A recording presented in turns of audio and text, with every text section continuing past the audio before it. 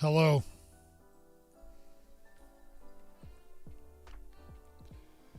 You know, maybe, yeah, I know this music's going to work for me. How's it going?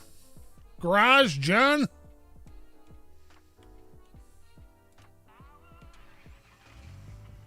Playing a little Snow Runner.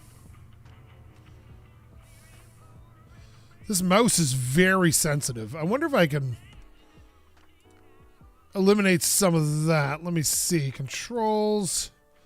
It's pretty low. Ah. Hey, how's it going? Merry Christmas to you, bud. Well, both of you, actually. Colt, I am a potato. And if you want to, you can kiss this potato. Here. Mwah. Perfect. Let's see. Let's check out my map. I think I want to go somewhere I haven't been yet. Well, wait a minute. Is there, like, towers? Isn't there, like, towers I can go to? There's one. We'll go to this tower. Because this sounds like an important tower to go to. Apparently, I can't do that. How do I eliminate this? There we go. So, let's just go through here, which I'm not sure if we can, but we're going to find out, and then to this tower over here. Yes, you do. Did you listen to my song I released today?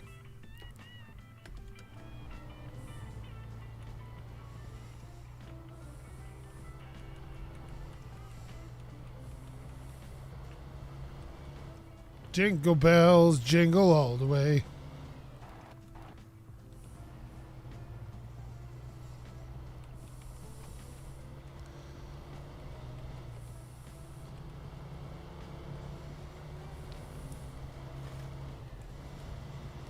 Okay, yeah, we can get through here, I think. At least, this thing's hard to steer, though.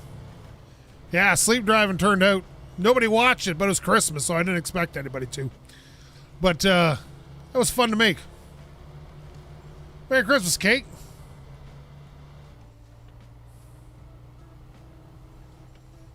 Oh, no. We might be able to make it through here with this garbage. Oh, we might not be able to make it through here with this garbage. Oh, yeah, we're all right. There we go. Ugh.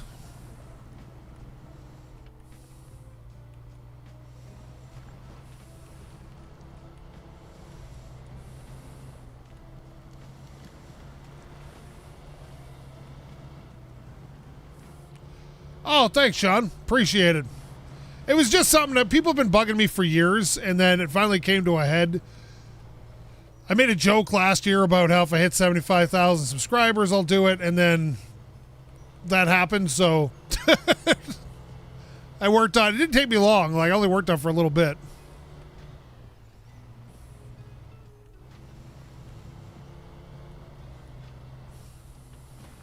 Oh, no. Remember to join the Discord.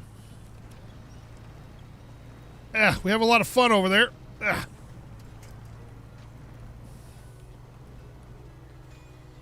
Gotta get off the track here.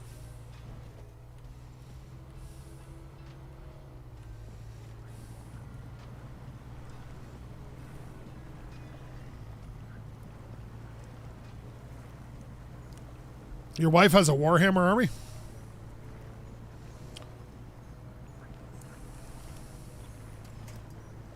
The automatic winch is about the worst designed feature in this game. It always it should connect where you're looking first, but it doesn't. It just connects wherever it feels like it.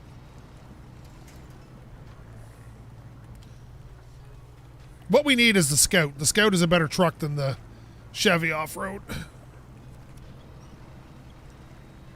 There we go. Break that off. Oh, the Emperor's got children now? Ugh.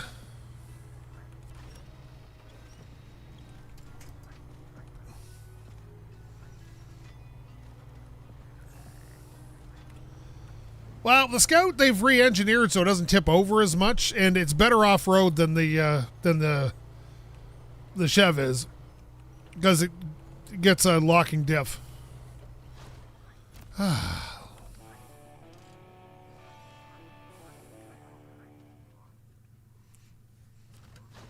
There we go. New objective discovered. Oh. Place beyond the spruces. Drowned scout truck. That's what we want. Where's that? Because I'm pretty sure we had to keep that.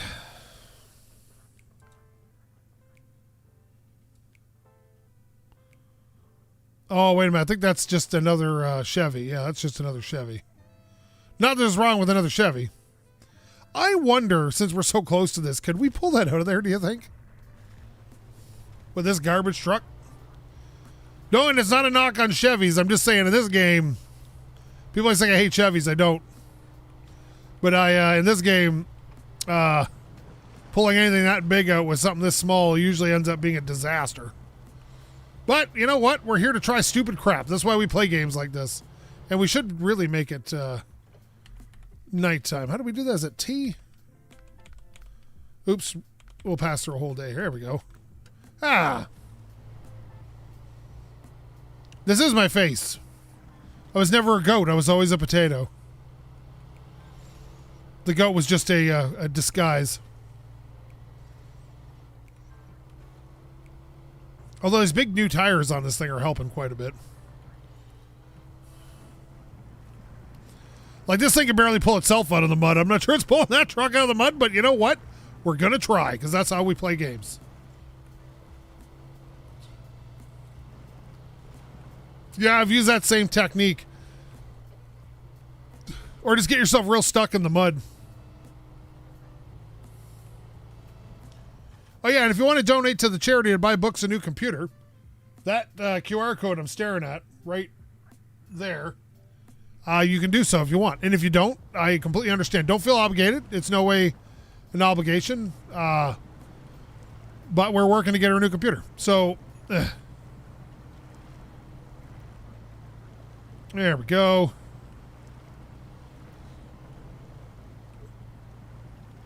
The second I get near this is going to sink right into the mud. It always do.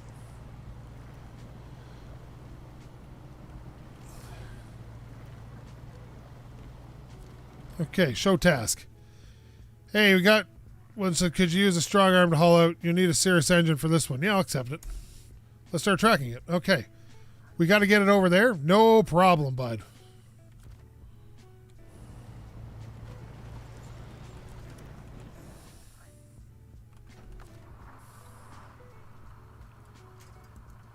Oh, no.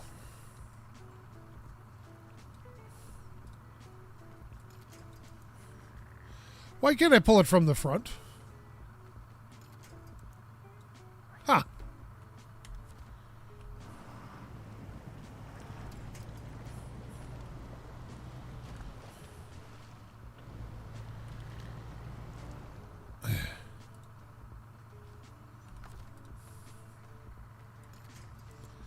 There we go. Come on, bud.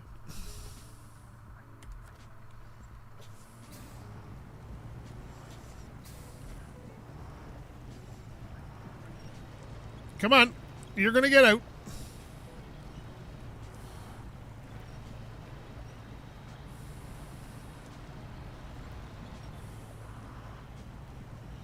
Oh, yeah. Dig it. We're digging deep now. We should probably put her in low range a little bit.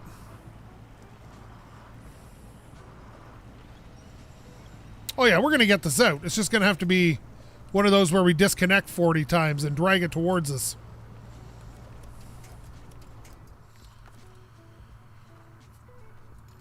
There we go. That's why I like when you get the heavy-duty winches and stuff.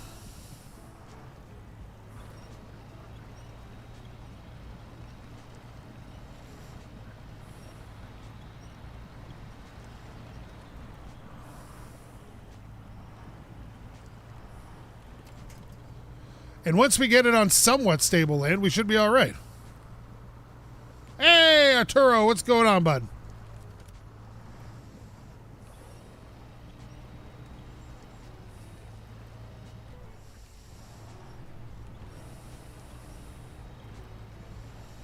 Come on, truck.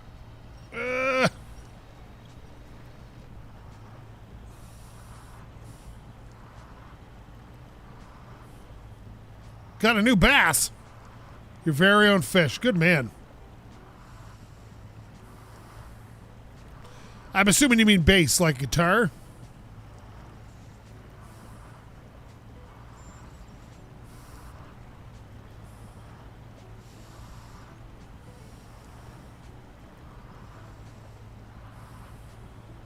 Well, go enjoy yourself some Red Dead Redemption.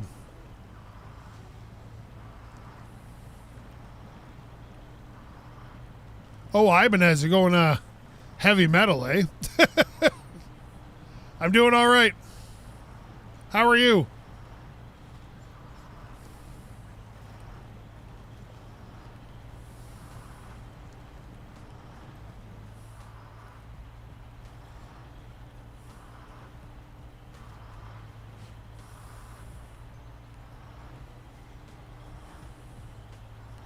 Oh, no.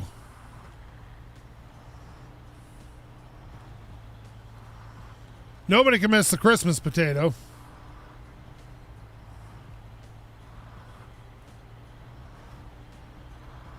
Questionable choices. That's a good name. Okay, come on. Ugh. I'm saying that to myself right now. Hey, truck, come on. You're almost out of this. If we just get through the soft bit, we should be all right. Ooh.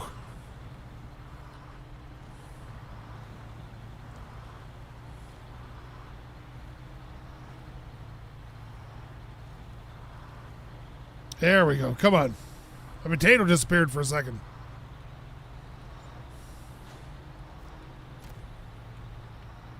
There we go. Come on.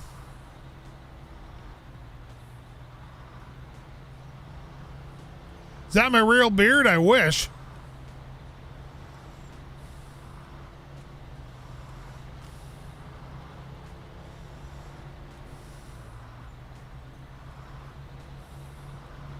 Oh, it's the thing about it is I don't think people realize that pulling out a vehicle isn't necessarily about the power. It's about how much extra power it needs. Sometimes even a big stuck vehicle may only need a couple hundred extra horsepower to get it out.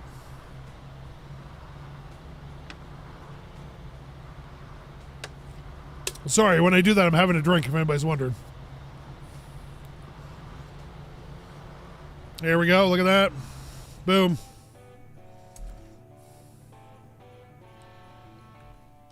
Yeah, exactly. So, like, sometimes you just need that extra bit of oomph to get her out. You know what? There's a Drowned Scout truck here. I think it's exactly the one we got. We might as well. We're awful close to it. Cheers.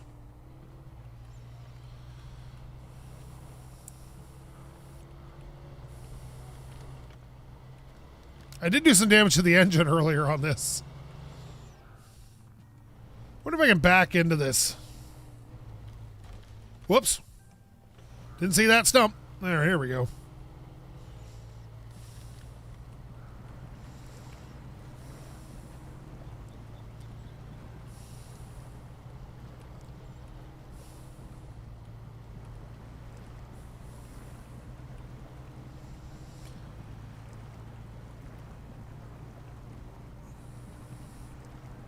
Ooh, look at the front end's all bashed in.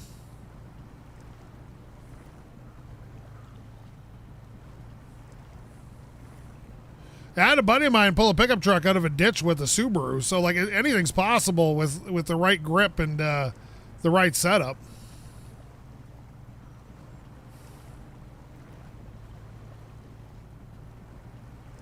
Well, we're trying to get this thing stuck right now. There we go. All right, we'll accept that. Let's start tracking that. Okay, it's you're drowned, eh, bud? Not no mo. All right, here we go. But this guy's getting his truck stuck all over the friggin' place.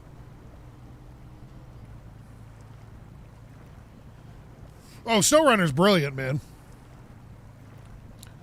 The fact you haven't played it yet is mind-boggling to me. The game's 5 years old. Yeah, you can't sleep drive in this. You can sleep rest. I guess I could use low range, but low range I find is not always your best bet. Trust me. You don't want to know. Well, thank God for these big ass tires. I'll tell you, they're helping out a lot here. Like paddles in the water. Yeah, sometimes you just want your wheels to spin. My father used to be really, really, really into off-roading, and his thing was always, if you're moving, don't stop. Like, don't stop because your wheels are spinning. As long as you're moving, keep moving.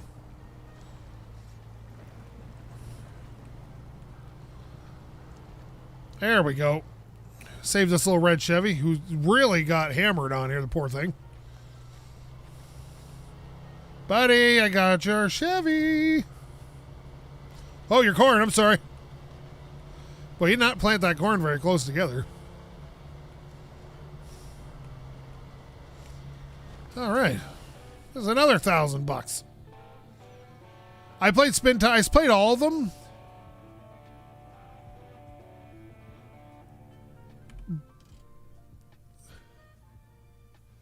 But I've played this one the most out of all of them. Ooh, we should go here.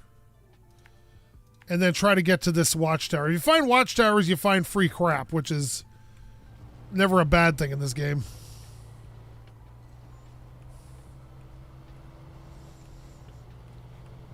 I played Spin Tires when it was just a demo, like when they were just showing off the technology. Oh, cheese and crackers. Whoops.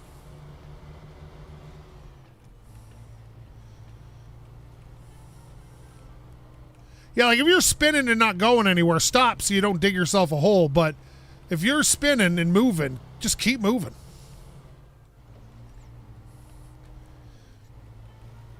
It's like when you're in the desert running, you're out there in the sand and everything else, and you're doing that.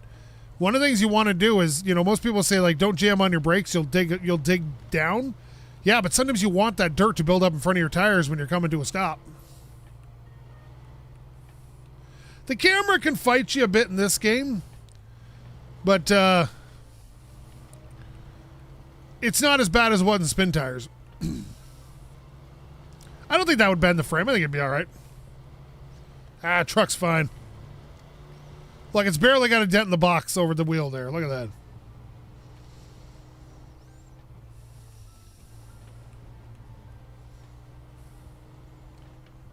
Oh, it could be worse. Ow. Just rub that's probably the oil pan banging off the ground there. We could get a lift kit for this and give yourself a little more ground clearance. But like I said, I'm waiting to get the International Scout because, one, international trucks are cool as balls. And secondly, whoa, it has locking differentials. Which I think you can get for this, but it's an add-on you have to get.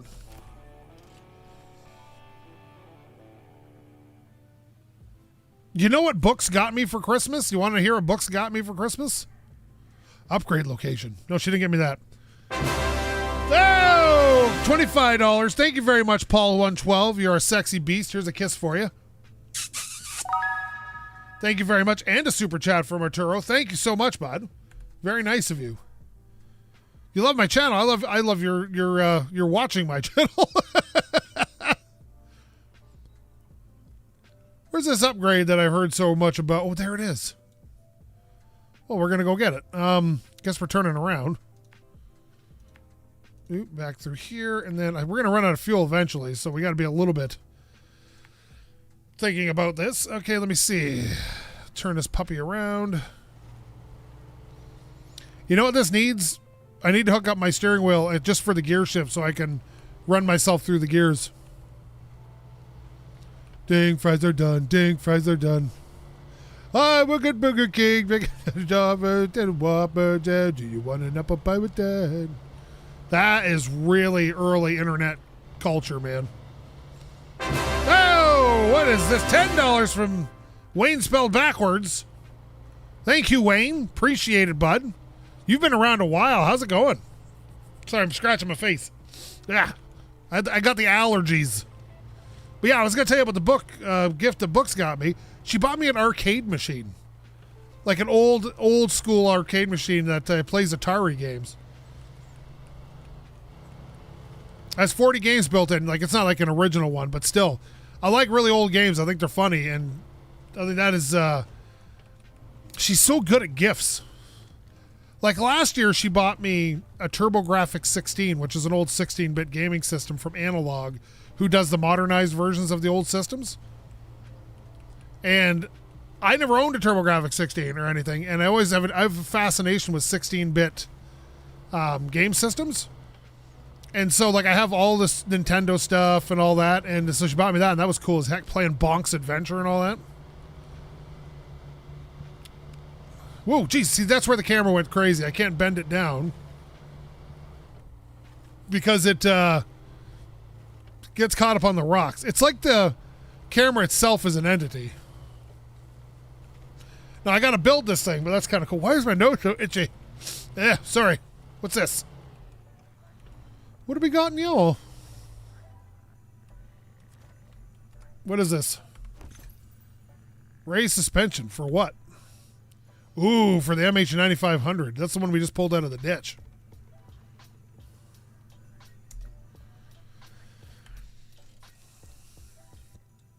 Let's see. There's got to be more. Oh, there's another ranger station there. Okay. Well, that's good because that's near the fuel station. So right here, I think, is a fuel truck which we can refuel at. And then we can go over there and get that other thing. Oh, no. Oh, no. No. No. Okay, this is not great.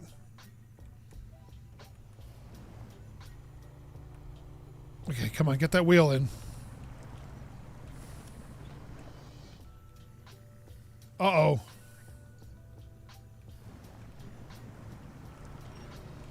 Oh, it's going to flip.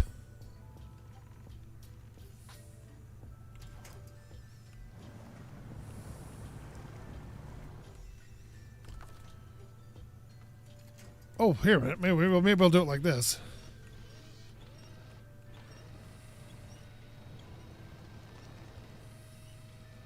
Yeah, Apocalypter's fun. It's the first time in a while that a new car game has really caught my attention.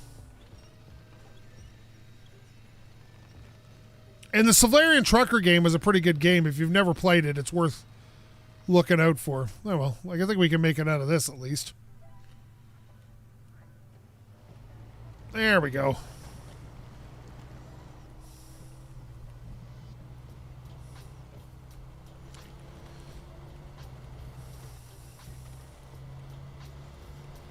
I need to get this thing repaired as well.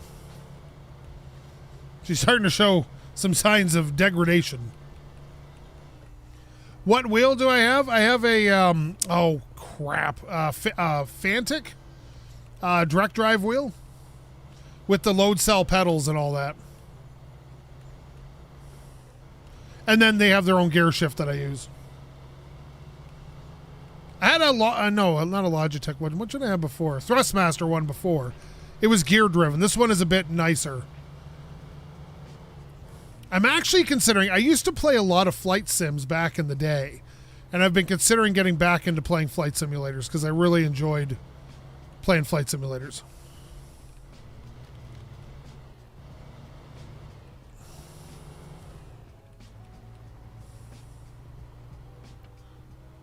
Here we go.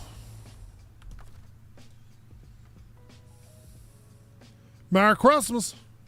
Merry Chrysler.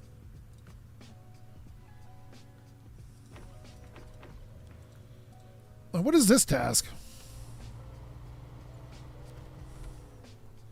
There's a place in the mountains not far away that has the most stunning views. I like to relax up there from time to time. Why don't you take a look? Okay. Where's it trying to make me go? I was just there. You bastards. All right, we'll go back up there. It's not that far. Merry Christmas, Jello. Thanks, mister. Not Merry Christmas to your family as well. Happy holidays, Hanukkah, Kwanzaa, whatever you... Oh, yes. Thank you, Anonymous, for your $35 donation. Feels like sex in my mouth because Books won't let me buy our computer. So here we are. Maybe we'll get enough to afford RAM. This is a long-term goal. Don't worry. Whoop! Jump scare. Okay. No, where? It's way up there. Wait a minute. What? Am I thinking the same spot? Oh yeah, I was just up there.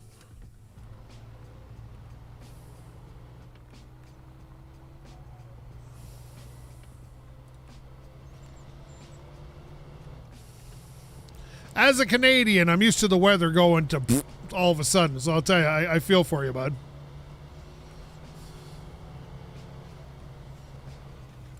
Now, thankfully, we've all gotten pretty good at dealing with it, so...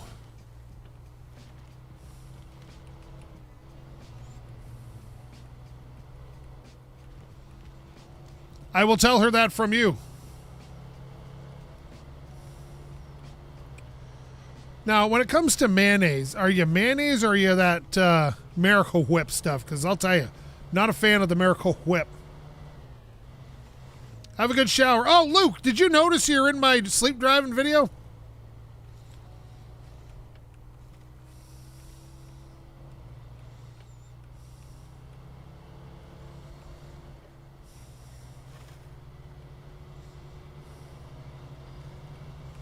Duke's makes pretty good mayonnaise. Not gonna lie.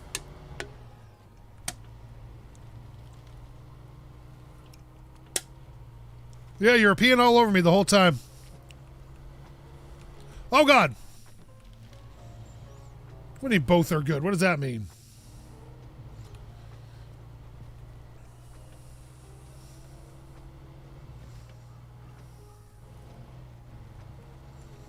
I should have asked your permission, so I do apologize for that. Oh, it's way up there. Guess we're going up. How does one get up there?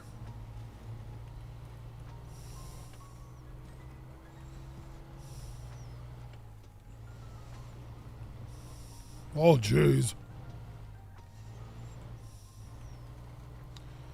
Well, we're going to try to go up this way.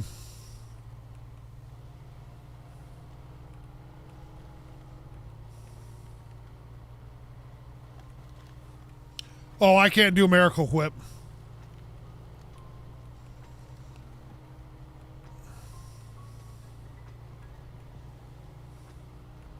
It's too sweet for me. I don't like sweet stuff. I would never make it as an American. Let's put it that way. Like sweet potato pie? Seriously? Oh, wait a minute. My camera's acting up again. Well, look at that. It's been doing this, and I don't know why. But it's not too bad. Ugh.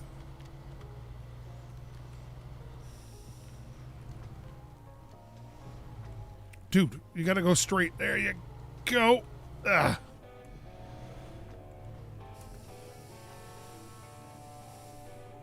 Oh, it is not good. It is the... Oh, it's horrid. It is the... I don't even understand why it exists.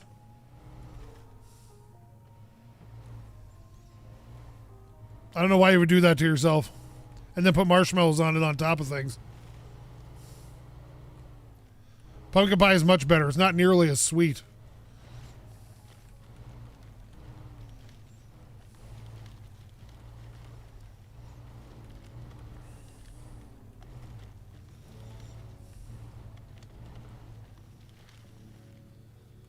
Oof.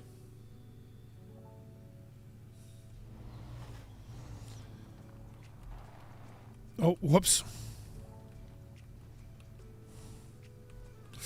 Oh, I thought I was gonna bang the front end again. Like, the weird thing about sweet potato pie for me is like they serve it with dinner, which is weird to me when it feels like a dessert.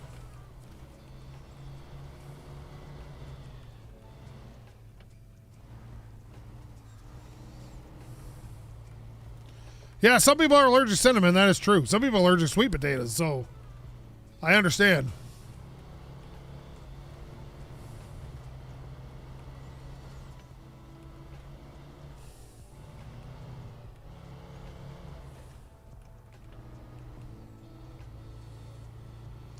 I don't know why my avatar is acting up, but it's funny in a weird way. Come on. Ugh. It's not too bad. There we go. See, it locks up for a second. I don't know why.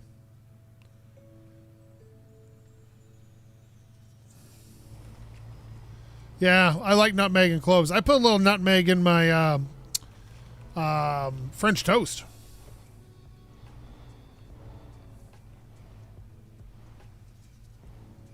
Yeah, see, I would never use Miracle Whip with my chicken and my tuna because it's sweet. And I don't like the sweet. Oh, as good a computer as I can get her. Right now, it looks like it'd probably be an Intel system because the 285K is cheap and works in, she uses DaVinci Resolve, and it gets better results in DaVinci Resolve other than the Threadripper from AMD. So I'd probably go with that for her. And then a 5090, of course, for the rendering, because it just renders the scene so fast and those things. So,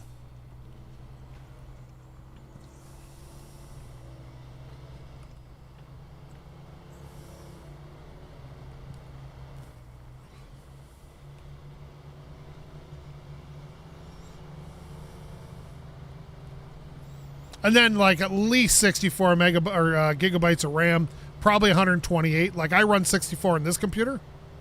And it's weird though, like sometimes I'll load a game like what's that game called? Minecraft. And it's like, you got 32 gigabytes of RAM. It's like, no, I don't. But then I'll load like DaVinci, and DaVinci's like, you got 64. Whoa. God, these tires are horrible on road. Who put sweet tomato sauce on pasta?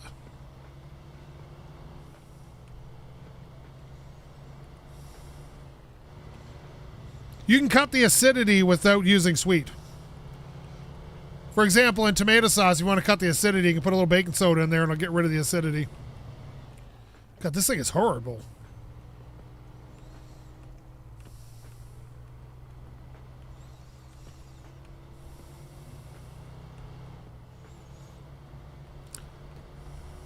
Put it this way, my parents started making me learn how to cook since I was like 6 years old. So I have had to learn how to cook since at a very young age.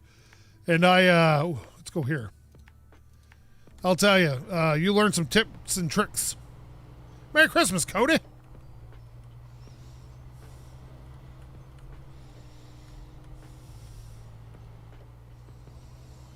Both my parents work, so me and my sister both had to learn how to cook and clean and all that stuff, so.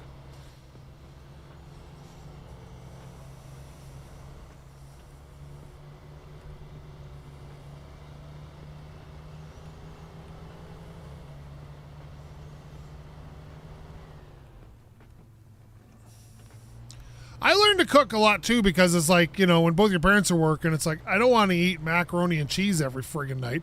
I don't like nuggets. I want to eat real food. So I wanted real food, and that's how you get real food.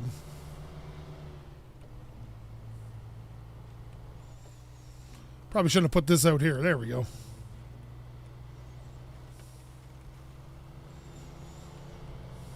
And it impresses the ladies. No, I'm kidding. No one cares.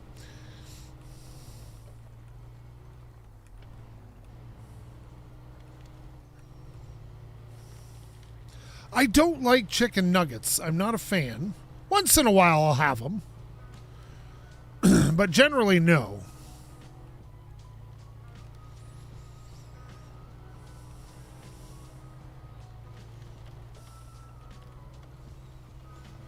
Like, I'd rather just have straight up fried chicken. If I'm going to go have nuggets, I'll just get fried chicken.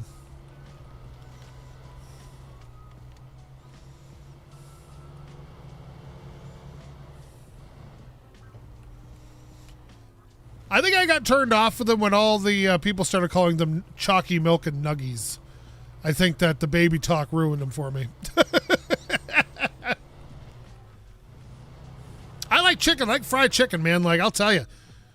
Oh, I used to live next door when I was young to this Jamaican lady, and she cooked the fried chicken that would make you die. You could eat it and go like, that's it. I've lived through the best thing possible. Ugh. That's where I learned to do the buttermilk fried chicken. Ah, there we go. All right, give me 1 sec. Apparently I got to pee. So I'm going to put you on hold. So just calm your tits and I'll be right back.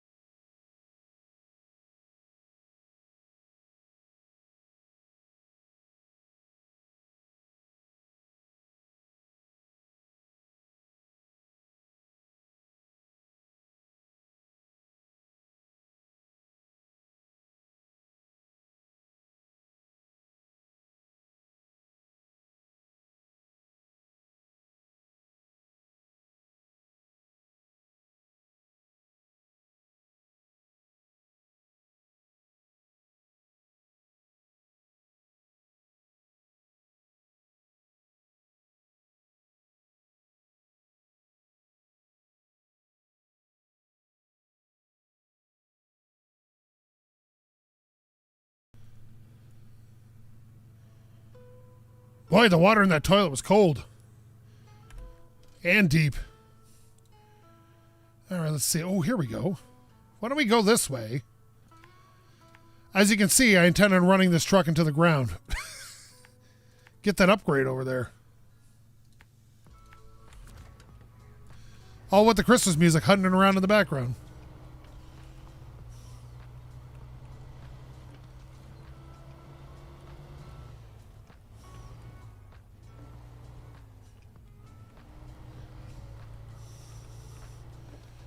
Apricots.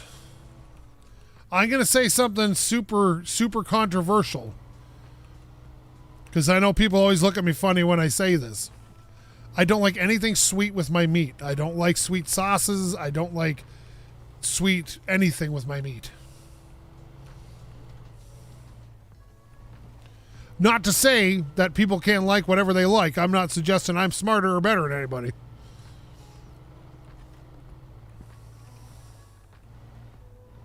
Oh my God, this guy again.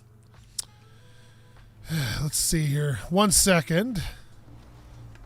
I need to do something here.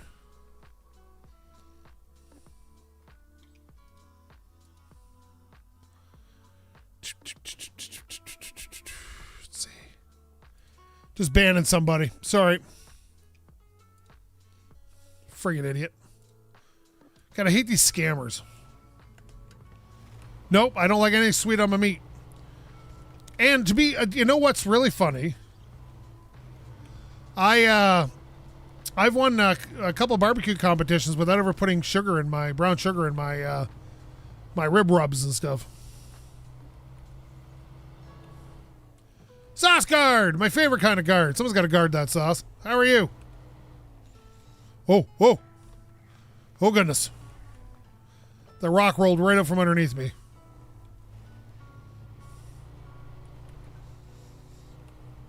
Ah.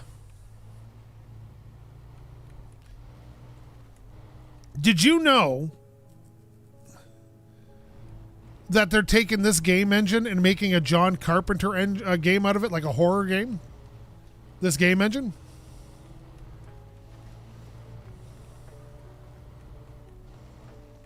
It's getting dark in the game here.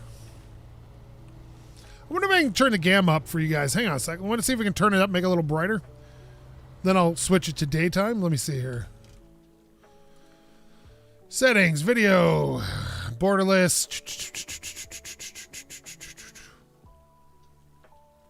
I don't see. I see sharpening. Is there any brightness thing here? Maybe under game. Brightness. Here we go.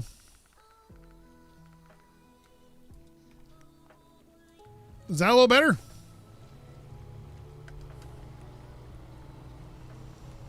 Oh yeah, internally it was nicknamed Blood Runner, which I thought was hilarious. Is the new one out? Like the brand new one? I haven't seen it yet. I kind of want to. Markiplier totally turned me on to Five Nights at Freddy's years ago.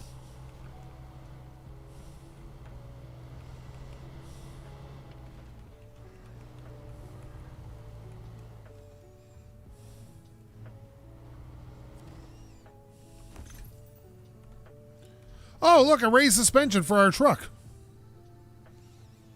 Should we go put it on?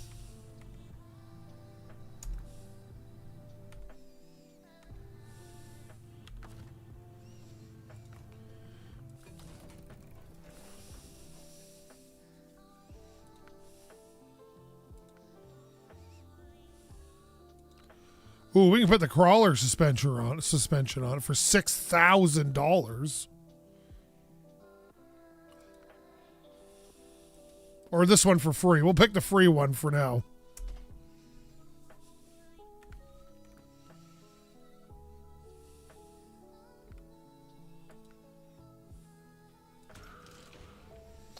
You know what? I just felt like starting over. It'd been so long since the last one. And also, I bought the game on Steam. I was playing it before on the Epic Game Store.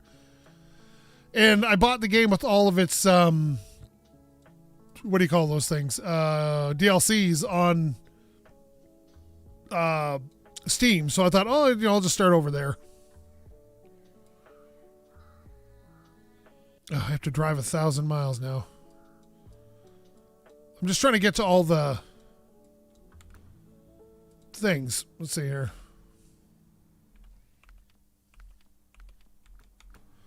Wish you could slow down time a bit.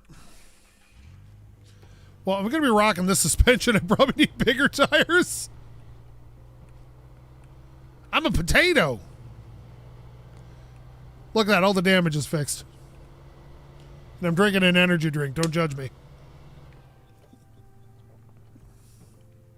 I don't normally, but I've been up since 6 a.m., so, and it's now 11:24 p.m.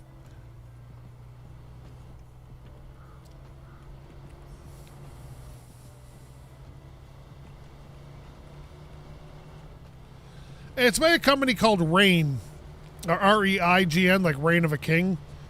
And this is white gummy bear flavored. I normally don't drink energy drinks, but if I do need to stream or something and it's been a long day, I'll down one. They're really not great for you, but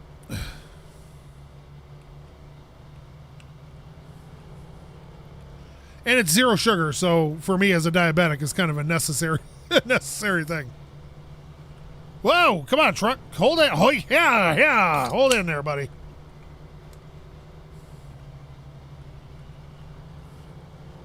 It's not a bad flavor.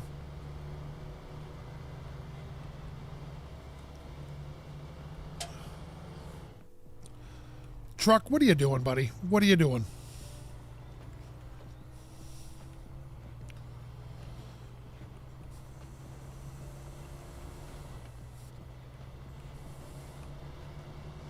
White gummy bear is not pineapple flavored.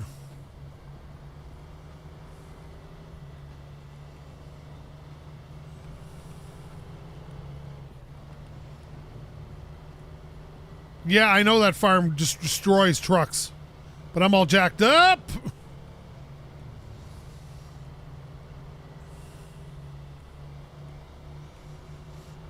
There we go.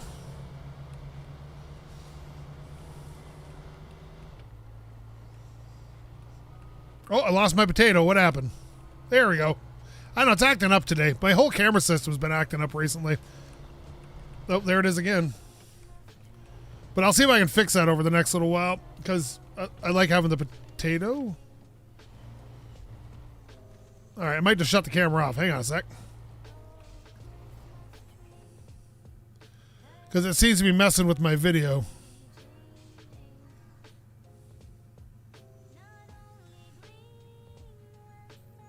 Hang on a sec.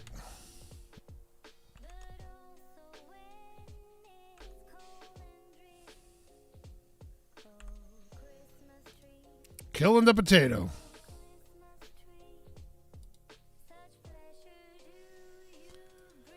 Let's see if that fixes the problem here. Well, that'll do for now. I can fix it at a later date, but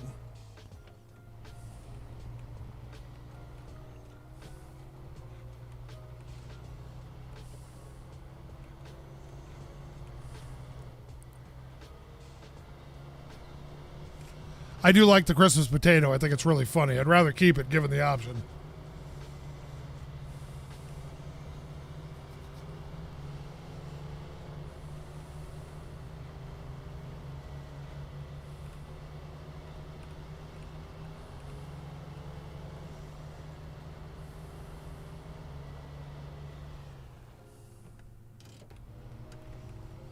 Now, there is a thing outside of town on this end.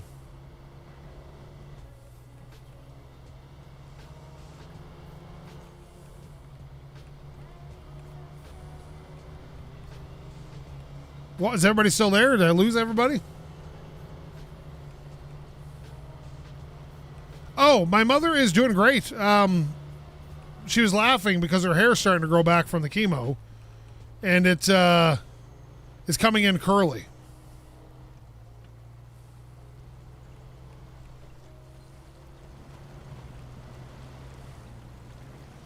And my mother's always had arrow straight hair her whole life.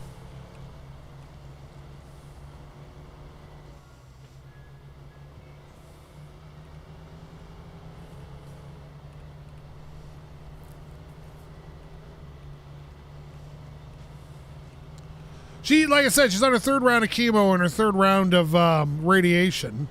And it's gone very well. Like, you know, stuff works if you follow the regime. Not for everybody, but like in breast cancer, if you catch it, you know, if you go for regular breast exams and you do it like they say and they catch it, there's a 90-something% chance of survival. Like, that's pretty good.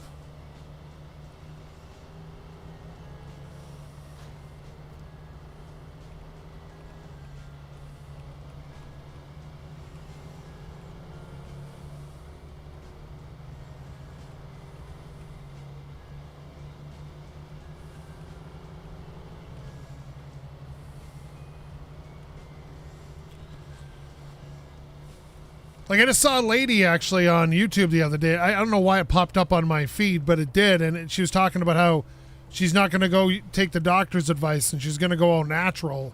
And she has the same type of cancer my mother's got. And I'm just like, the type my mother has is incredibly aggressive. And like, you're not going to natural path your way out of that. And it's not any offense to anybody who believes in naturopathic remedies. I'm not saying that they don't help. I'm saying that in this case, that's the regime and it works, is to chemo and radiation and gene therapies. And like I said, they have like a 93% chance of keeping you alive.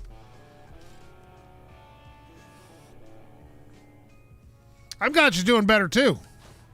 My mother is not a complainer, so it's funny just to hear her sit there and go, oh, this is stupid. She's quite the character, my mother. Oh, there's an upgrade over there. What's this? Oh, is this the Scout? Ooh, Scout. Hey, tell your cat hello. Now, do I want to go get this upgrade first? I think I do. Does this go? Oh, this does go through here.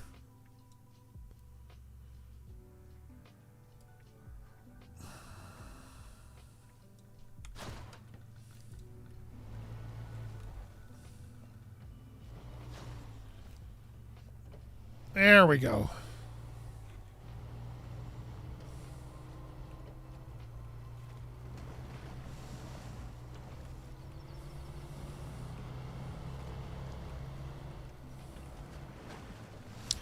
Oh, my mother and father are both funny in their own right. My mother is really funny because she plays the straight-laced person all the time. And me and her are so wildly different people, and yet somehow we get along fantastically.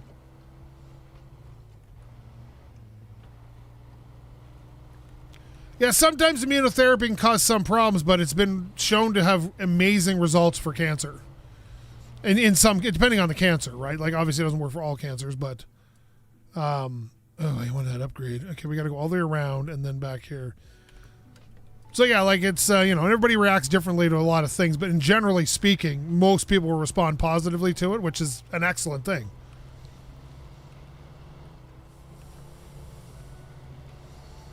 And I can't speak for the American healthcare system because I don't live there, but as a Canadian one, they are on this stuff like a fat kid on a Twinkie. They are all over it and getting you as much help as they can get, and they're like scheduling you for stuff constantly, and they're, making it as comfortable as possible. Like, it's a real pleasure to see it happen in real time. To know that somebody out there is fighting with you. Where is it now? There we go.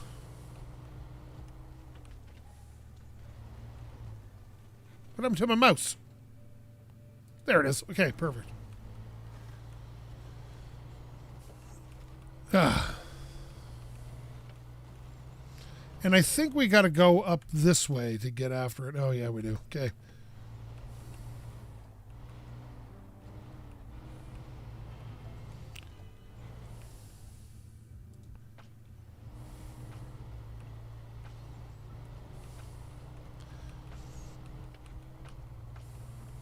Like, and the beauty of it is since we're like, like universal health care, is that they're not going through their retirement savings trying to, save her life. It's just showing up and paying for parking. And then my stepfather getting pissed off that he has to pay for parking. $15 for a whole day? I can't believe that shit.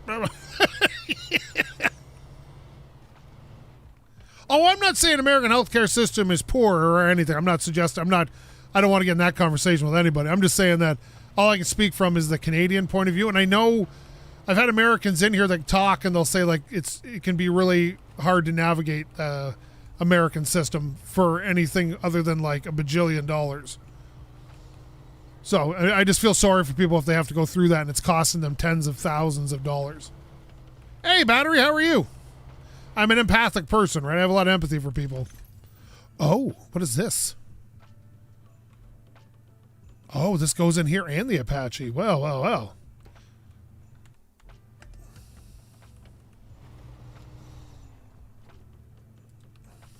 In Canada, the only thing I don't like about the Canadian system is I'll tell you go there and you have a problem. And they'll tell you, well, we don't have to make you appointments. And you're like, yeah, okay. And then they just start making you appointments and you got to show up at these appointments.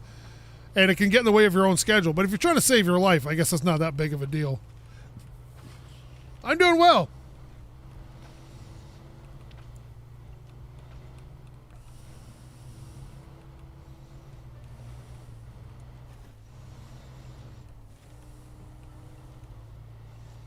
Things could be worse. I got an arcade machine for Christmas. Oh, God, airport parking. Don't even get me started. Know who's got great airport parking? You know who's got great airport parking? I'll tell you right now. The UK. Those guys have got some great airport parking.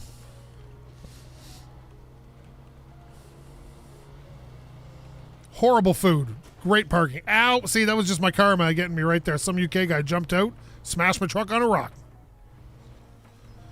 Yeah, which is about $35 Canadian. So.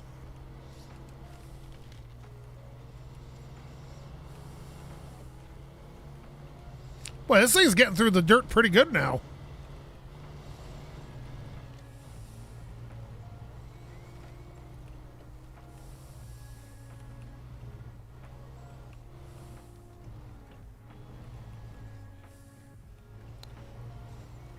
I've never paid at a doctor's office for anything, so I don't know what that's like, but $44 doesn't sound too bad if you got to pay.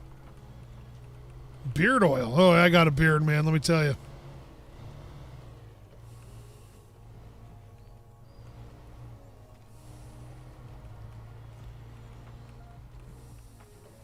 Oh, any problem there, questionable? I don't mind at all. It's like I spent a lot of time making videos over the years, and I appreciate any watch I can get. And if they help you in any way, I'm glad they do. But remember, any mental health stuff, that's on you. You've done it yourself. It has nothing to do with me. Yeah, I got regular appointments. You get one case of diabetes, and everybody's like, hey, you got to go to the doctor 600 times.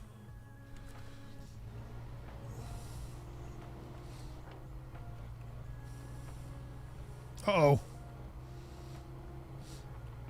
See, no, this was exactly what I was afraid of, that I'd get stuck in some muck.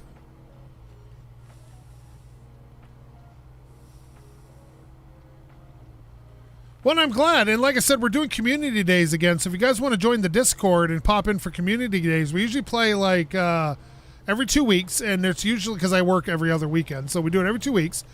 And it's we play free games. So it doesn't usually cost anybody any game or any money for the games. And like last time, what were we playing last time? Oh, Muck. Muck is a survival free-for-all game that's really hilarious that some guy made in like 2 days. And then this next one coming up, I think we're going to play a game called Puck, which is like a hockey game. But now, I'm not a big sports game guy. Once in a while, I like playing my hockey on the Xbox. But this one, you got to control the stick with your mouse, so it makes it like way difficult.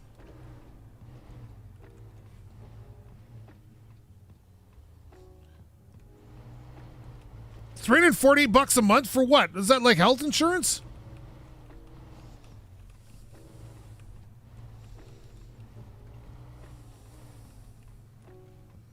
Yeah, there's a naming theme there, Luke. Get Puck. Jeez, that's a lot of money, man. I'm sorry you got to pay that.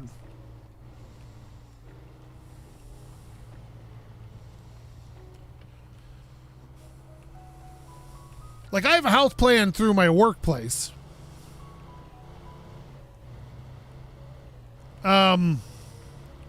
But it's mostly for just dental stuff because we got all our other stuff covered. And the dental, like, it doesn't cost me hardly anything. It's like $8 a month, something like that it goes towards that.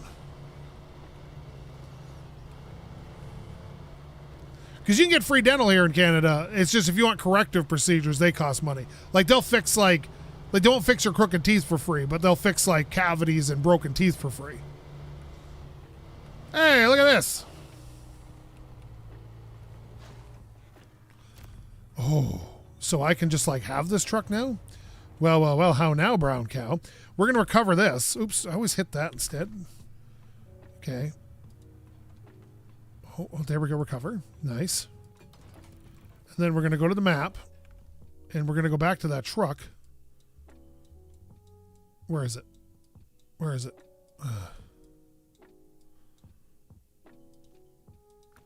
There we go. Oh, I'm not sure we're going to play it again. Probably soon. I just got tied up with RV there yet is the problem. See, this has got a diff lock on it that's always on. And it looks cool as shit. Look at this thing. But she does need some upgrades to even compete with the Chevy, so let's recover it. We'll see what we can upgrade. And we'll get back on mission. Isn't that cool? Isn't this truck cool, though? Oh, we can't get any new engines. Oh. We can put a Snow Runner gearbox in it.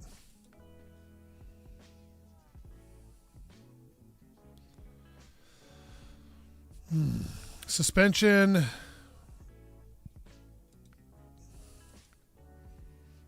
I don't want to spend $4,900 on that.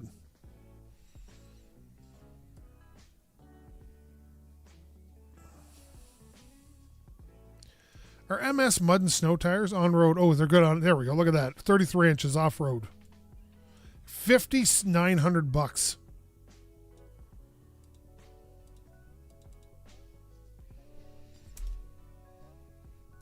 Oh, so expensive.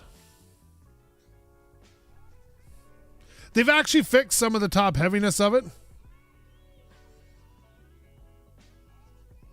You just don't see them anymore, Luke, I'll tell you. They're hard to come by. Oh, I love the autonomous winch because you can use it when you're flipped over. Oh, a snorkel would be nice if I actually could get one. Roof rack. Oh, I can put stuff in the back now? That's cool.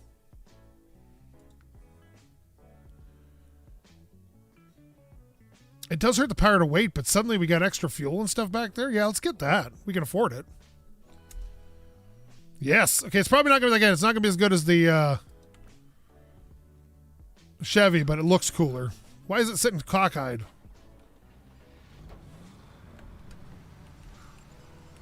It looks like all the supplies are on one side.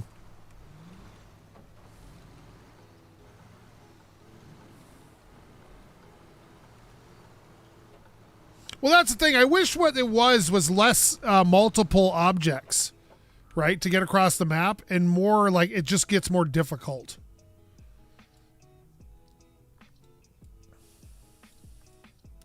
So I think I've gotten most of the... Oh, I haven't. I still got that one. But let's do a couple missions here. What's this?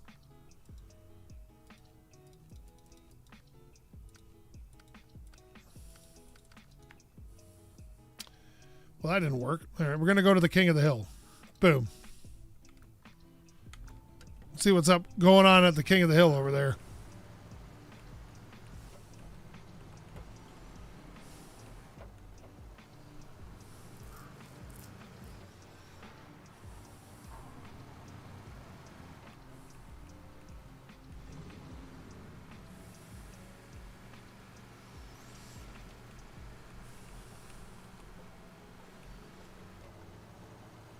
And also, this thing's got a lot less power than the Chevy does. Yeah, the Kola Peninsula is kind of cool. Now, nothing likes going through here, so I don't expect it to get through here very easily.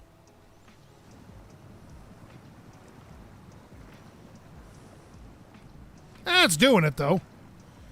No worse than the Chevy was doing it.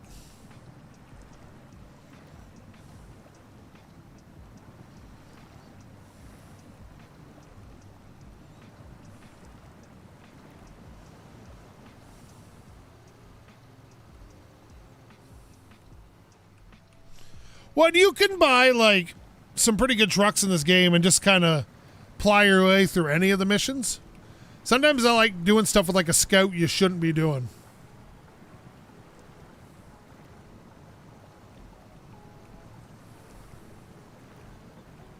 Yeah, this thing seems to be getting through the mud all right. I'm not, it doesn't seem to be needing to get pulled out.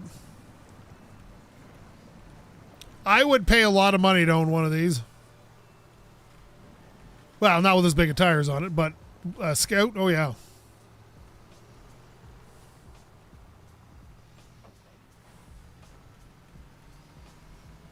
All day. Upgrade it. Okay, yep, just got a shift, bud. There you go. There you go.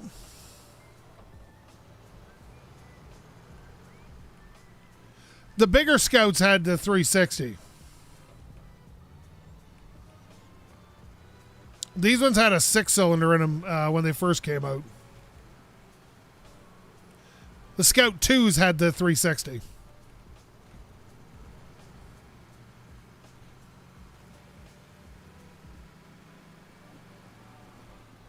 I might.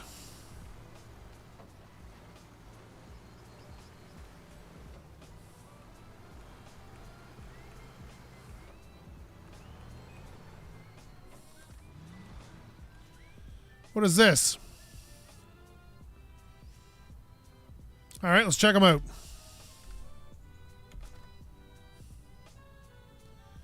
Oh yeah, I'm just gonna go up there, eh? Okay, you know what? We might be able to get up there. Go to South Park.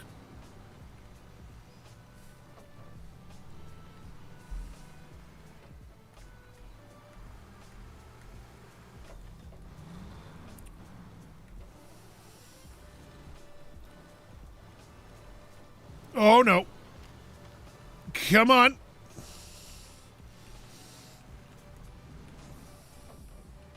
Oh, Mustangs sold in the millions. That's why. Scouts did not.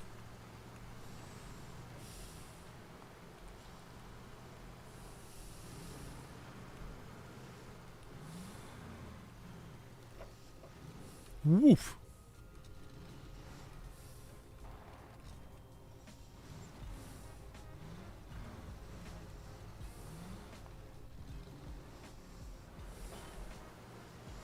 Yeah, I do that sometimes, bumping the clutch, like with a shift. I'll do that. You'll watch it. You'll see it flash from time to time. I just wasn't expecting it to stop. That was... What the hell? Oh, yeah, I got to turn this way. Here we go.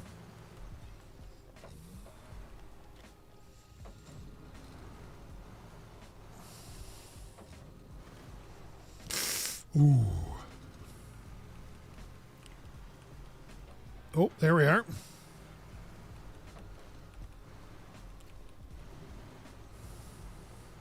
Also, I'd hate to take this thing off-roading in real life. Ugh! You roll this thing, you're never getting replacement panels for it, I'll tell you that.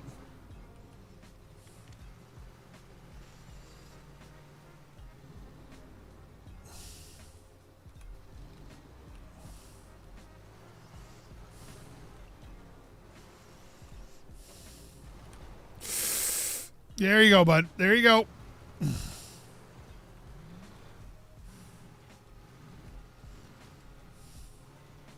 Well, it's the right size truck for going up the side of this mountain. Except these tires do not like being on the rocks.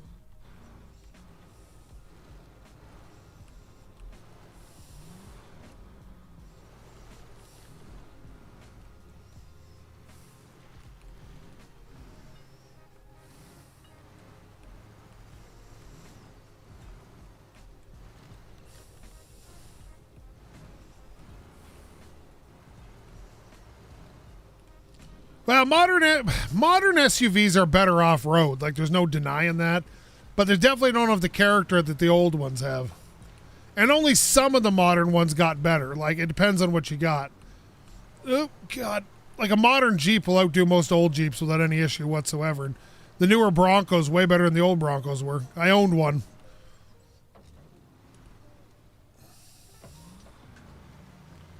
Let me tell you, the new ones are much better at it. But, like, you lose all that character of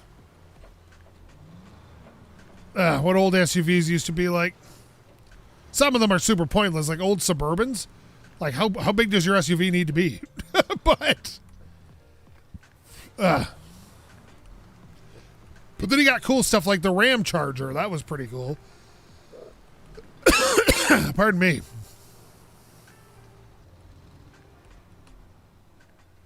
Nah, new Jeeps aren't that bad. Like, they throw a lot of U-joints, for sure. There's one. Okay, now we just got to get all the way over there. Oh, no. How am I going to get way over there? Oh, and I got to go all the way back down the friggin' mountain? You kidding me? That's not going to happen.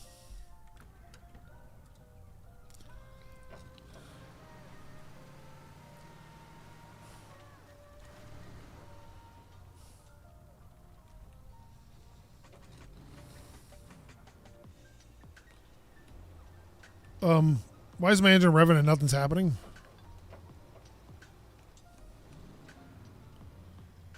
Dude. It doesn't have enough power. There we go.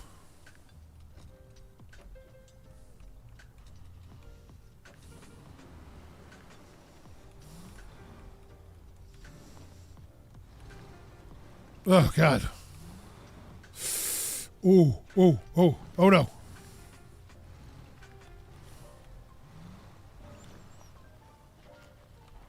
I wonder if I can get down here just by driving down here. Pardon me. The thing about Jeeps that the problem I have with modern Jeeps is old Jeeps were cheap. And now they've gotten very, very expensive. Same with old pickup trucks. Maybe you could buy an old pickup truck. Oh, no. On the wheels, baby. Come on. Yes. Okay, perfect. You could buy like an old pickup truck for a few $100.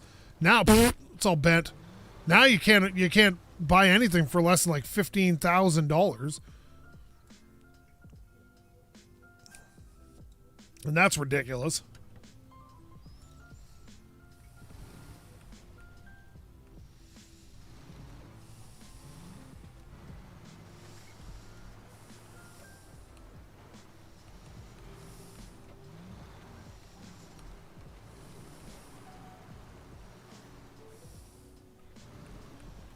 Oh, the steering system in old XJs are like as vague as steering can be.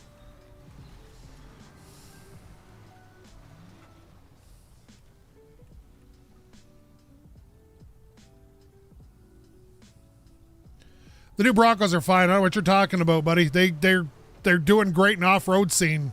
I know lots of guys in the off-road scene still, and they're loving them. They have some flaws for sure, but they're not as bad as everybody tries to make them out to be. And they're 90% of a Wrangler, 99% of a Wrangler without Wrangler U-joint issues.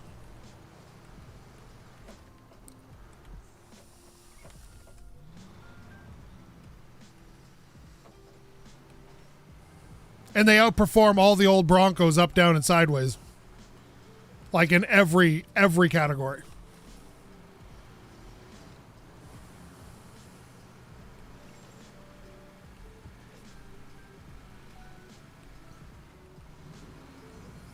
And I like I said, I vividly watched a lot of the off-road scene because my father was so into it. So I read all the stuff about it.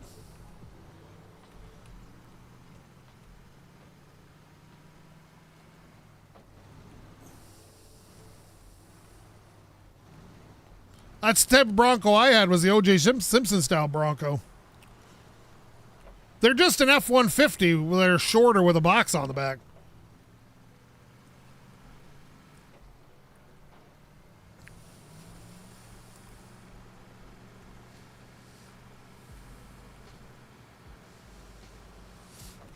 Broncos are not made to go fast.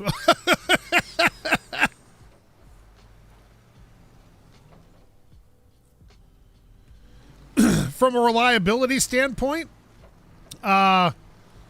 you can argue that the mechanical ones are manual locking ones are great. From a usability standpoint, not even close. Not to mention, you can actually get the computer involved to do some of the stuff for you and making it better in some ways about how they divide torque and whatnot.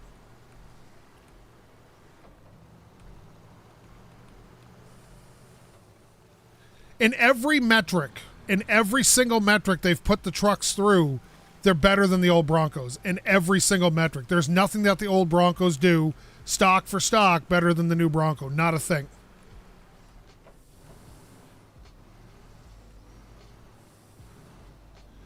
Well, yeah, and you'd be the only one who'd buy it. That's the problem. Everybody always says they want a simple truck. They want a simple truck. And then when they do release simple trucks, nobody buys them and they cancel them. Nobody bought Ford Rangers when they were simple and easy to work on, so Ford killed them. Where am I? And people always say that about old vehicles too. I disagree with that. I never found new vehicles any more harder to work on than old ones. The only difference is there's more room in the engine bay in old ones. I said this on the last stream I did, that there's nothing different enough about modern vehicles that make them difficult to work on. You drop me in front of a 1968 Chevy pickup truck, I can work on it, no problem. Drop me in front of a 2023 Silverado, can work on it exactly the same way. It's not any problem. Stuff hasn't changed enough to make it difficult. Just people's desire to learn has changed.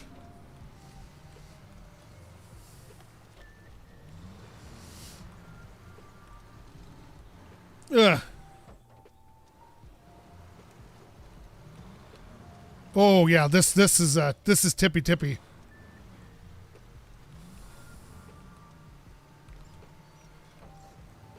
Oh no, I thought we were gonna tip over backwards, but we're good.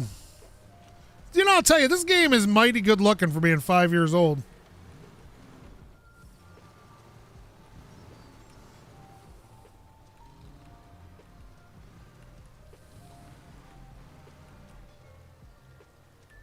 I don't know. Land Rovers are pretty good from the get-go. Does it need all that power? And I find gearing's more important than power in an off-road vehicle. Oh, we're going to do it. We're going to do it. Oh, yep, there it is. Oh. $2,800 just to drive up a freaking hill? Count me in. Like, look at this view. This is a fantastic view.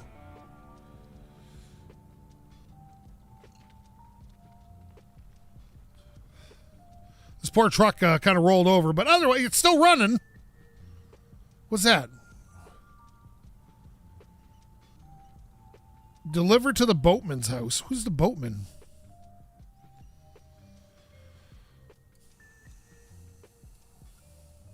Pick it up there. Where am I taking it to? Or I can pick it up there, but where's it? Or there. Where's it going? Dropping it there. Okay, so we can pick up here and here. What do we got to pick up? Service spare parts. Wooden planks. Ooh, that might be difficult.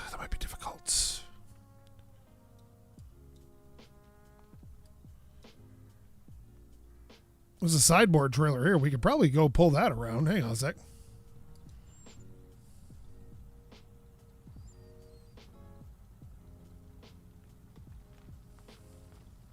I've never bought $15,000 worth of tools, and I work on that stuff fine. What's so special? The only tool that I need extra to work on fuel injection is the thing to remove the AN fittings on some things. Yeah, you can get all his parts everywhere, that's for sure. It's like the old Chevy 350s, man. You can get them everywhere. You need no understanding of electrical engineering to make a Bronco do its thing. Or any other modern vehicle for that matter. That's just old guys not learning anything.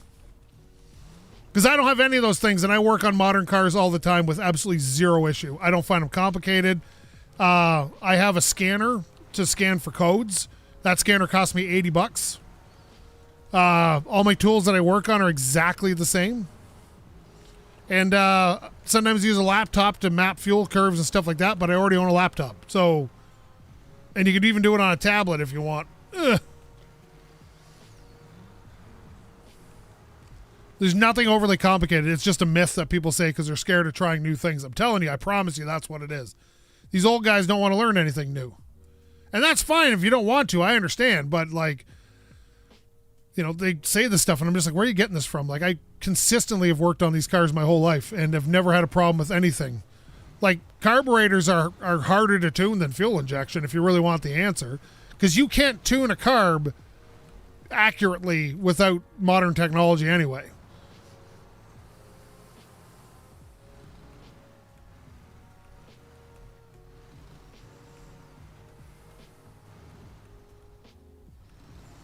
Oh, the Big Black Galaxy video. Well, you know what? Since my mother's been sick, I haven't touched it, so that's one of the problems.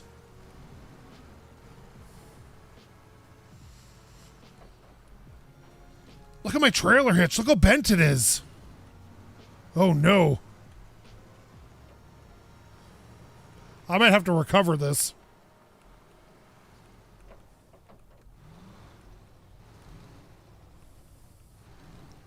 You know what else? It's like, for example, like talking about electrical systems in old cars. Like, now, these are expensive, mind you. But if you have an old car and you got wiring problems, you can just go buy a whole new wiring harness. Like, it's not even difficult anymore. It's not like the old days.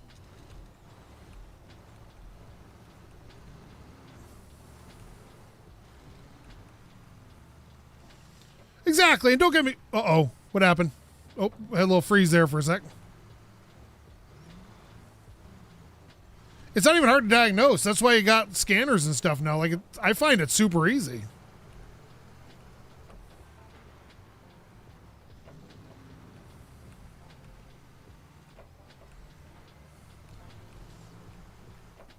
If you got a carbureted car, like I just had this problem with a buddy of mine's.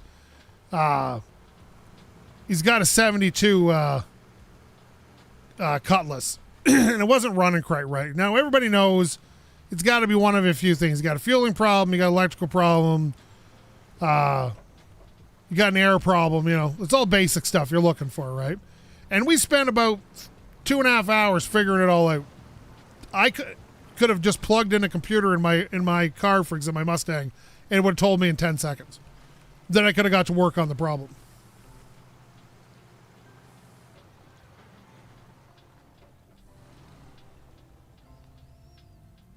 And it'll be wrong every time, Tyler, because I've heard that my whole life. Oh, I can tune a carb just by turning the thing, and then you put the what do you call that thing? You put the scanner on it and take a look, and the air-fuel ratio is not right. Every single carbureted engine I've ever done, I've tuned by ear and by hand. Got it to the point where it runs, and then I'll put a wideband O2 sensor on the exhaust and run an AFR meter and see how far it's out. It's always out. It's never once have I seen anybody who claim they can do a carb so well get it even close to right. Close enough where it won't blow up, not right. Like, and people always say that, and I don't know why people just struggle with the idea that, you know, sometimes, oh, did I go to that one? I don't think I did.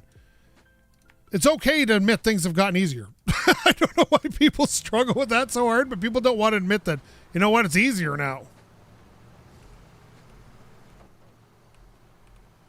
Oh, yeah, there's a scanner for a car. You put in a wideband O2 meter in the exhaust. You measure the exhaust and then tune the car based on the air-fuel ratio.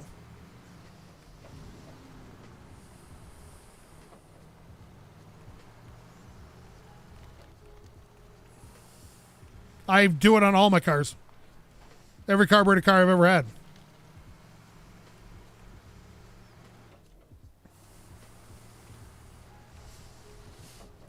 And the only advantage I see that carburetors have is they're a bit cheaper to buy out the gate. Ugh. Where am I?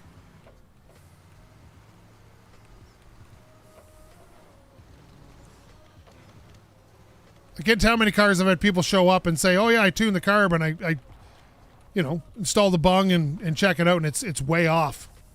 To the point where, I've been promoted.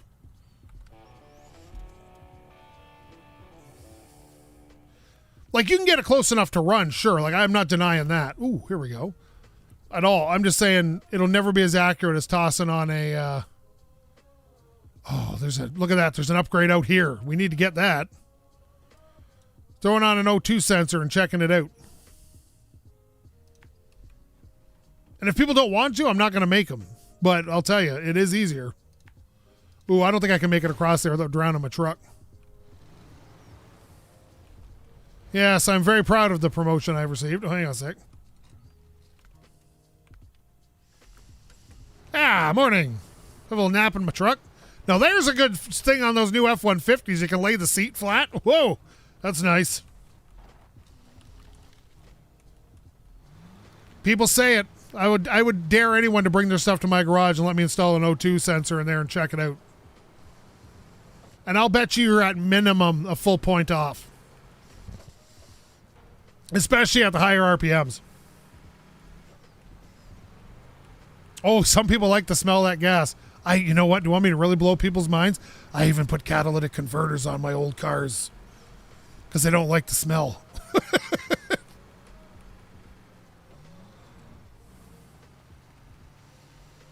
And if you like carburetors, I'm not knocking you. I'm not knocking you at all.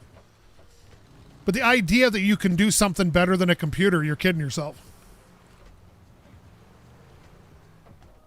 Now, you can probably have a relationship better than a computer, for sure. Look, I've accepted it. I'm not as smart as a computer. I'm not as good as a computer at most things.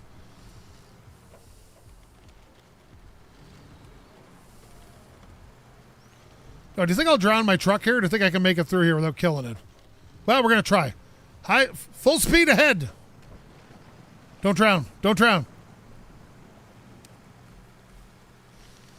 And if you like tuning your stuff without doing anything like that, you're just go right ahead. Oh, look at this engine. Oh, GM loves this engine.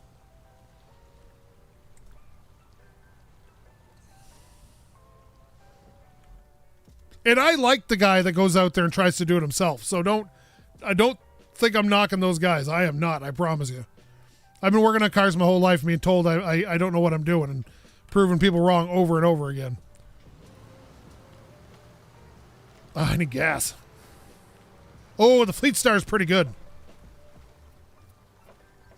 Yeah, there's another one. I just saw that the other day, Luke. I'll tell you, that looks pretty cool. I'm never going to make it through here, am I?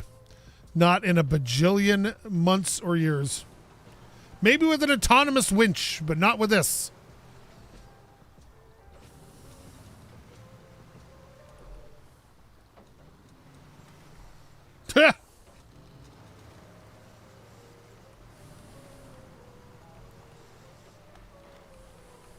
And I always recommend, too, for the guy that only believes in fuel injection, try tuning a carb sometime. And for the guys that only run carburetors, try installing a wideband O2 sensor. They're not that expensive, and give it a shot. You'll be surprised at what you'll come up with and how ingenuity plays into stuff like that.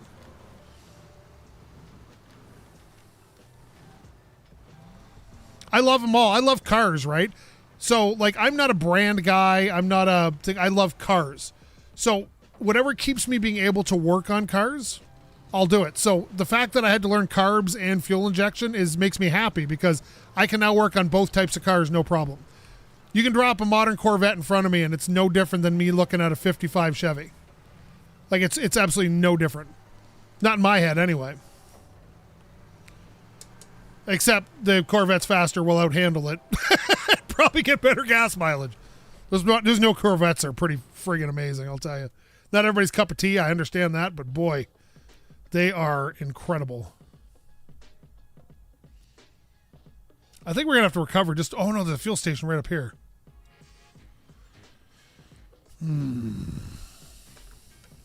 Merry Christmas.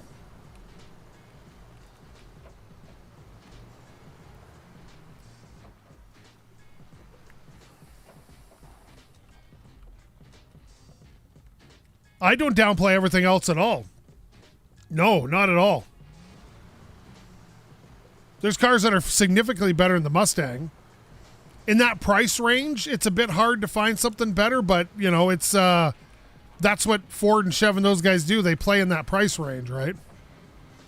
I would never downplay anything else. I just said the Corvette's a fantastic vehicle. The new Corvettes are amazing. And my Mustang is a riot to drive, and I've driven both the Camaro and the Challenger and Charger, and those guys handle like pigs.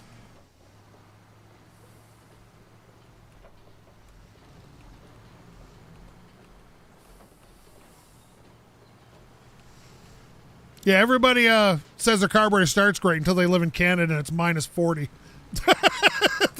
Then they don't seem to start as well as people think they do.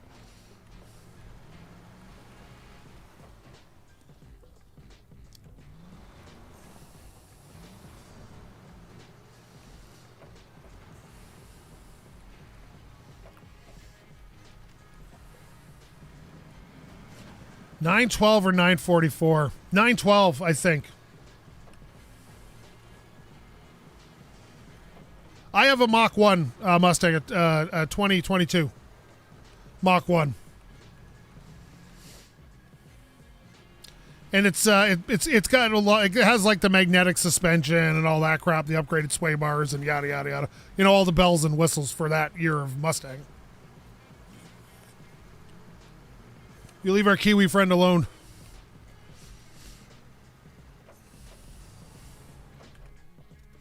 I feel like I need to go over here to this fuel station.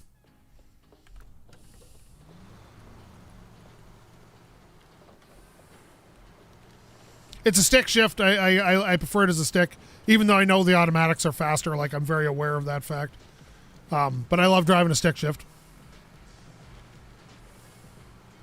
And I know I can't shift as fast as an automatic transmission. I'm well aware. But I just like driving them.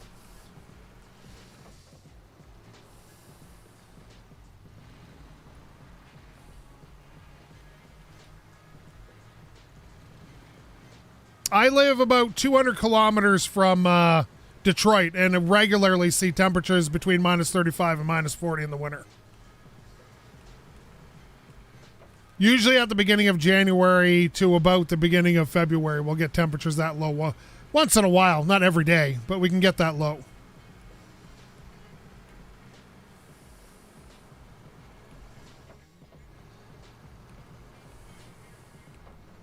Christ, just last winter it was minus 38 when I was going my way to work.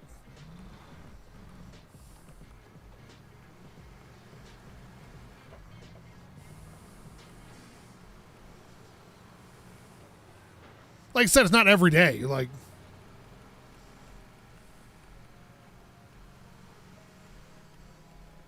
but for usually a period in the winter, every winter we'll get a week or two where the temperatures just die.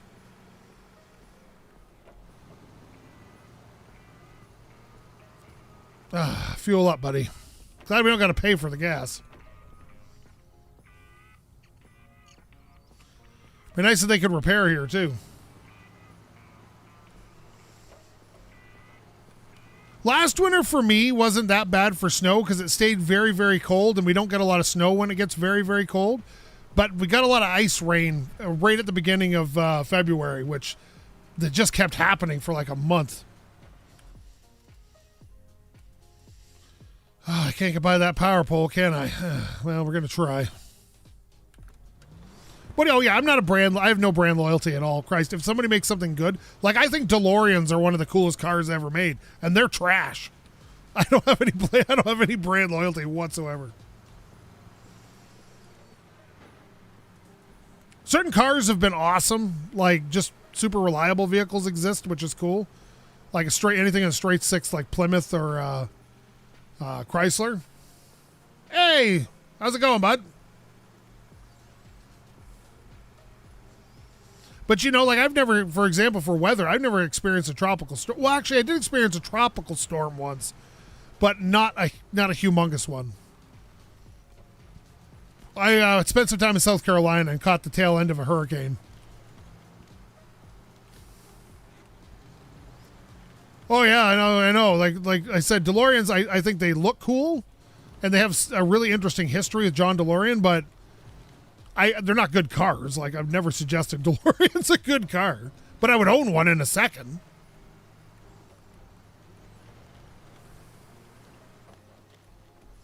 Yeah, there's no traction on ice no matter what you have.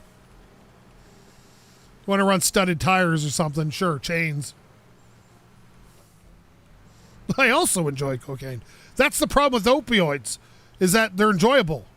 Nobody ever did an opioid and was like, boy, that was a terrible experience. Like, that's not how it works.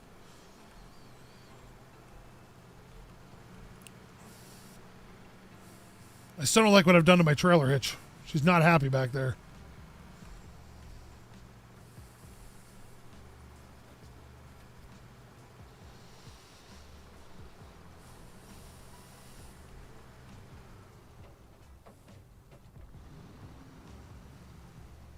Oh,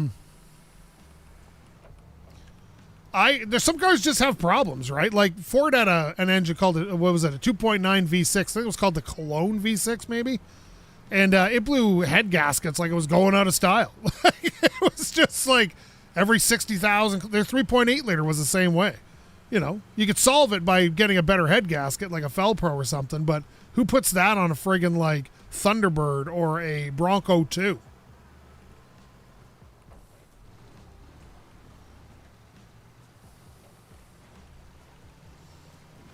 I haven't seen the new ones too much about them yet, but if, Vin was remaking the Ram Charger, I'm interested.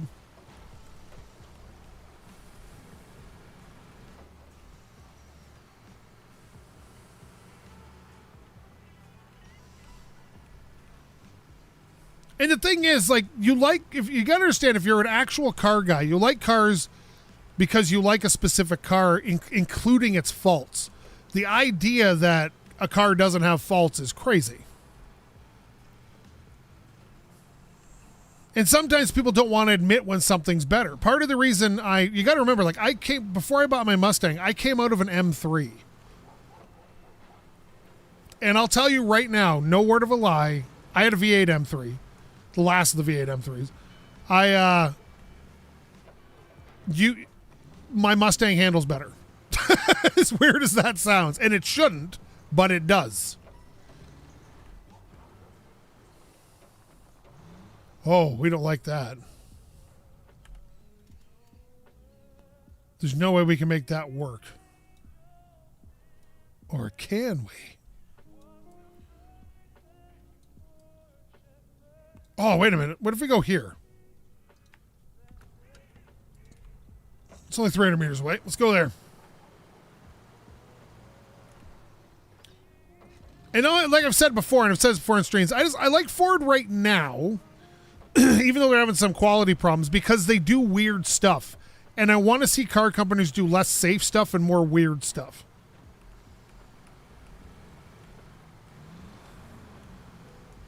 Like, it's no harm in admitting, like I've always said, like, I don't like the LS because I find it boring, not because it's a bad engine.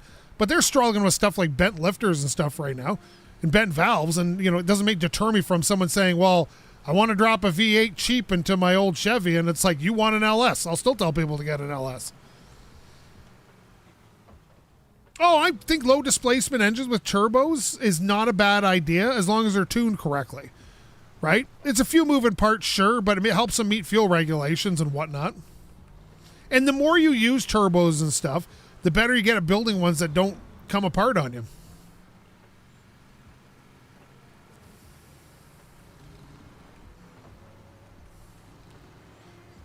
Oh, are these wooden planks? These are wooden planks. It's like when people say, like, oh, the 2JZ is indestructible. Yeah, once you literally rebuild the entire engine.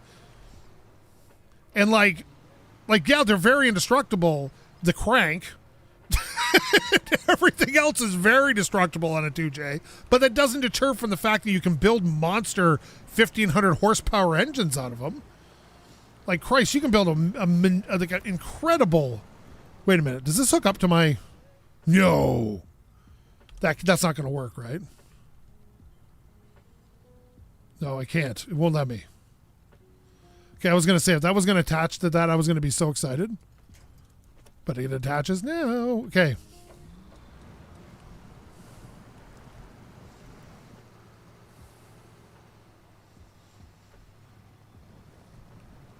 Like, I've driven a Skyline, and I'll tell you, they're good, but they're not legendary like they make them out to be. Again, to be legendary, you got to put a lot of work into them, which is great. Like, if you're going to do that, do it. Like, one of my dream cars is getting a 240 or 280 Nissan, or Datsun, I guess, and putting a wide body kit on it and putting a Turbo 4 in it. I think that would be just a hell of a good ripper of a car. You leave the Scout alone, it's doing God's work over here. I think. Let's see. We got to go here and then here. Possibly no. And then right about knee.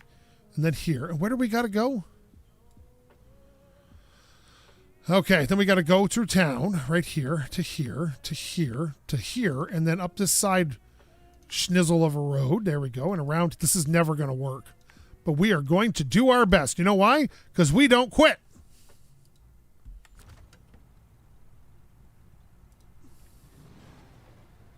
Now, I would love to say, oh, your first live stream, bud. Thanks for showing up to other Tyler. Like I have no problem with the LS. Like I said, I just find it boring because everybody throws it in.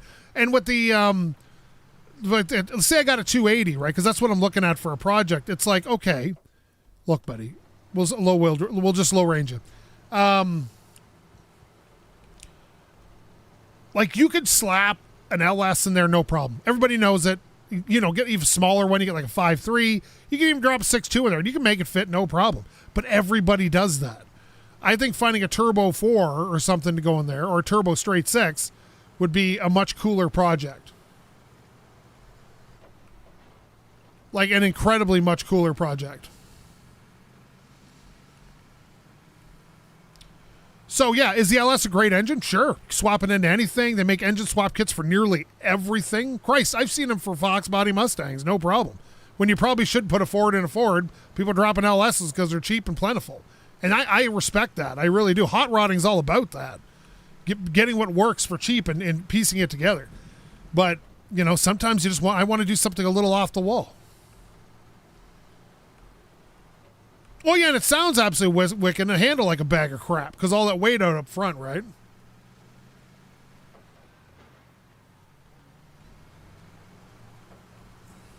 And again, if somebody wants to drop a stroker into their Datsun, I ain't gonna stop them. Oof. But for me, it's like, let's do something a little different. Why does it always got to be the same thing? Why is there 5,000 Miatas running around with LS swaps in them when you could do something lighter and more fun? Oh, yeah, I would love, for example, to take the a 300D Mercedes, pull the diesel out of it, and drop it in a small pickup like an S10 or a Ranger, one of the older ones. I think that would make a hell of a cool little truck. And reliable as the day is long.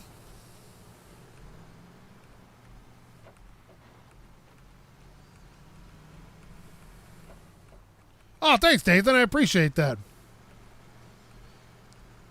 I've seen a 460 in a Pinto. I haven't seen a 454, but I know someone's done it. I'm not stupid. There's somebody out there who easily dropped that in there.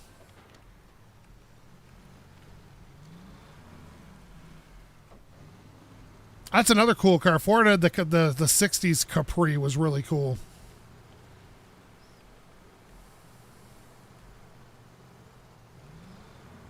Oh, on Roadkill. Yeah. The Jaguar.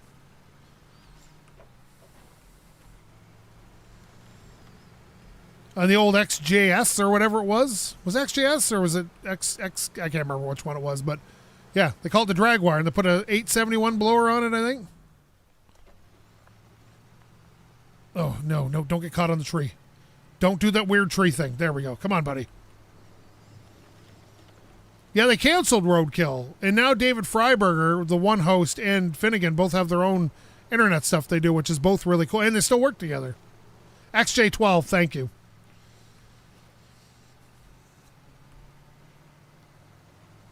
Yeah, I'm saying, like, if you're going to do projects, do that. The car culture dies. Very ho-ho to everybody else, too. Car culture dies when people don't do interesting things that attract other people to it. And I'll tell you right now, and I know the car guys out there are going to hate me for saying this, going fast is not interesting. Going fast is easy. It just costs money.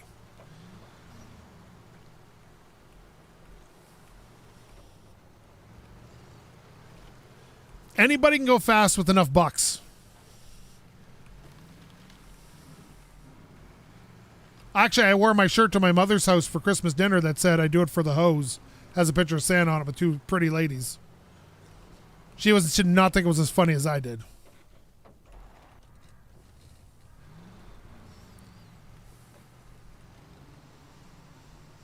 Me and my mother have a fun relationship. All right, let's get over here. Okay. Oh, I got to get it to the backyard? Oh, my goodness.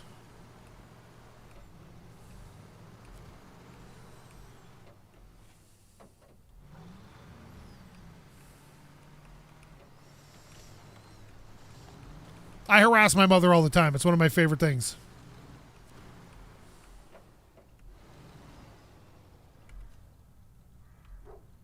Oh, I can't unload because I don't have it technically connected to this.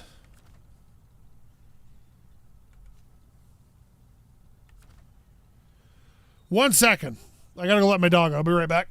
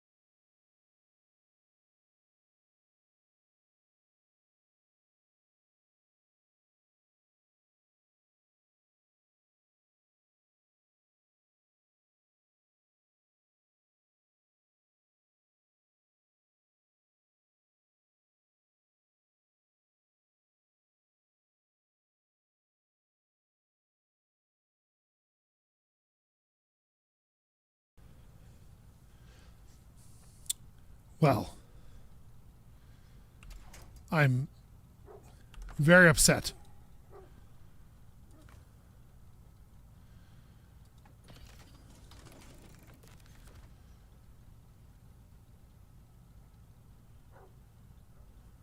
Yes, that song is about ugly women, yes.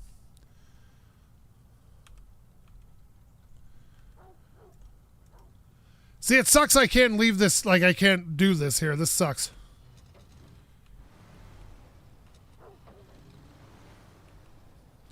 I guess I can bring another truck over and connect it. What else do we need? Spare service parts. Where does one get spare service parts from? Oh.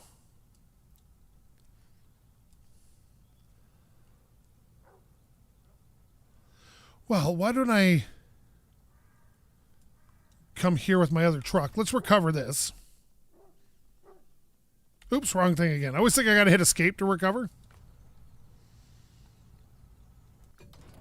And we'll go back to, there's the Fleet Star. Fleet Star. Can we do anything to you, bud?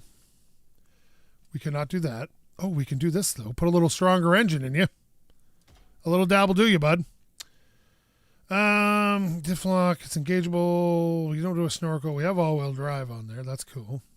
We can sell the rear-wheel drive because that'll make us at least $1,000. There we go. And let's put a frame atom on this. What do we like on this? Flatbed? Flatbed. Let's do that. And then we'll leave the garage with this. I have tried Roadcraft.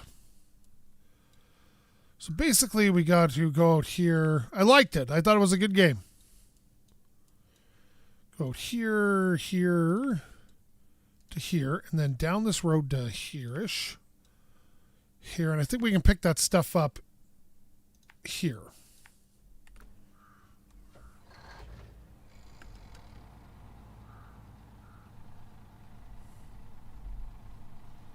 Yeah, I had lots of friends too and I had a pickup truck.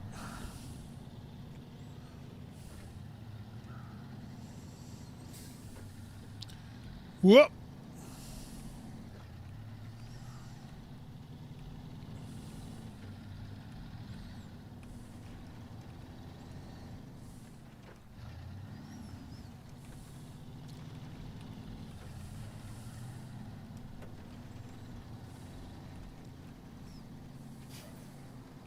You like this truck? I like the white Western Star one quite a bit. Well, it takes damage well, apparently. Okay.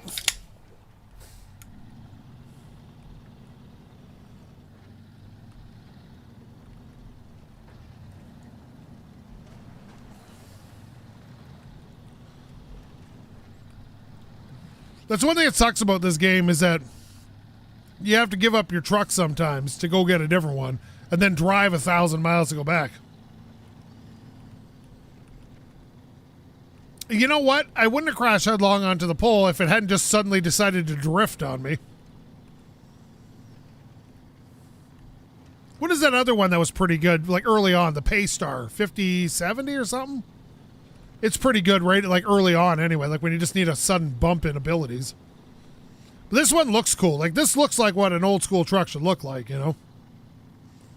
And this one makes a great fuel truck. If you need to get fuel somewhere because your trucks are running out of fuel, this is a pretty good one for it.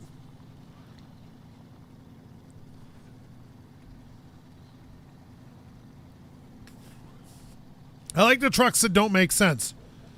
Like I like bringing that F750, is it, out once in a while to go do stupid crap?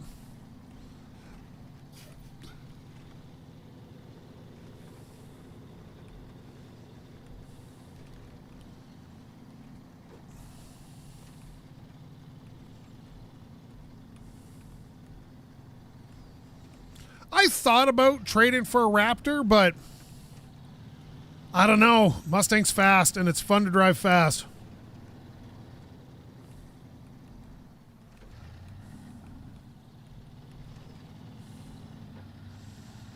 I have a soft spot for OBS Fords.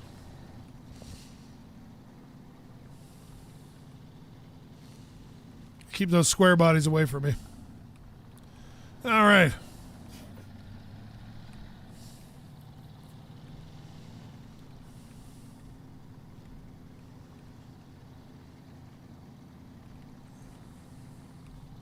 This thing's geared really well too, just to get out and cruise, especially in two-wheel drive, and then you can get save gas.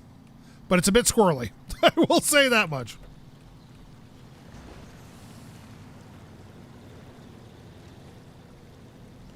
Yeah, I do love myself a manual transmission, but there's some advantages to say you can jump a truck, you know. So maybe it's worth giving up the stick shift for that. But I do love a good stick shift. I really do. And living in Canada, you get the advantage of being able to drive a Raptor all year round, which you can't do with the Mustang. You'll just get stuck.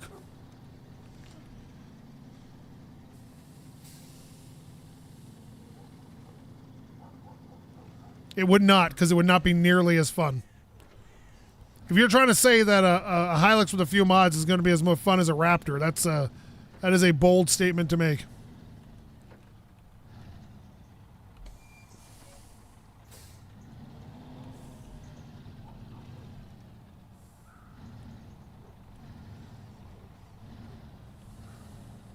If I was gonna get a Raptor, I'd get the supercharged one for sure. That I don't think I would go with. Not that I have a problem with the 3.5, but there's only metal beams here. I thought there was. Okay, hang on a sec here. I thought it said that there was other things here. I need spare service parts. Where the hell do I get spare service parts from?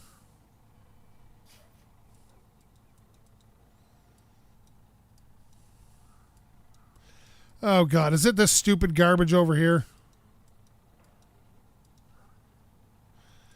Spare service parts. Great.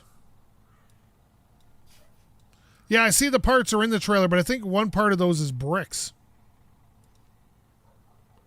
And I need 2.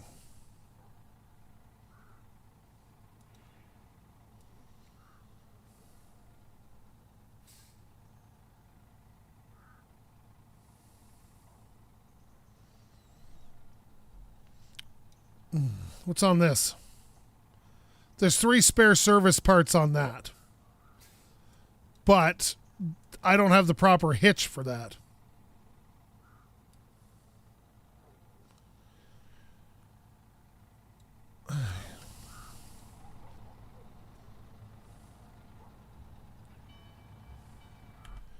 Well, what to do, what to do, what to do. So either I go on a road trip to No Man's Land. Let's recover it. We'll go there. We'll bring it back. Jesus Christ. This always happens to me in the games.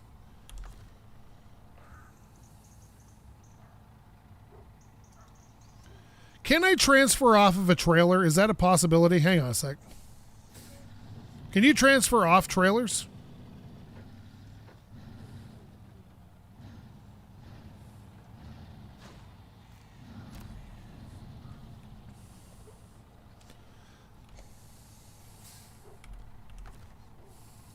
Damn. Yeah, with a crane. Also one of which thing I do not have. All right, let's recover it.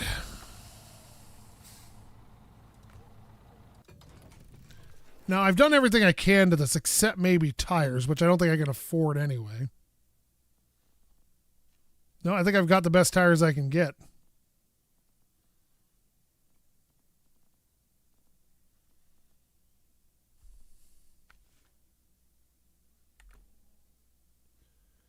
Oh, on Christmas friggin' day, too, eh? That is a shitty day.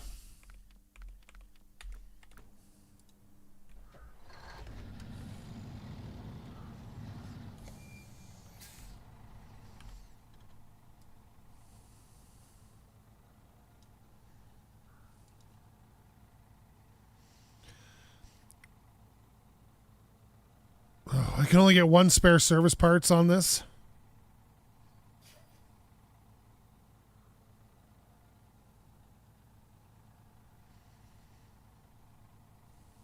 Well, there's a trailer right there, so I can always go see.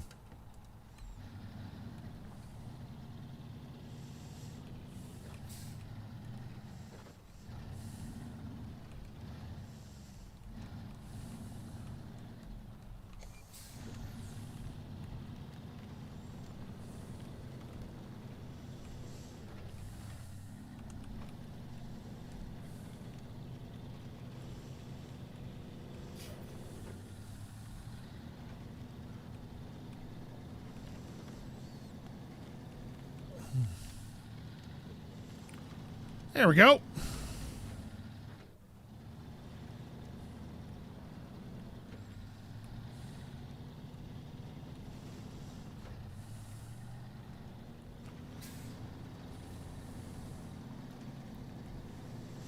Man, I wish I could get more than 1 spare service part on this thing, but...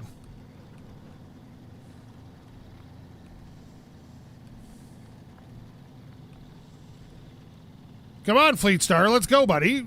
Just a few little rocks. You're going to be all right.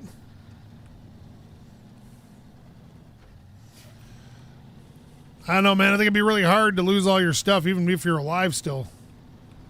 Some insurance company will find a way to screw you out of your money.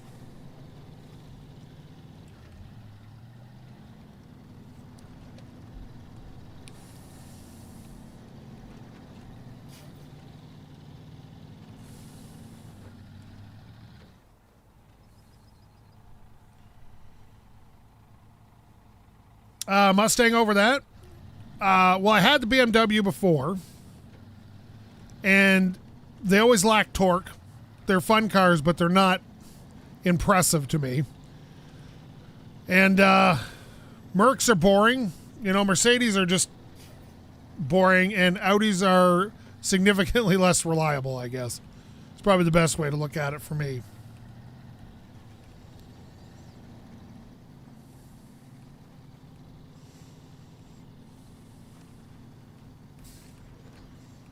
Not to mention, all those cars are much more expensive than the Mustang was.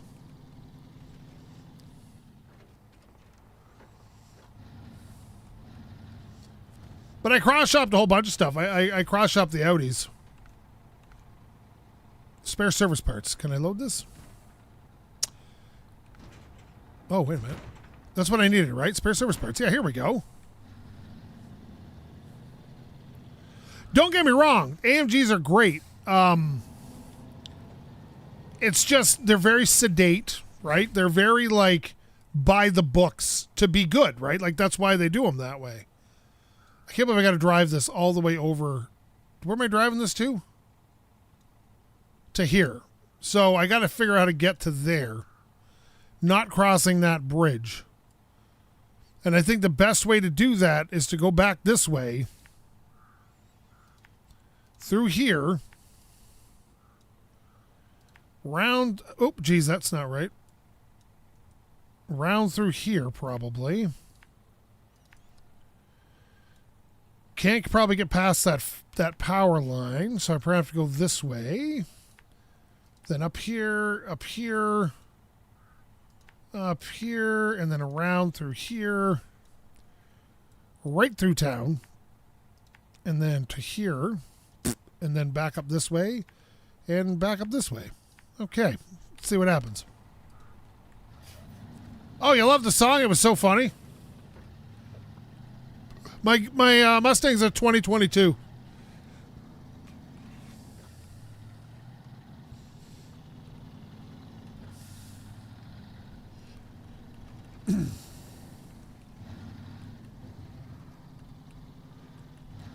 Road dogs.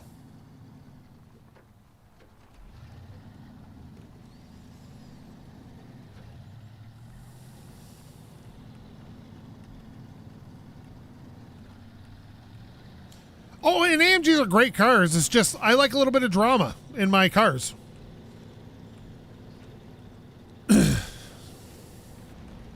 Oh, I know what a road dog is. I'm just not sure I trust them.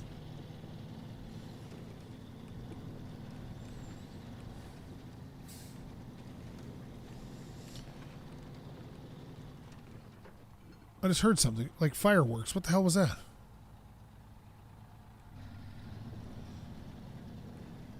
Is it a V8? So it's like a 4.6?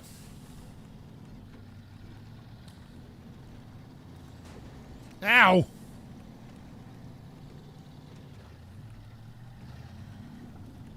You never have too much road lotion. Stop bouncing around, you fool.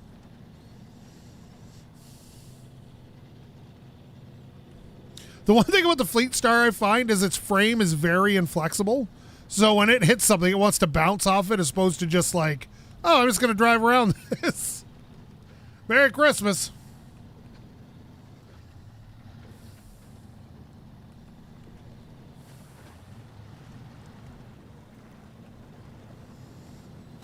I'm not sure what my next fun car is going to be. I've really enjoyed the Mustang. And like I said, with the Mach 1, you get the Tremec transmission and all that, so that's fun. But the next one, I'm not sure. It's going to be if somebody comes out with something that's worth my time. Maybe I'll get a Tesla. And everybody in the comments vomited. Blech.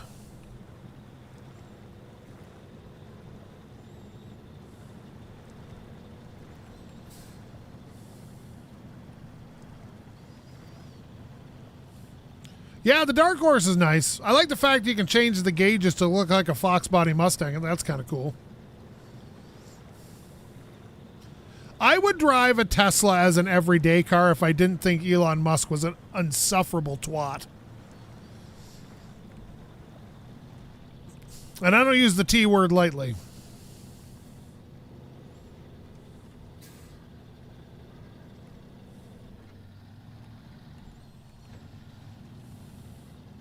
Is that a joke, Petey? I don't know where the new ones are placing their oil filters.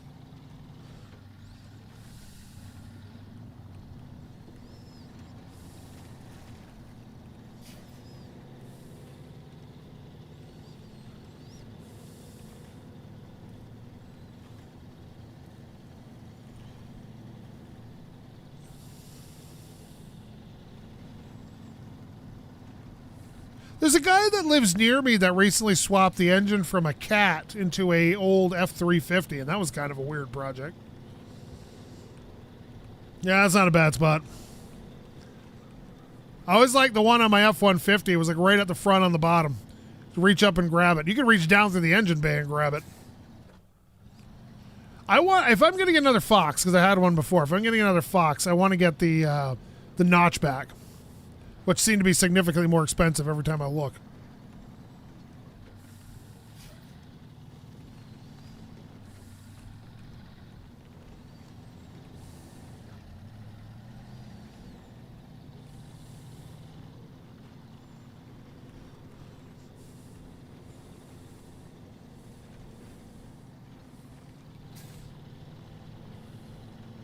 Well, yeah, there's nothing wrong with a good EV. It's just I'm not a big fan of Elon Musk.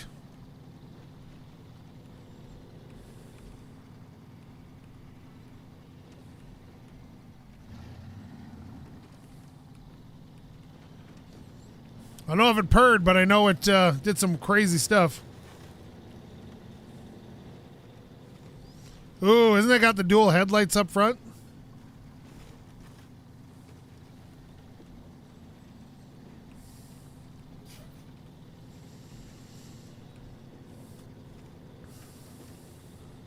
You know what? I don't fault anybody for Ultimas. You know why?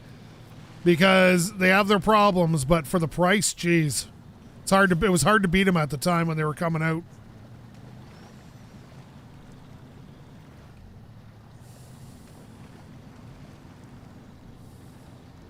The problem with electric cars is in order to fix most of the stuff on them, you generally just replace it.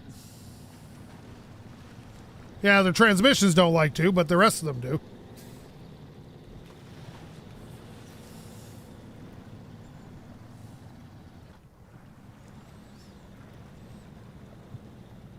Oh, it doesn't like this.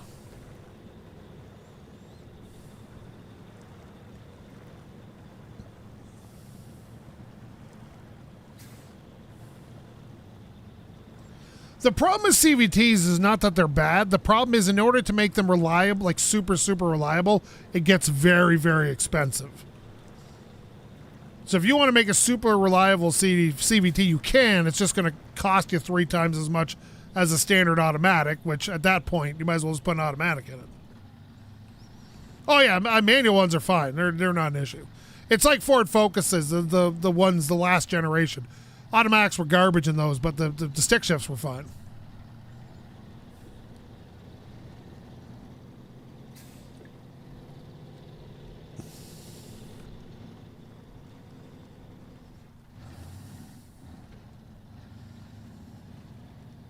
I'm not drive Corans. What's a Corans?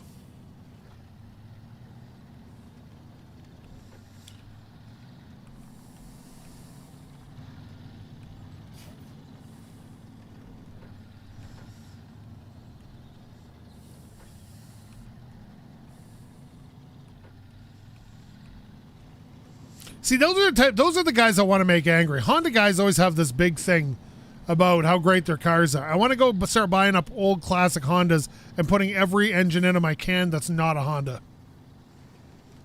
What up, Goth?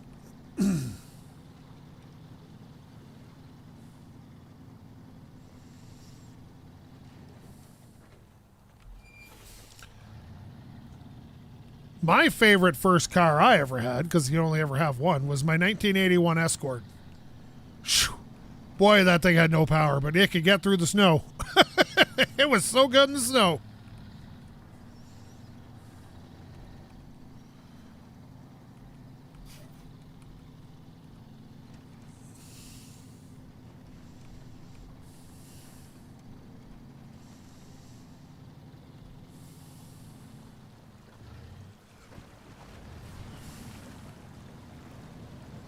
Had a gear shift on it about 11 feet long.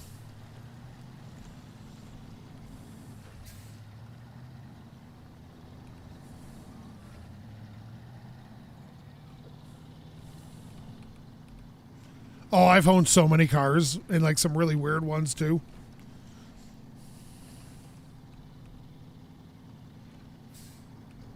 It was all right. I saw my mom. Books got me an arcade machine. It was a good Christmas. I got Books tickets to go see a play.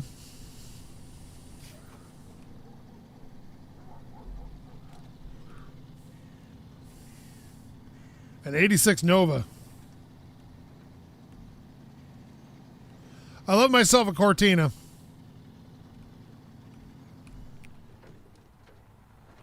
The least favorite car I've ever driven. That I owned or just drove?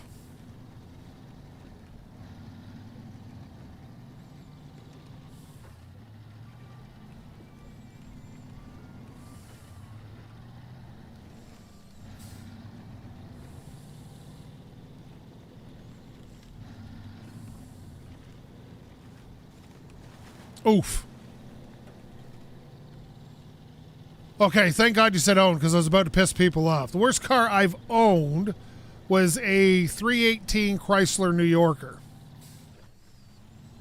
You couldn't keep that thing running to save your life. The 318, I would be angry to use it as a boat anchor because I'd be sorry for the fish that had to look at it.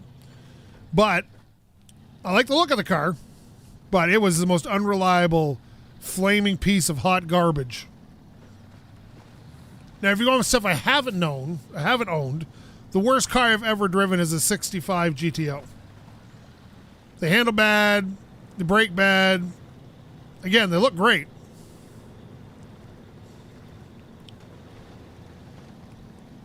But everything about them is awful to drive. The steering feels like it's remote controlled because it's so vague.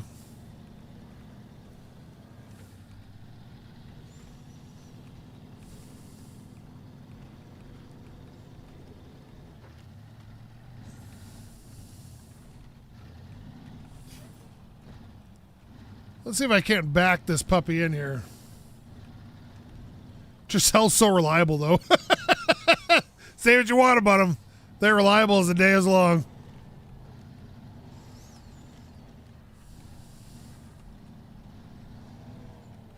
Oh, can I fit? Oh, no.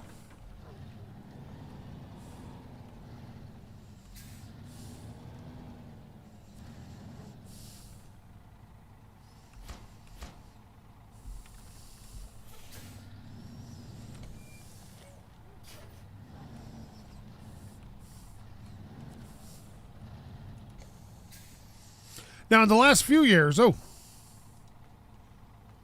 where's my thing? There it is. I've gotten in a GTO a 65 that has been done up with brand new suspension stuff and all that, and it was really awesome. So, not all of them are crap, but stock, they are absolutely horrendous.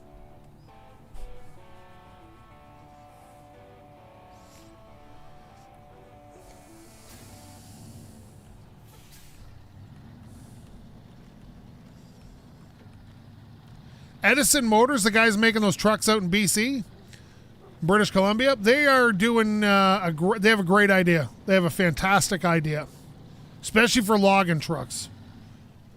Kelowna, oh yes, I want to move to British Columbia actually at some point because I have a soft spot for the Pacific Northwest, and that's about as close as I'm going to get. Really? Usually Tercels are like fantastic.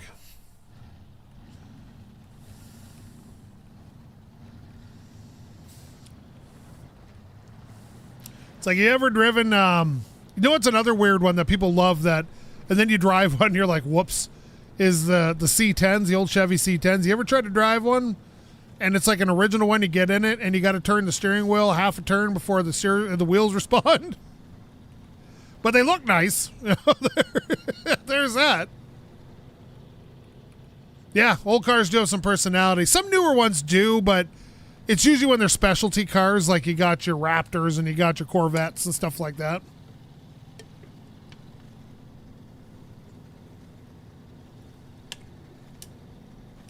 Well, squishing from a tree, not too many cars will survive that.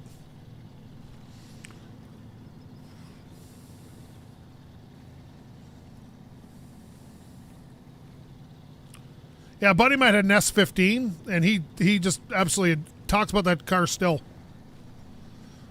It was a piece of crap when he got it, but it got him everywhere, and he loved it.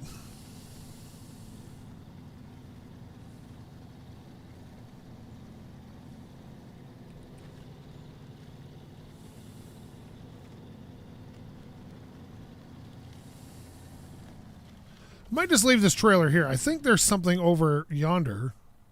Where am I? No, it isn't over yonder.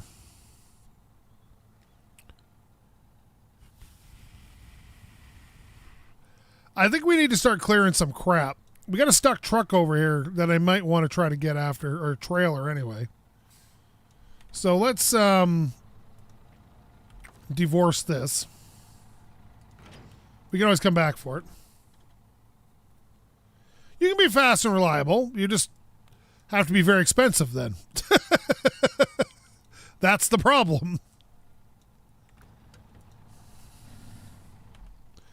I'm not sure I have enough fuel for this, but we're going to give it a shot.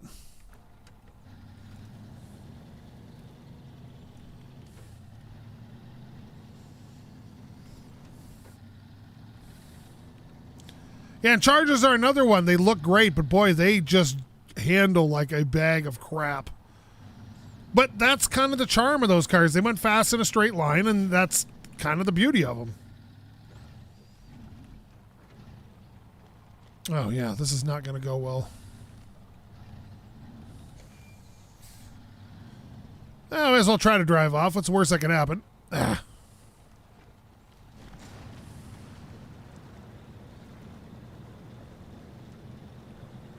There we go.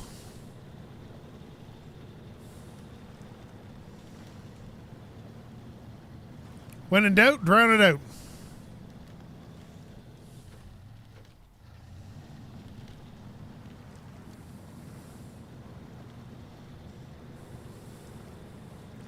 Inline sixes weren't bad. They just sucked with like the gas mileage was horrendous considering they were just a 6-cylinder.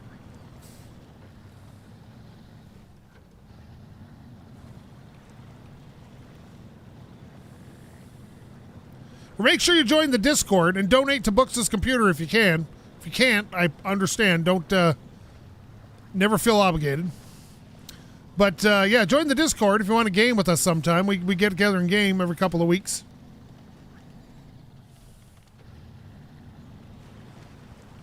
Hey, what am I hitting? The fact this truck's even getting through here is impressive. I'll give it credit where credit is due. I actually might look at one of the new Corvettes too. I just think they're pretty baller, man. For my next car. Ugh.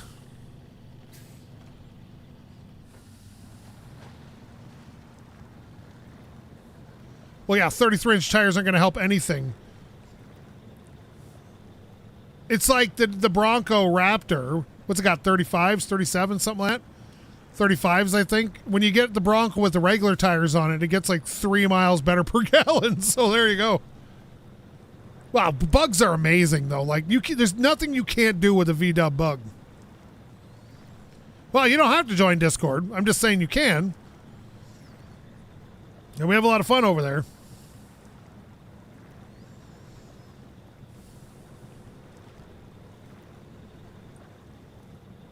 I don't know, man. I'd take one of those rear engine things because I don't care what cars look like.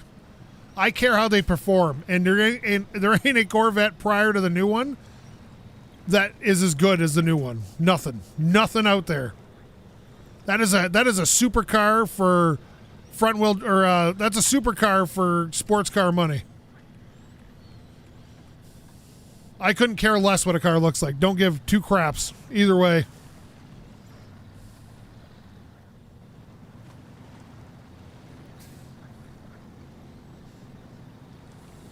Well, and I work every other weekend, so we only do it every 2 weeks, but we do have fun. We play weird games, usually free ones, or cheap, very cheap games. Sometimes we'll buy a few extra copies of a game to give it away.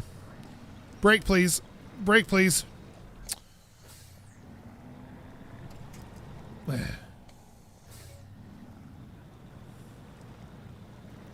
Well, that's the thing, BD. I'll tell you right now. Like, I couldn't give two craps about what a car looks like. What I care about is its performance and its performance only.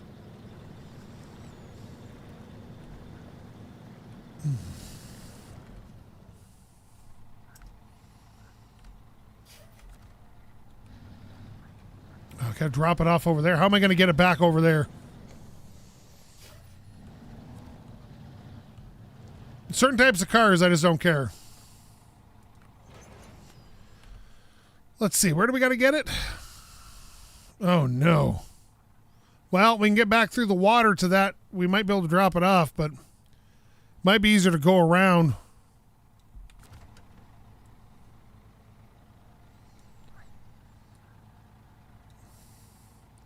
Well, that's the thing. They're supposed to look more like an Italian supercar because that's just a better car. that's kind of the point. Rear engine is a fantastically great. Yeah, we're down to 84 liters. Oh yeah, you can't get a classic Bronco for less than a small child.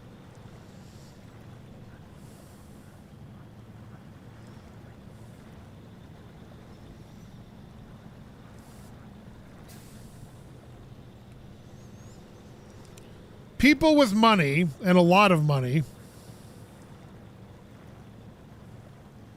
Oh, I don't care. Like I said, like I don't give. I've never. This Mustang is the only car I've ever picked in a color that I liked. It's the only car I've ever owned that I actually picked the color for. I don't care. I hate silver. I hate black. I hate white on cars, except for pearl white. Pearl white can look pretty sweet. And I'll tell you right now, I have never once in a million years cared if my car was silver or black or white. Oh, there you go, bud. You're getting out of there.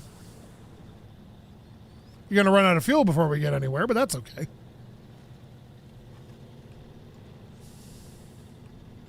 Well, this thing's doing God's work, man. Look at this thing.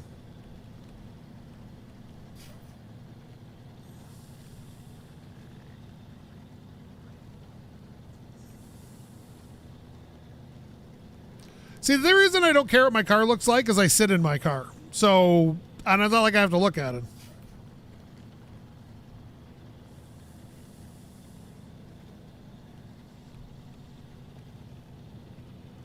There we go. It's getting out slowly. Gonna run out, like I said, it's gonna run out of gas, but how many hours do I have a Snow Runner? All time, maybe 100 total since it got released. A TVR, really? That's a deep cut in the automotive world. I've owned everything, like motorcycles and everything, so I,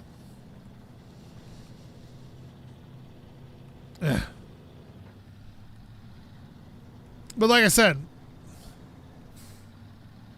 like, you know, it's a classic. The GNX, like the Buicks.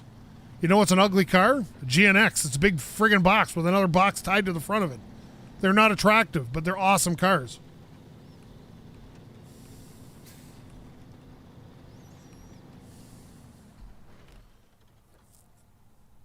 Let's see. I want to hang a... Yeah, I just want to hang a right down here and take this side road.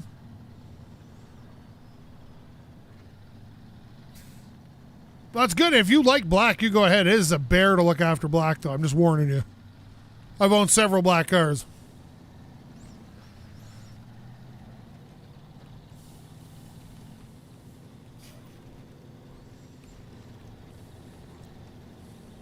I had a 49 flathead, or a panhead, sorry.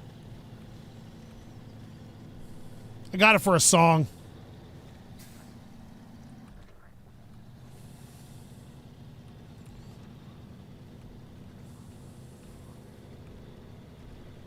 Yeah, and you know what? Those Grand Nationals are amazing cars for the time, right? Like even today, they're still pretty good.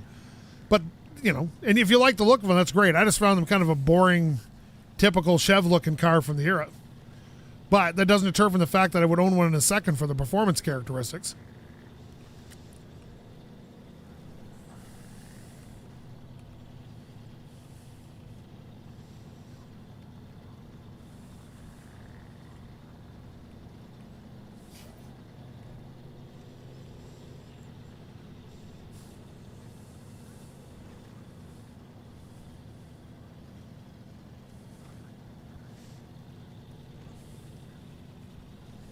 Oh yeah, like that's what I mean. Like just because something's ugly doesn't mean you don't love it.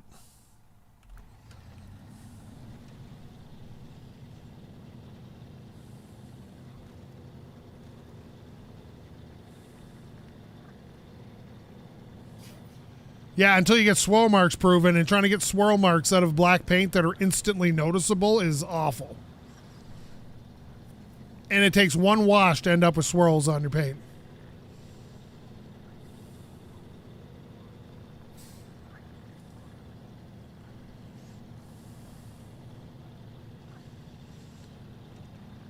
But you know, like if we were all smart, and we're not, because we all know stuff, like say you wanted a reliable pickup truck, then everybody would own a Dodge with a Cummins diesel in it from about 15 years ago.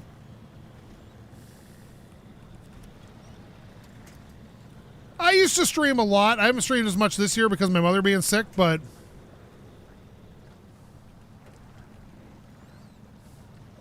I try to stream for charity. Usually when I'm streaming, if I'm streaming, it's usually because there's a charity thing going on.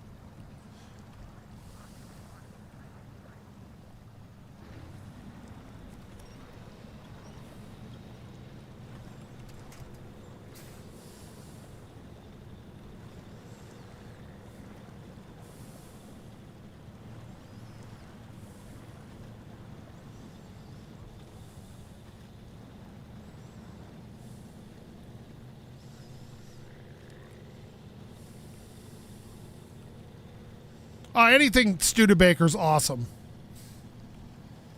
Don't worry, bud. You don't have to. You don't have to support anything. I'm not an e-beggar. I'm not Dark Side Phil. I'm not gonna come out here begging for cash. Like I said, I got the money to buy Books a computer. She won't let me, but she won't stop me from raising money to get one. A 91 Capri is just a. Wait a minute. Do you have a Fox body Capri?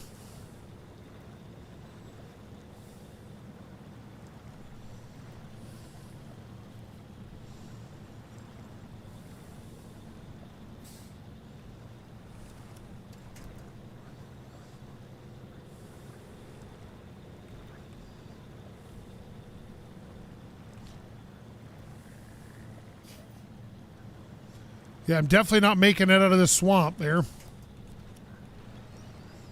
before I run out of gas.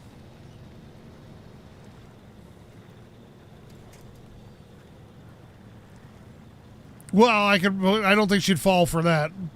Books is a lot of things. Stupid isn't one of them.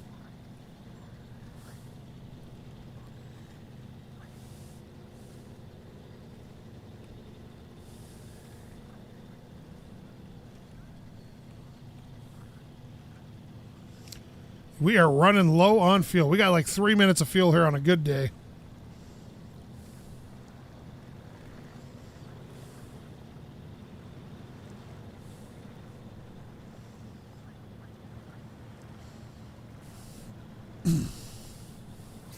I want to like Phil, but he is just a dick.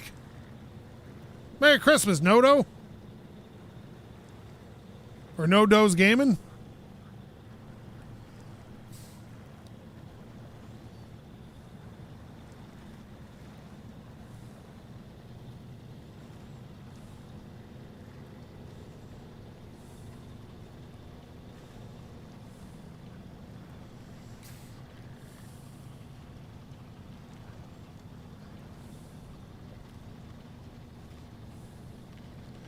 Well, we're going to have to bring a recovery vehicle out here.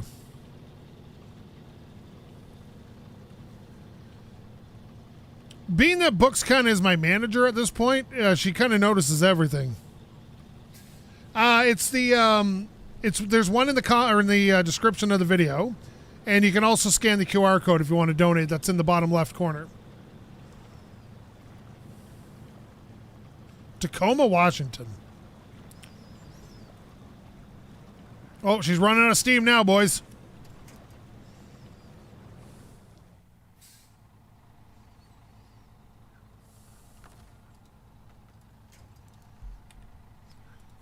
Might have to shut her down here.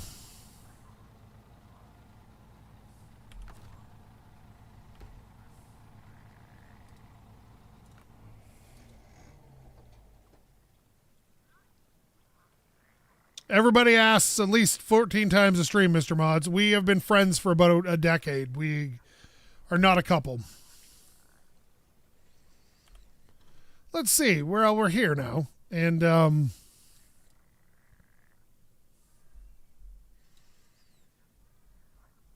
we need fuel. And the nearest truck to get fuel is back here.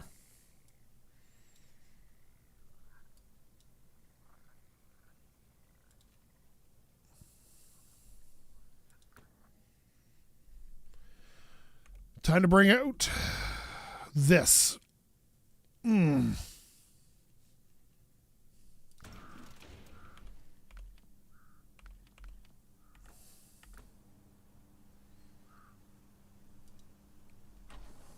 Yeah, it was, didn't they have the Ford Capri and the Mercury Tracer? Weren't they kind of the same thing?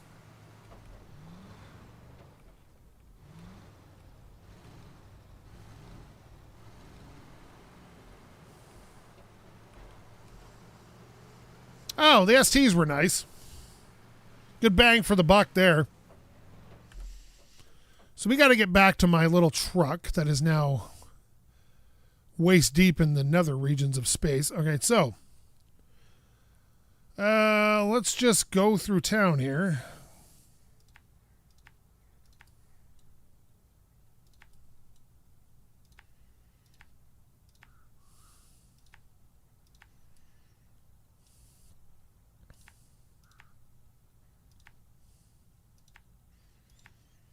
There.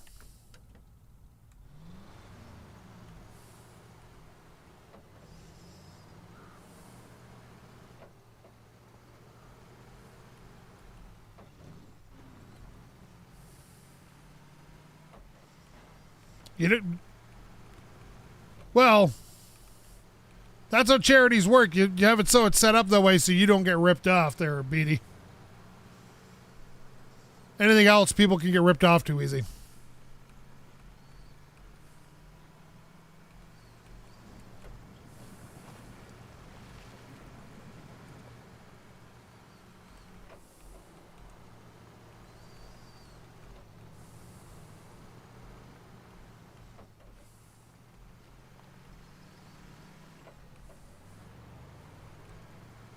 And I'm pretty sure you can donate without having to sign up.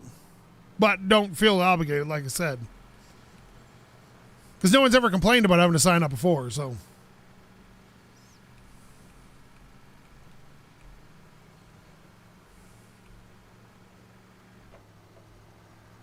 Yeah, the Tracer was a clone.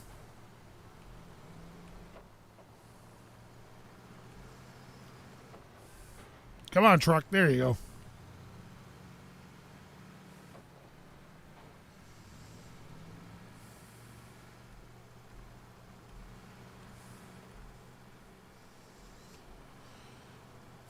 Both those games are fun.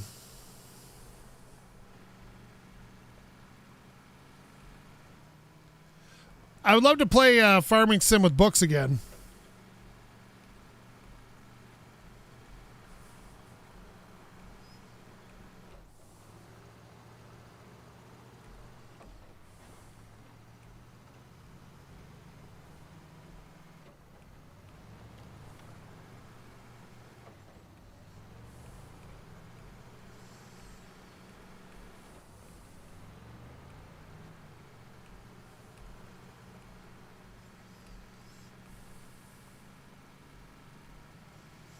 Boy, this thing is a dog slow right now.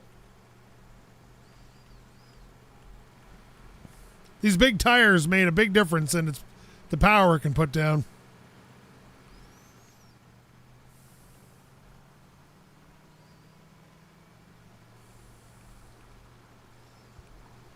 Actually, if I'm looking for something comfortable, I might look into a Lincoln. The new Lincolns seem to be pretty nice.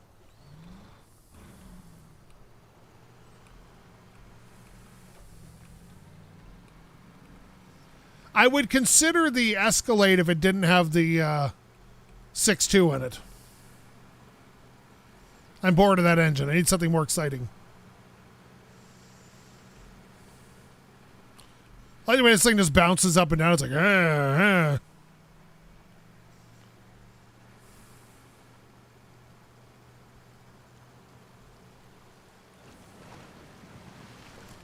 Also, it wouldn't hurt if this thing had a snorkel.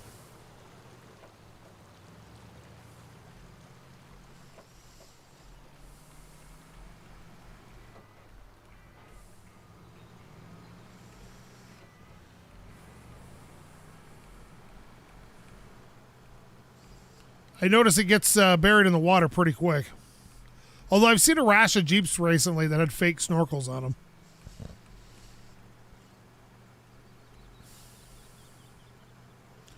Which is like weird because like it doesn't cost a lot to put a snorkel on a car. I don't know why you'd have to fake it.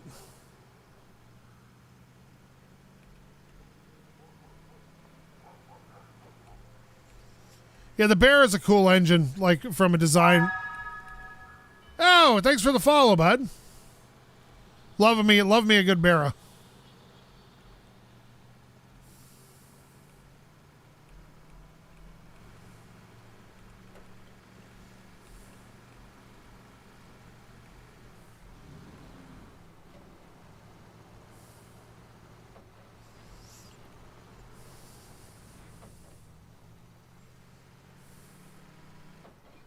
Hey, there's my truck over there. We were pretty close.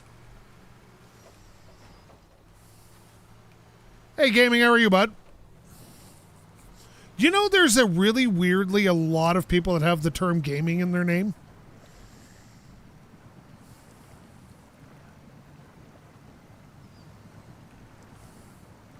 I've noticed this. I looked into it once.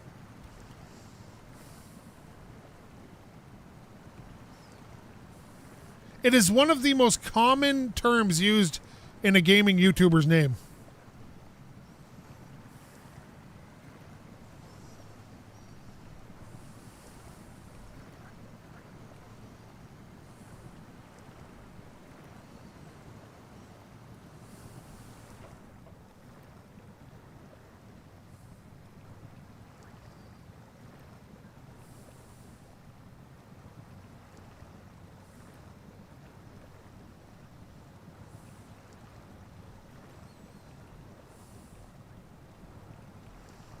Come on, get through this mud, buddy. Should have brought the Chevy.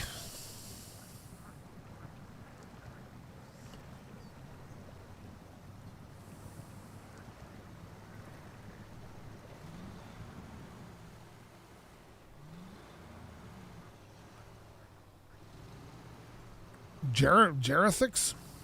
How's it going, bud? Yeah, a Cadillac hearse would be hilarious.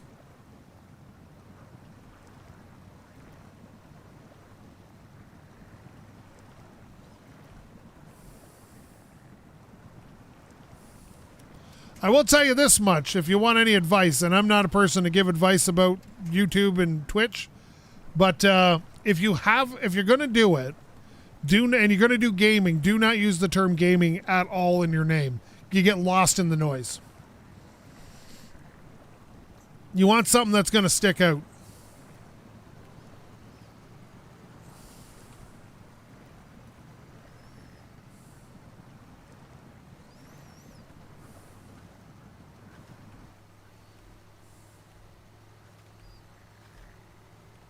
There's just so many of them.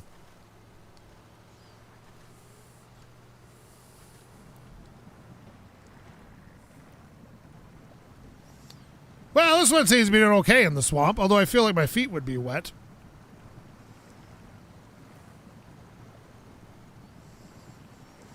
Yeah, my name's a very old name.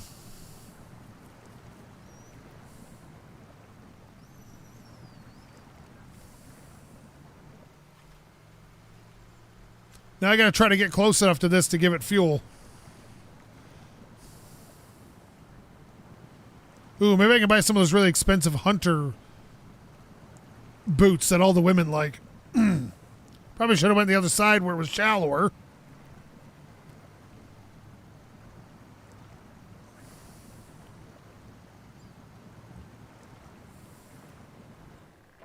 I'm not even sure what old school intros I used.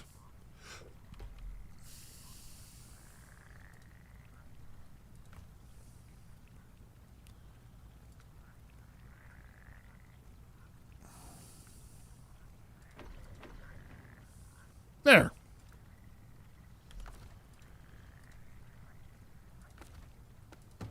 All right, bud. Fire it up.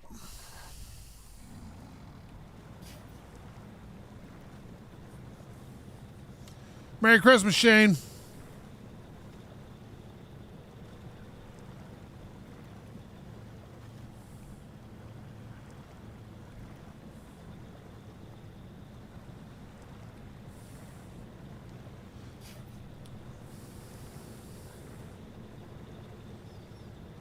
It was just to, I changed the spelling of it because there was a band called SkapeGote spelt the normal way.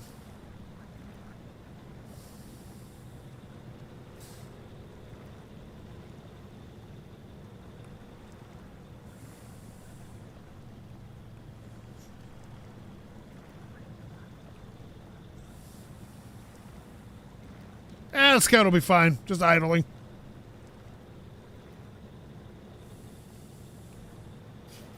Keep it warm.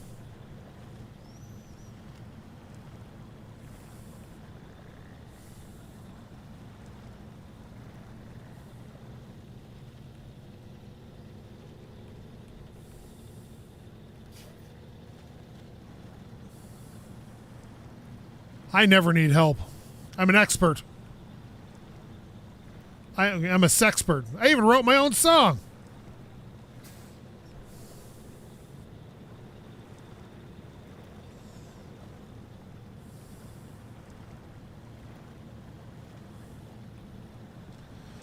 The name SkapeGote comes from a Metallica song. And I chose it because when me and my buddies used to play games together, they'd always, just as a joke, they'd always blame me if something went wrong. Like, oh, that's Steve's fault. Oh, Steve did that, blah, blah, blah. And it was a whole thing. So I decided it'd be funny. I heard it one day in a Metallica song. The name's something using the term scapegoat. I'm like, oh, that's funny. So I changed my name from Henry VIII at the time to Scapegoat. And it's been around ever since. Because I never cared about names. Because I was always like, I was never trying to be a YouTuber or anything. No thanks, gaming. No thanks. Did that once. Picked a random person off the stream once, and the person just came in and yelled a bunch of racist words. So I don't game with anybody unless I know them. I learned my lesson hard that day.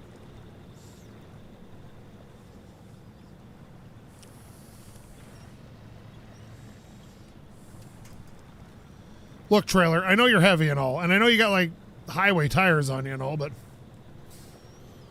I don't need any help. I do pretty good in this game on my own.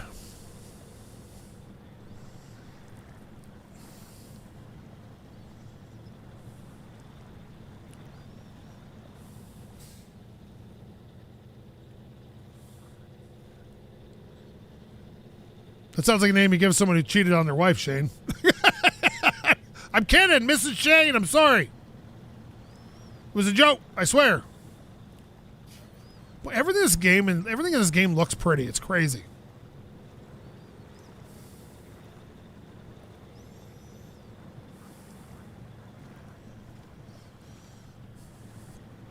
Yeah, and the Metallica line of the song, it says, "Do my dirty work, scapegoat." And I thought that was funny. Oh, yeah, and that's what this guy said, too.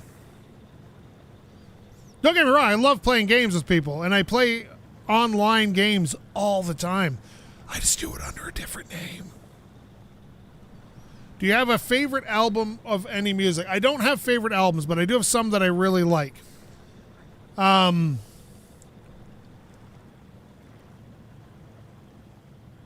This is a loaded question, boob.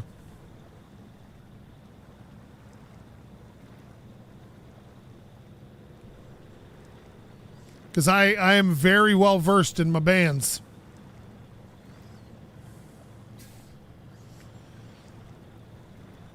For example, if we're going power pop, I like myself a little bit of like the Rosenbergs. Look up Overboard by the Rosenbergs. Good song. If we're going like total folk rock, Neutral Milk Hotel all day long. A little bit of that, Lord Huron maybe. If we're going more like rock, but it depends on the vintage of rock. In the 70s, I'm going to go with like something like Uriah Heep. If I'm going to like the 80s in rock music, I might choose like Steely Dan, something like that. If I'm going to go the 90s, Pearl Jam, probably.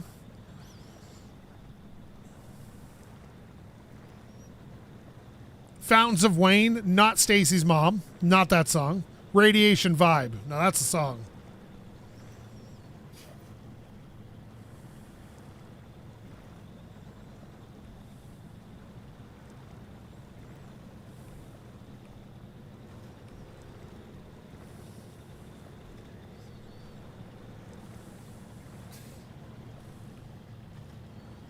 There we go, truck. You got this, baby. You're getting there.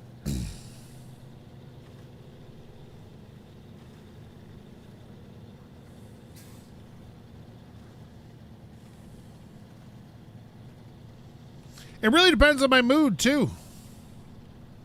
I'm currently listening to a UK band quite often called Wet Leg, and I'm enjoying them. There's a band from Canada, from Montreal, called Druidess. I like them quite a bit. Hey, Skyfire, go listen to the same band, but there's a song called Radiation Vibe. It's a much better song. And it's way nicer to have stuck in your head.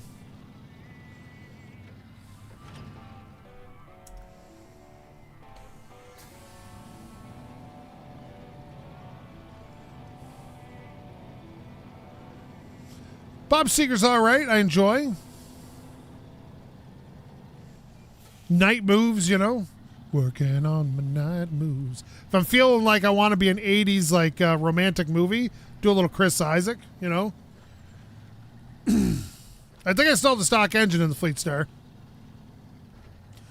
Now I want to fall in love with you. What's this? Sure, let's fix a rock slide. What do we got? Metal beams and spare service parts. Nice. Okay.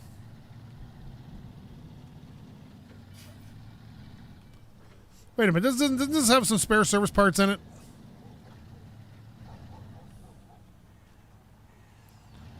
I think this does. Let's steal this trailer.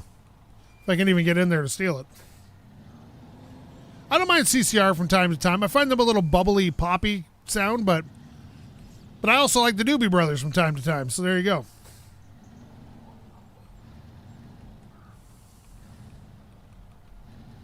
Depends on the Elvis.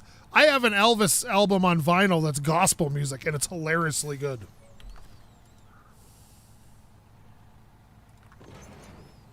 Now, I'm not going to need these bricks for this, but I can at least drop off these spare service parts.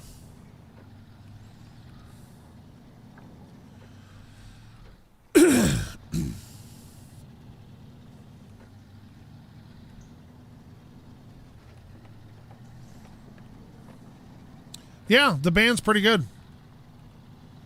Old. And also, I'm going to have to stop and get fuel here at some point, too. Jefferson Starship, are you kidding me? We built this city on rock and roll. Whoa.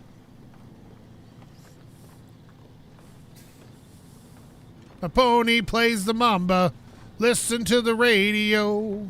Don't you remember when we built this city? I like Rush. What a Canadian band. You listen to Rush. We built this city on cock and balls. We built this city. Christian death metal. Oh, that's going there. Pirate metal is another one.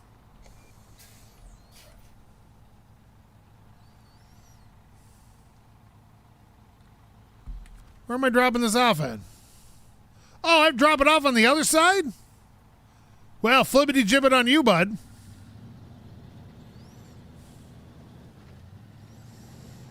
I need fuel if I'm going to do that. Yeah, you can't go wrong with Rush.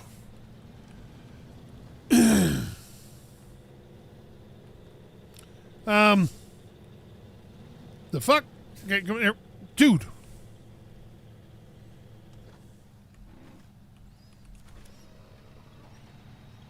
Go.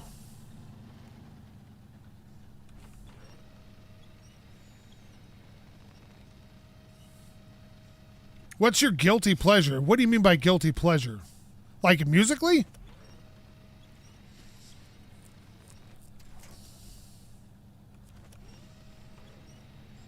What am I stuck on? Is there a big ass... Oh, there's a big ass rock underneath me here.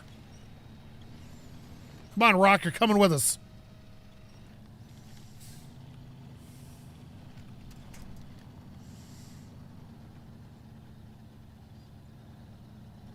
Is that rock out of there? Okay, here we go. We got to go get fuel before we do anything else. Come on.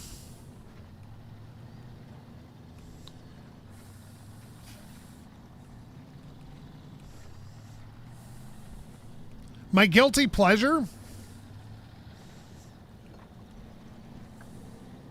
There's that rock. Chicago. If you leave me now, you take a bit of part of me. Ooh, baby, please don't go. I love me a bit of Pearl Jam, I do.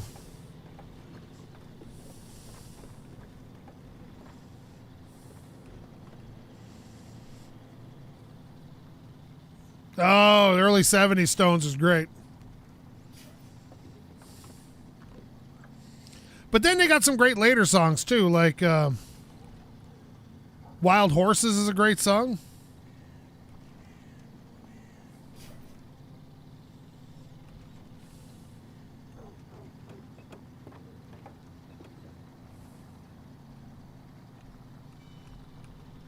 Cake. I know somebody who was in a Cake music video.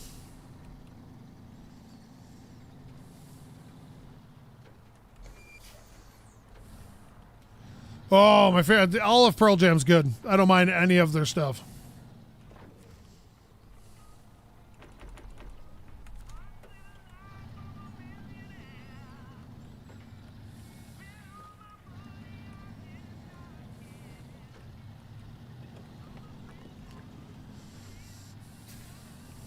Sonic Youth isn't bad. Ah, White Snake. Well, Dee Snider is classically a metal musician and is good in everything.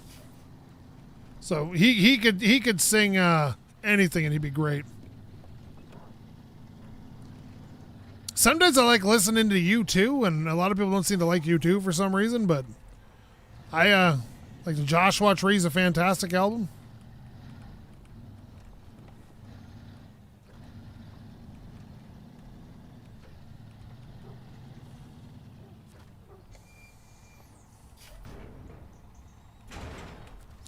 Well, this is going to go unsmoothly, I can tell you this. We got to drop it there, but it looks like we got to get around the backside of it, which I'm not even sure how we're going to do that unless we go up through here and around, maybe.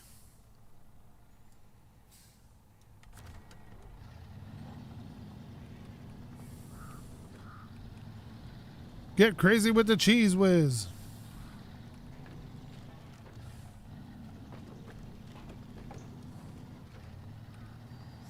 Eminence Front by the Guess Who's pretty great.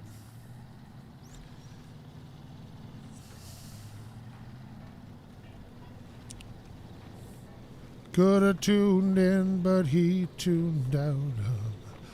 That loud thing could save him. On in a corner, on waiting down. He got up out of there for hundreds of miles. Oh, come on. Come on. There we go. Wait a minute. Can I drop this off up here? Ronnie James Dio. The mom is... What the hell's going on here? Whoa, whoa, whoa. The fuck was that? Look at this. There's not even a rise there. The fuck was that?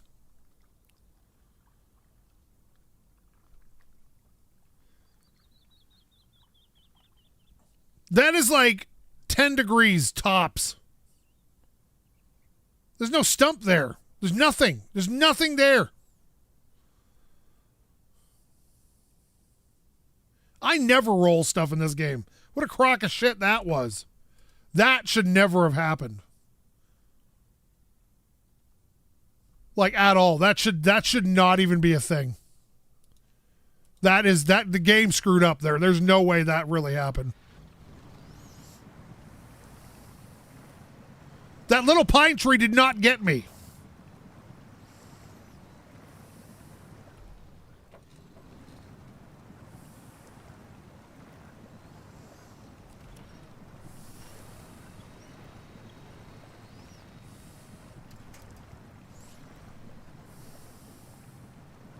I can outdrive you any day of the week, I guarantee you. There was no fallen trees there. It was literally a bush.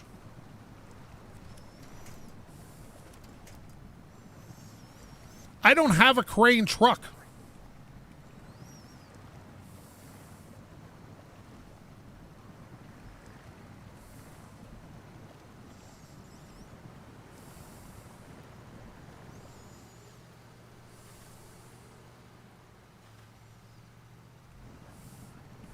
Yes, you drive over a 10% angle and it decides to flip the whole fucking thing. Definitely operator error. Not a game problem at all.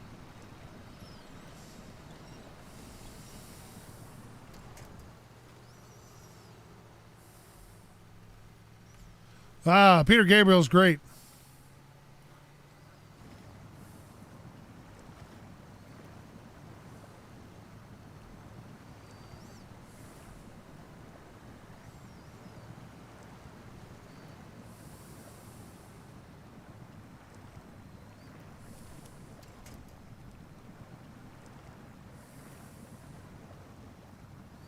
There was nothing there that should flip my truck. I don't care what you rewatched. There's no angle there that was great enough to flip my truck and my trailer. There is nothing. This game does this to you.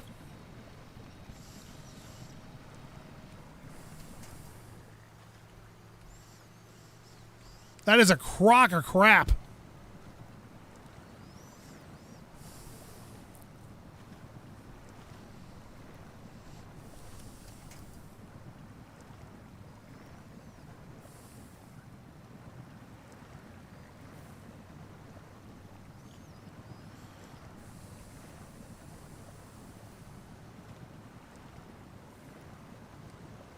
Yeah, it just kept going for no reason. It literally bounced up and just kept on going. I can't get the winch out because the engine's not running. If the engine's not running, you can't winch. Unless you have the autonomous winch, which I do not have.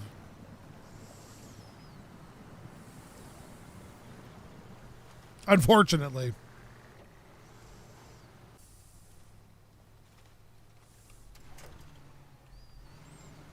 Yeah, and this little truck could surely pull it over, I'm sure.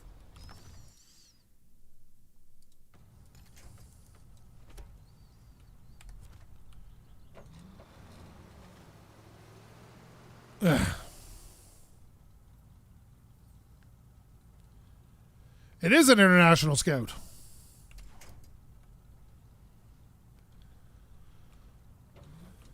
Expensive to do a train ride across Canada.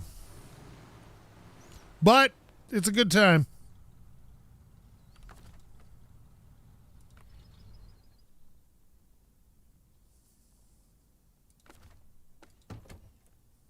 That's the angle that threw me off. Like, that's nothing.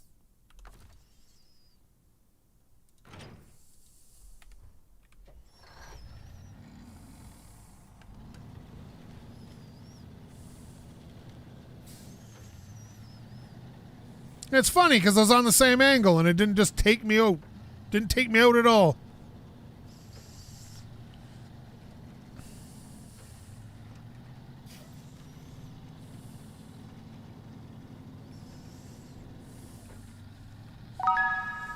Oh, thanks for the follow, Eaton. Fry bread's pretty good.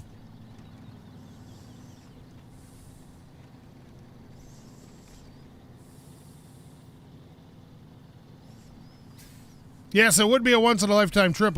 That's true.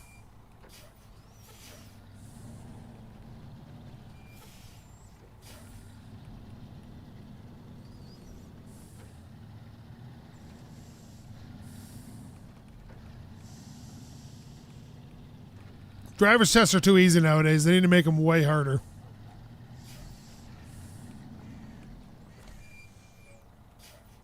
Cargo management. Let's load some metal beams. All right, off we go. Oh, Van Halen's classic. It's like Def Leppard or Trip, but it's supposed to be just awesome. I like taking the train when I go into Toronto. See, I thought I could just drop this off up there.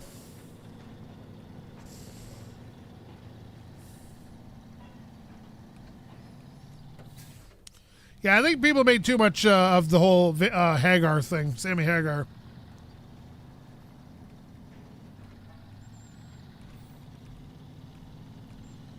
Do you know what? I've said this before and I've talked about it on stream, is that in Canada, or at least where I live in Canada, if you have...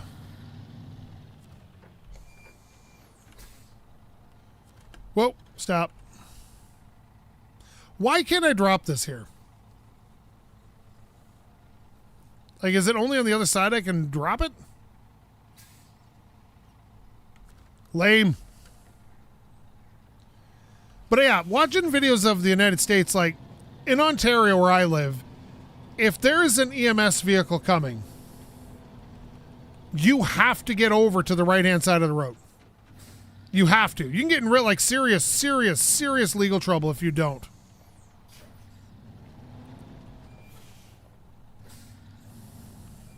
I did hold C. It didn't do anything.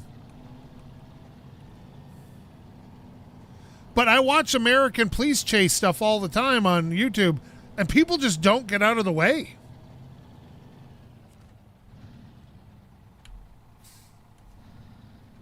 Okay, you need to stop here, bud.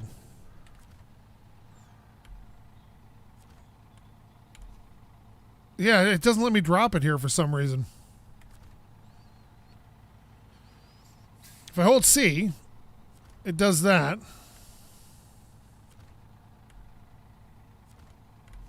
There we go. Got it. Ah.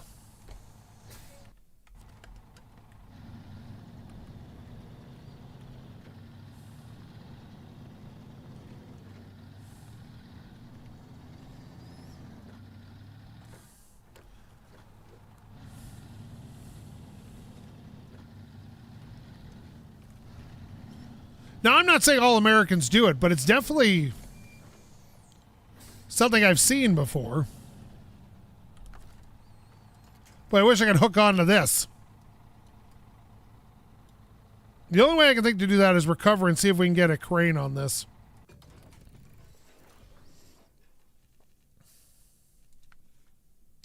Well, I guess I can get a heavy crane, but I can't afford it.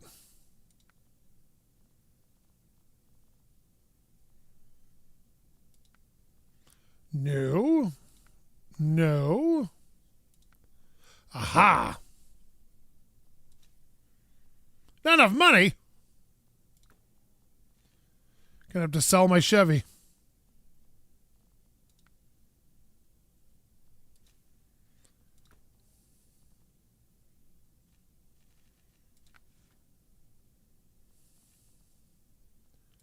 I could sell this. What can I sell this for? $2,500. Goodbye, engine. We'll get that frame out on with the crane. There. Barely enough money. All right. At least we have it now.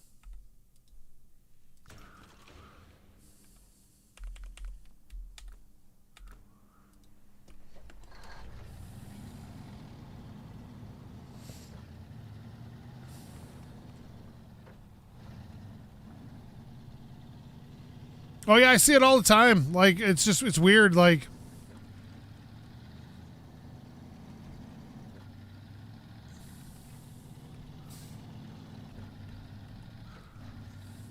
well, I don't mind the Fleet Star. It needs some upgrades, I think, but otherwise, it's got that better engine in it now, so it's definitely not struggling as much. Although I don't like the frame add-ons, like with the cranes, because those legs get caught on things.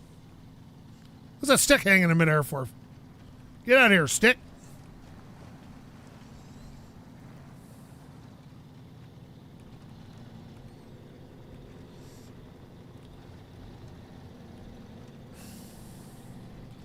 Yeah, but there's nothing in driver's aids that would get you distracted while you're on a highway.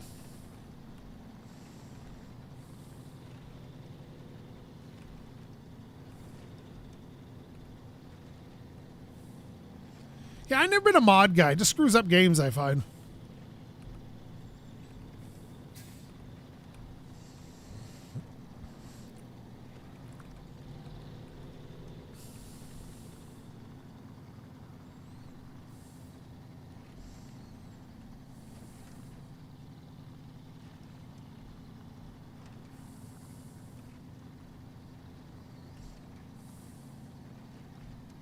Well, you shouldn't be staring at your phone.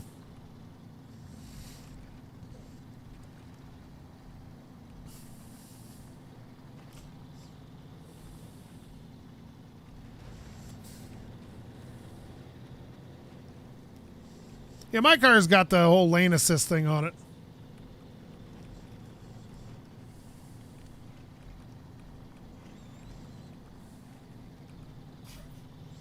Remember, join the Discord. Our mods get real mad at me because I never promote the Discord. It's got 2,000 members.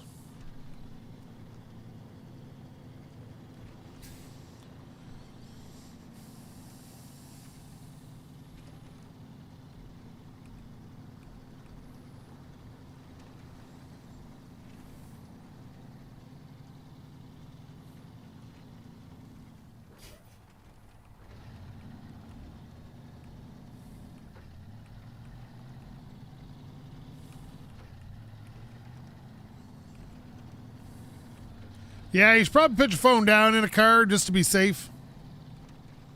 Ooh, I like a dog on my passenger seat. I have a person I work with, and she's gotten caught like 5 or 6 different times using her phone while driving, and our insurance is like $700 a month. Oh, I got rid of the potatoes. It was having a problem.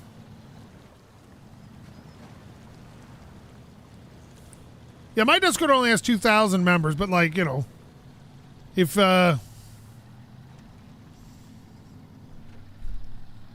you want a good community, it's pretty good. I like my car because I can tell it to respond to a text. I can respond to a text just by talking to the car. So if I really need to respond to one, I will. But if it's just something like if I'm getting an update on how my mom's doing at the hospital, yeah, sure. But otherwise, I'll just wait till I get where I'm going.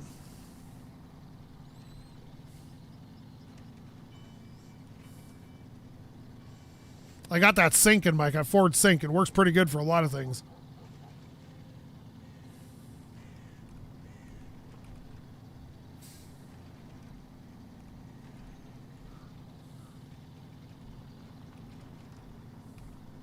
Well, that's the problem with cheats is people use them, and it kind of defeats the purpose of the game. Like, I remember watching YouTubers play, what's that freaking game called? My Summer Car, and then getting stuff like a backpack and all these things, and it's like the whole point of the game is that it's frustrating. Like that's part of it, and being able to carry one thing at a time is part of that frustration. The second you remove that, it's no longer frustrating. Excuse me, trailer, can I push you out of the way a little bit? There we go. There we go, bud. Put the anchors down. Crane mode. Whoop! There it is.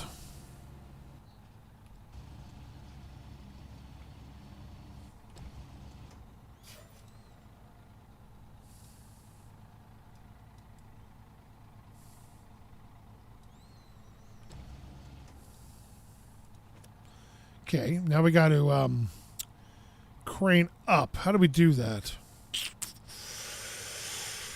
R physically lifts the crane, right? Yeah, yeah, okay. F lowers it. Lift and winch. Here we go. Lift.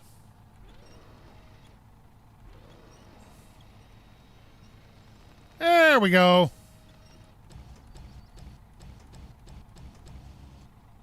Oh, lift higher. You don't want to. Okay, we'll move that higher. There we go.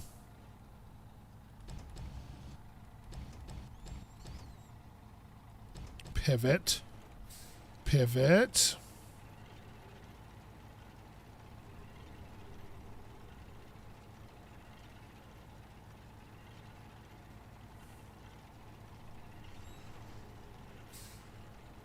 And detach cargo.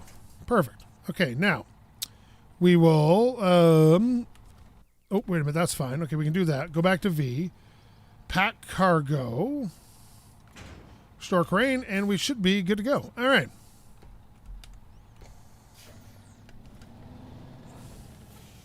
Now, I would have rather have it closer to the cab, but for now, it'll be all right. We don't got to go very far. No, I think of as the games I play, since they're always friggin' work, I think of them as just work.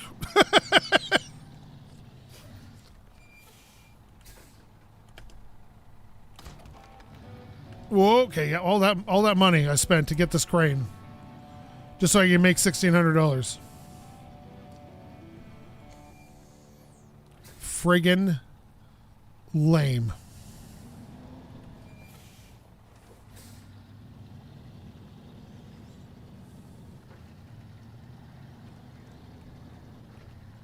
But I do think that the best survival simulator of all time, so far in my mind, has got to be The Long Dark. Installed some simple pumps out there in the 70s. Maybe a bit old and does should be functional. See if we can find them. Sure. Oh, yeah. Just way out there. Stop rolling away. So he's going to pay me $3,500 to go out to this thing? Well, buddy. Hey, buddy.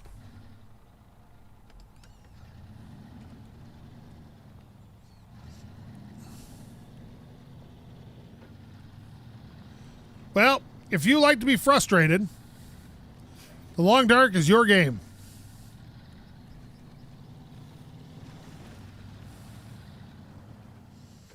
Sons of the Forest is good if you like a bit of a scary game.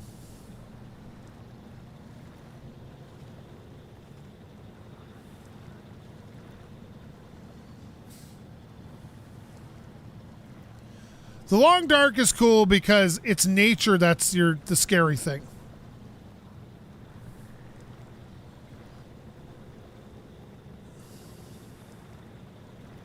Valheim's fun, but it's not a good survival game. It's a fun game, but it's more of an adventure game with survival elements. I beat the Sons of the Forest on stream.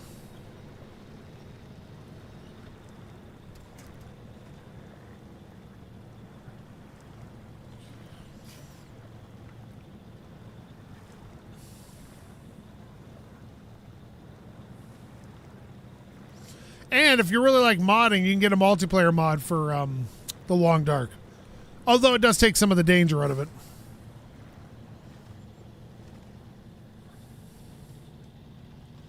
The Zomboid can be frustrating because it only takes a little bit to screw that up. The difference is that Zomboid sometimes... It's a little unfair the way it'll screw up. It'll spawn zombies in weird places and things. If The Long Dark, if you die, it's because you made a mistake. There's no getting around that fact. The game hasn't played against you. It's just you made a mistake and now you're going to die for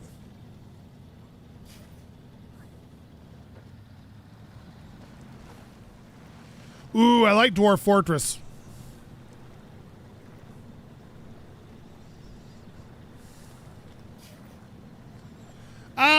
I love GTA games single player.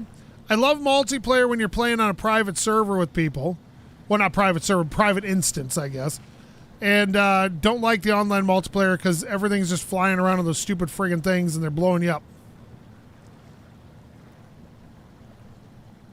Oh, no, I agree with you, Uppercase. Totally. It's just sometimes the game actively seems to work against you on purpose instead of just you made a mistake and this is on you. Sometimes it's like I've broken into houses before, for example, and found like 30 zombies in a house. Like, why is there 30 zombies in a house? And none of the windows are broken and all. Like, 30 people aren't cowering together in a house.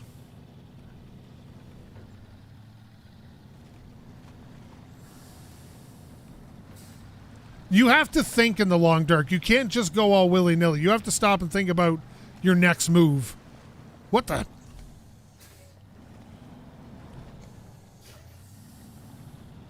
San Andreas is fantastic. The only thing I wish San Andreas had was better physics on the bodies. Other than that, it's great.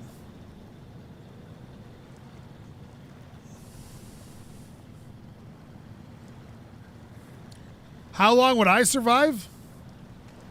Maybe 2 days. I'm a diabetic. Insulin has to be kept cold. Without that,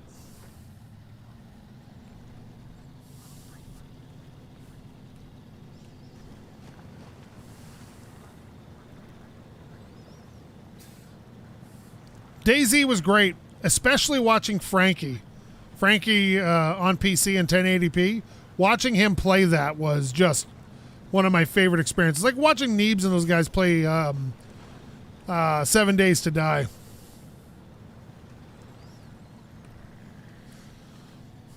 Now they're playing Contractville, and it's friggin' hilarious.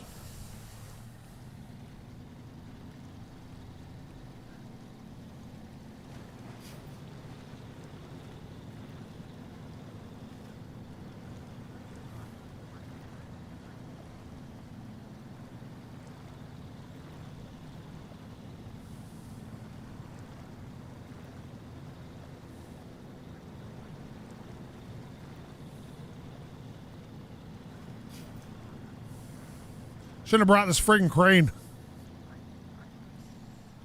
Oh, yeah. Now I remember this. It's going to be hell on wheels to get through here. Because all these things, these down trees are in the way. And you got to kind of break them to get through them. Wouldn't matter. It's got to be it's got to be kept way colder than a root cellar's ever going to get. Well, depending on the time of year.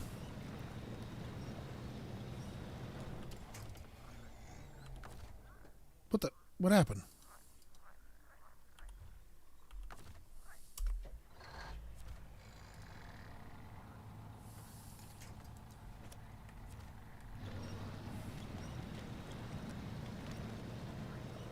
Come on, break. There you go.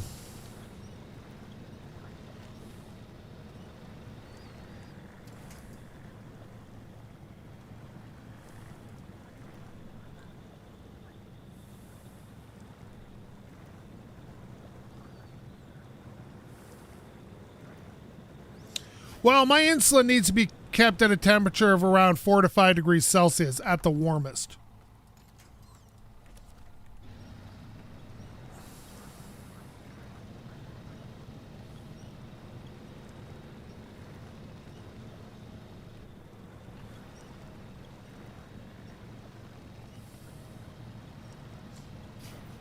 Nah, let me die. I can distract the zombies while everybody else gets away.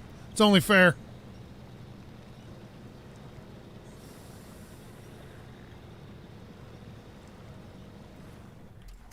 Longest I keep hitting the wrong button. Longest I've ever survived in the long dark is 160 days. I am delicious. I'm a goat.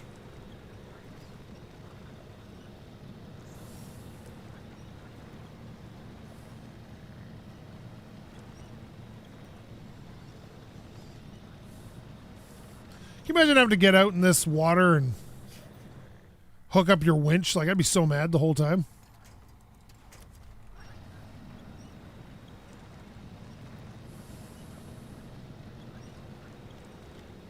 Come on, pull it up.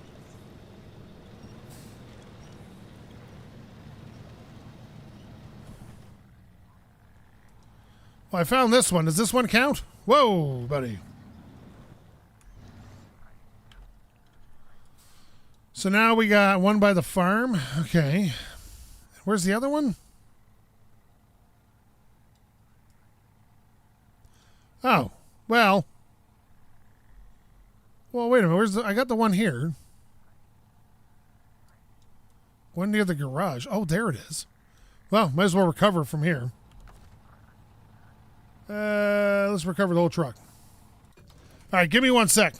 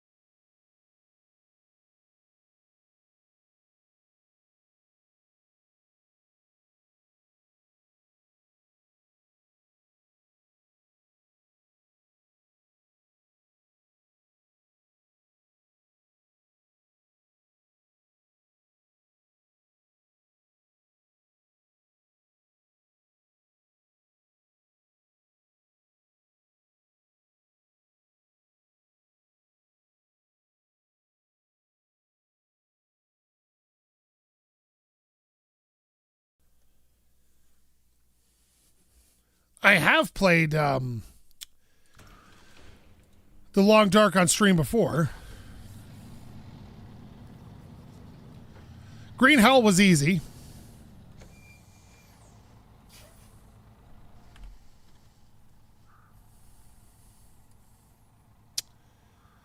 Oh, I see.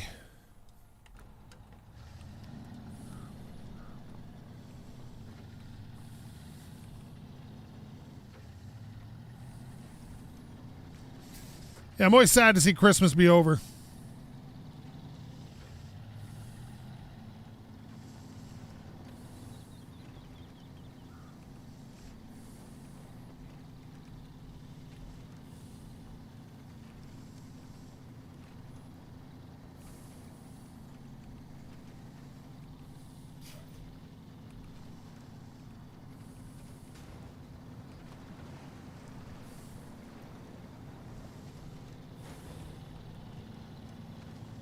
Hey. It's trying to flip over again.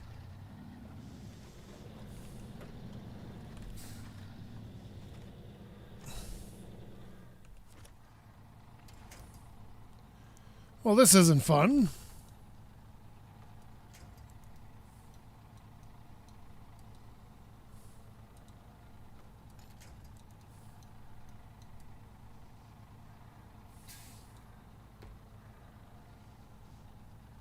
Well, I'm going to have to drive out of this, and I don't think that's possible.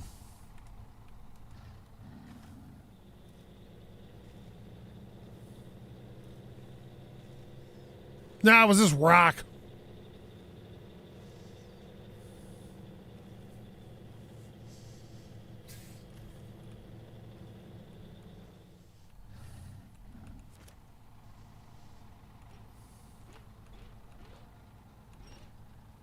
How it's balanced like this, though, I have no idea. Yeah, look at that. Just out of nowhere. All right.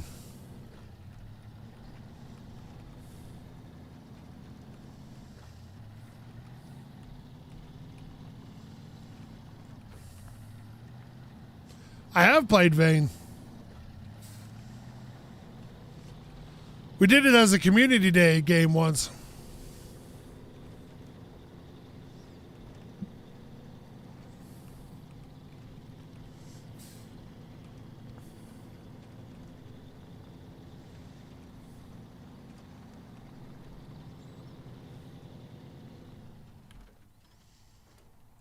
Okay, it's just over there. All right.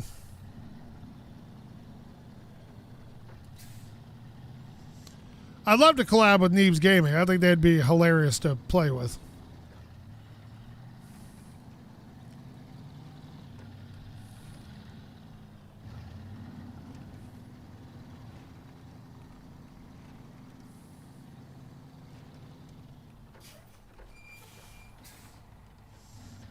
Yeah, this is going to go great, I'm sure.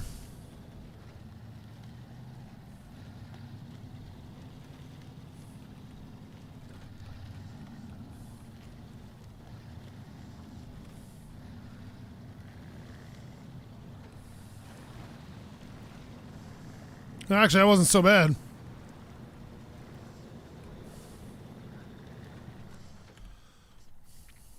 So we need to get to behind here.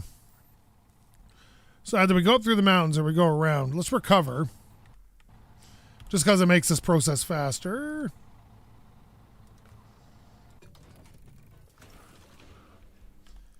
And then I think we'll just go around behind us here like thought I might anyway. So, although I'd love to try to get up there, I don't think it's possible. So we're going to go over here. Well, me and Komodo keep trying to set something up, but both our schedules never seem to work out, so... Dude, I can't see.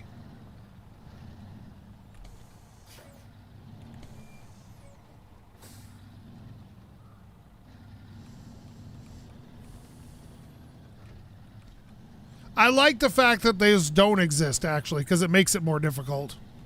You got to try to take a stab at it. Oh, yeah, like I can go up this incline without tipping over, no problem.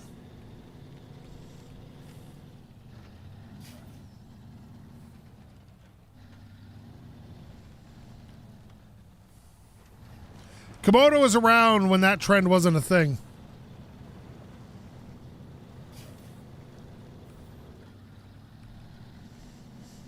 I don't think Glock 9 and my way of playing games would gel. Merry Christmas, Mike.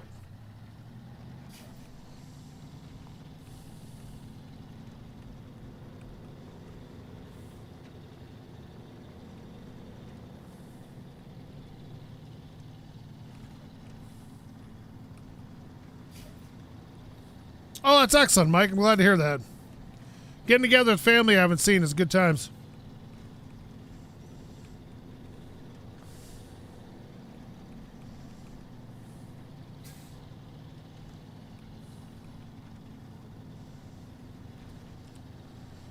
I don't know. I never see my extended family, so, and I don't care to, so it doesn't really matter. Oh, me and OB would get along fine. He's a very nice guy. I've talked to him a few times.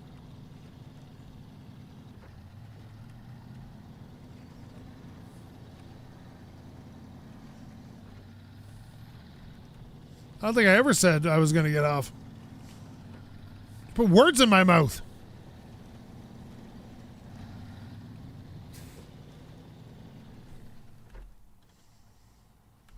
There's a pump by this old truck.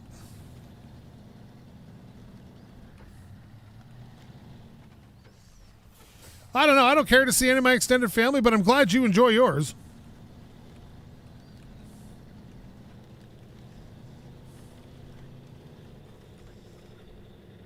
Buddy? Oh, great.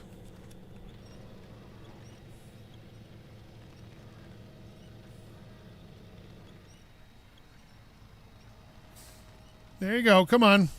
I high-sided it on the... There it is.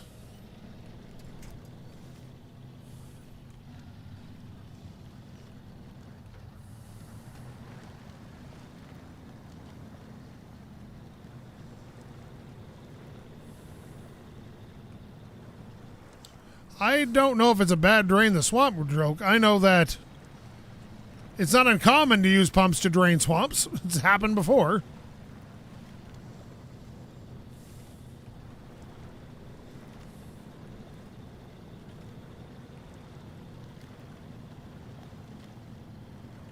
Komodo's a wonderful human, man. He's the kindest guy. Like I said, we could... Uh-oh. Uh-oh. Don't die, truck. You're swamped, truck. Yes, come on, truck. No, don't pull it towards you. Go towards it. Go to the light, truck.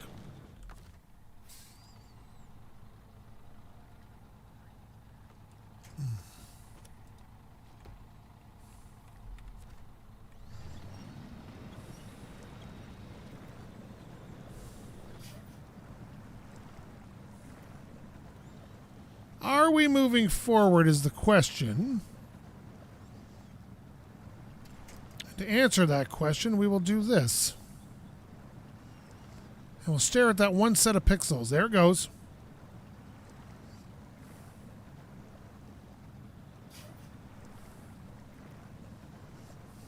I like how everybody just thinks they, like these lift kits just come from everywhere in this game.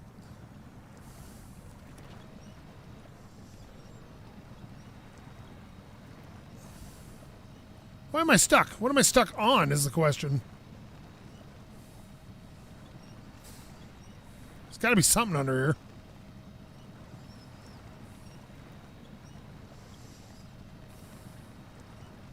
I am as low a gear as I can get.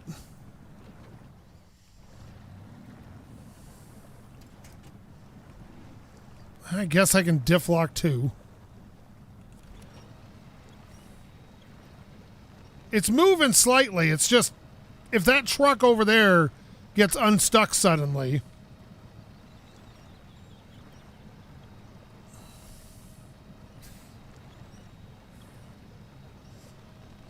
I do have a Discord. Why? You're welcome to join. It's called the Barnyard. Ah, there we go.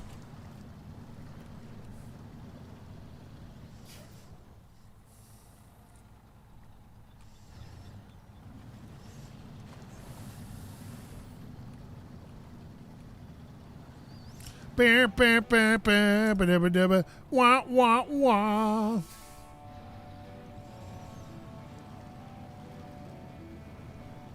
Ooh. Don't get...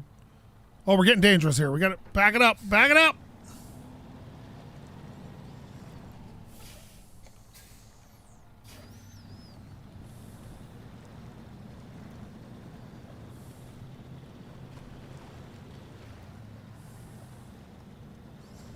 No. Uh-oh.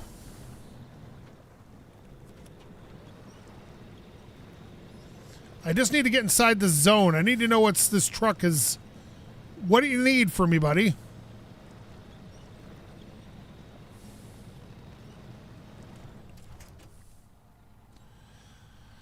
We got trucks wedged deep in sludge. You could use a strong arm to haul them out. All right, sure. Probably not going to get this one out, but we'll give it a shot.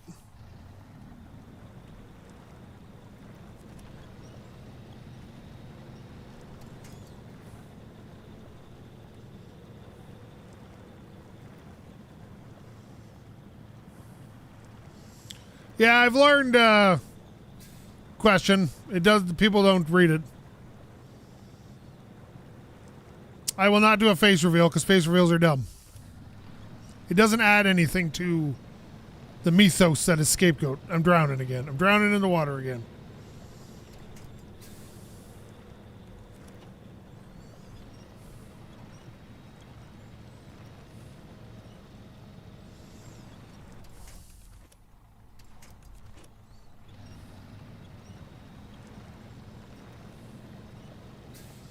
Oh no, there's actually 3 mods here right now.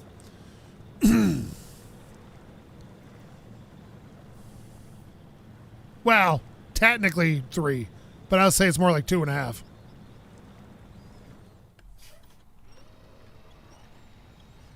Why is this truck just not?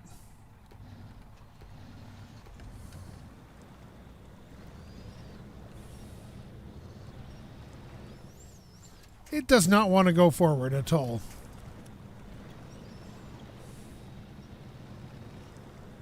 Nah, face reels are dumb.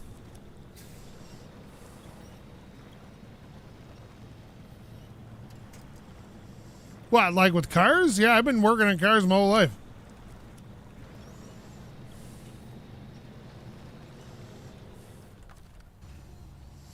Well, that was not exactly what I wanted, but sure.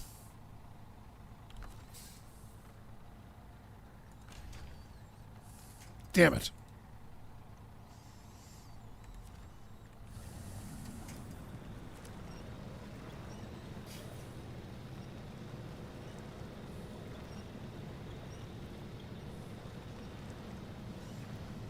I always have mods kicking around. They're never not around.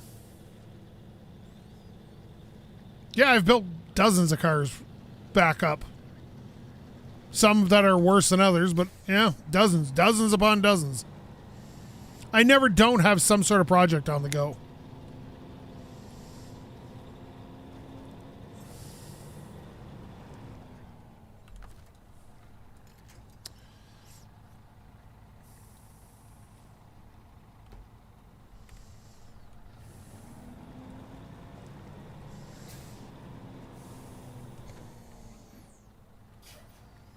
Forgot. Can't do low range in reverse.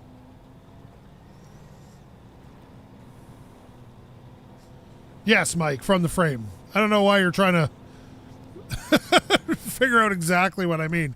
I've done things from the frame. I've built entire vehicles out of nothing. My Galaxy's frame is custom built that I have done mostly by myself and my stepfather to help hold things.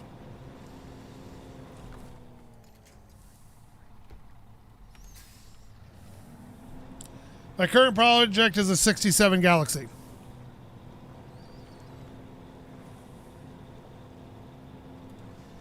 With a big block.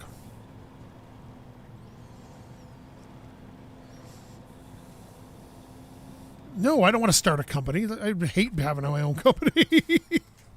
I would be angry if I had my own company all the time. I have no desire to own a company.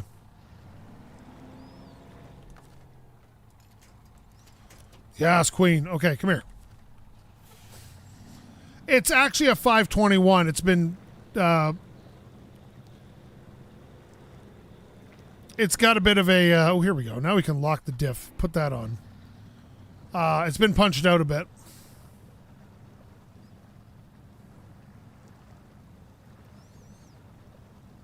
Galaxy is an enormous car.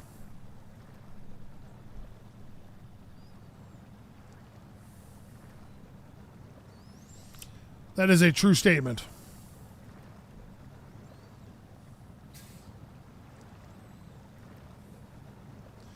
Yeah, that's the thing. I don't think people realize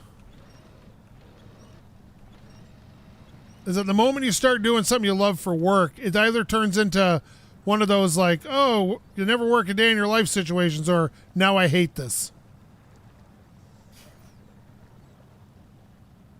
Yeah, it's a two-door boat.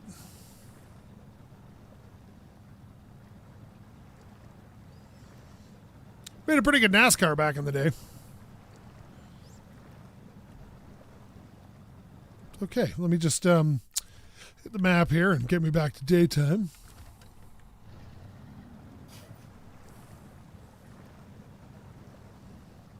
No, I lowered the rear a little bit to give it better handling characteristics, but it needed it. There it is. Come on, buddy. Pop out. There you go.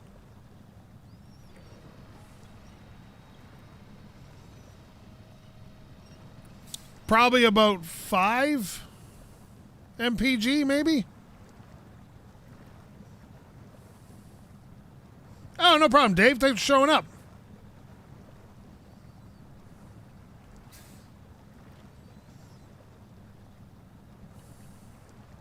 You know, I'm still trucking forward here, so I don't feel the need to...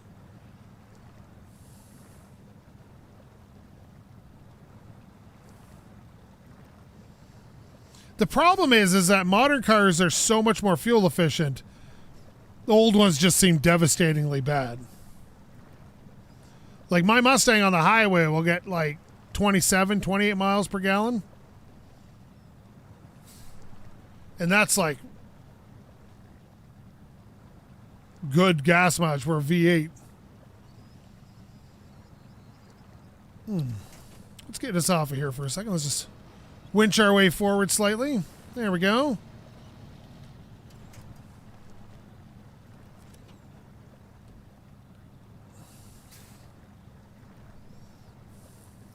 Oh, nice. Whole new trucks or just bearings? You want to build a house in Craftsman style? That's actually not that hard.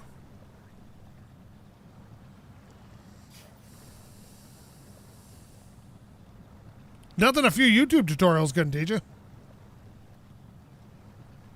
No, I put the Mustang away. You'd kill yourself in that car in the winter.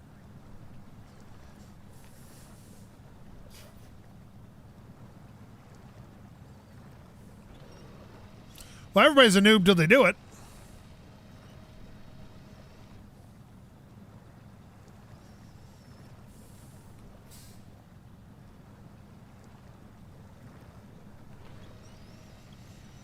Boy, this garbage highway truck here. But I don't even know where I'm taking you, bud. Oh, to the farm. Okay. Once we get out of this thick stuff, we'll be all right. If we ever get out of this thick stuff.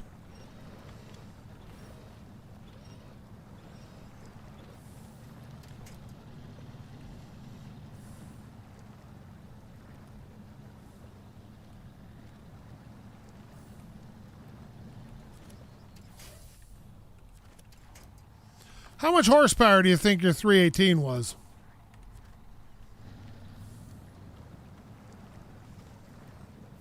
Yeah, the 5070.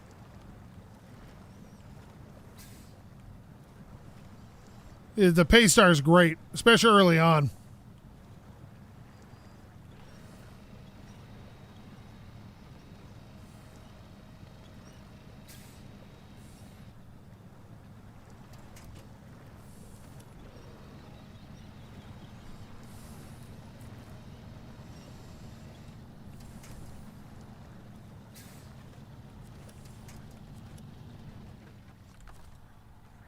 Oh, just a little too far.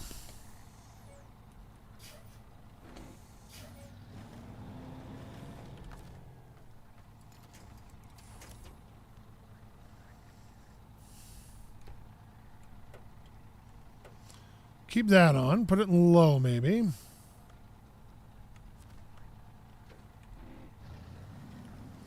I don't like having to switch on my diff lock. I'll tell you that much. Well, yeah, somewhere around 150 or so, right? So, like, think about it like this. My car is, what, 470, 480? And gets 6 miles per gallon better.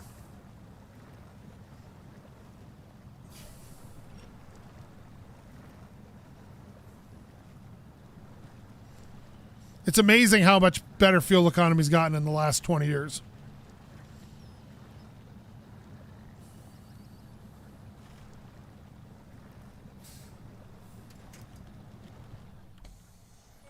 Folks, we're damaging the engine, folks.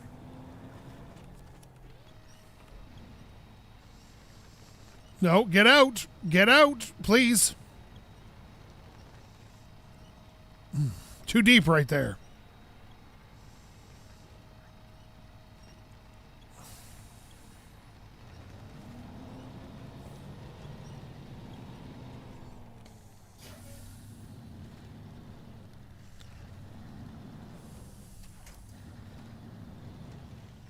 All right, let's see here. Grab you. Where's my thing? There. Where is it? There it is. Bring you in close. Come on, bud.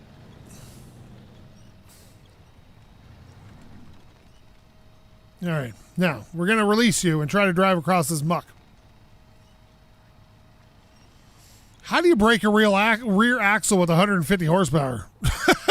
that you did something? And I am proud of you for doing it.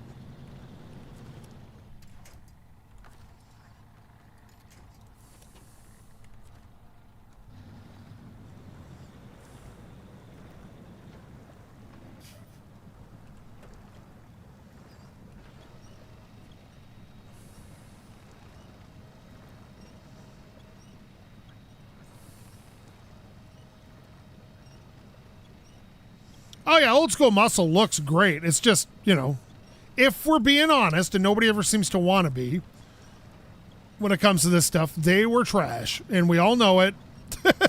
And nobody wants to admit it, but they were not very good cars. And we just loved them because they're cool. Like, that's,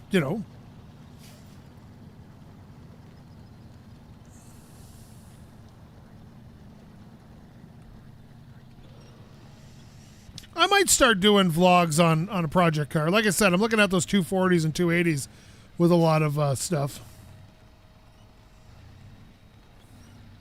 Oh, yeah, like I remember reading somewhere once recently, it was talking about the old, let's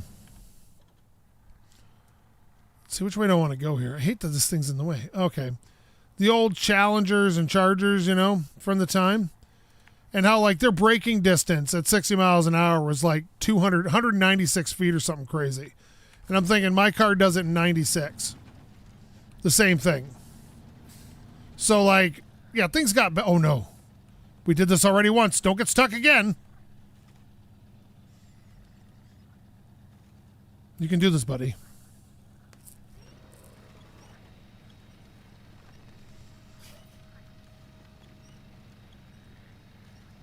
There you go. Put the weight down on those tires.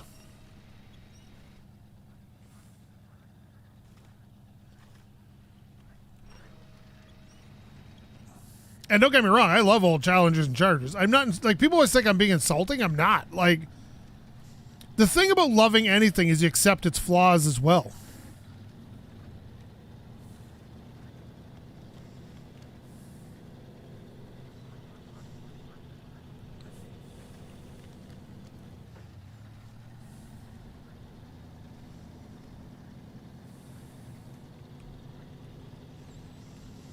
Like, and people hate it when you point out the fact, if you look at the handling statistics on something like a crossover, which everybody hates, they handle better than those cars did. Like, but that's the thing, right? You don't buy them because they're good. You buy them because you like them, right? And cars, some cars are good. Like my car's, like based on the numbers, is pretty good out of the factory. The new Corvettes are really good out of the factory. You know, the Subaru WRX is pretty good out of the factory. And you love them because of it.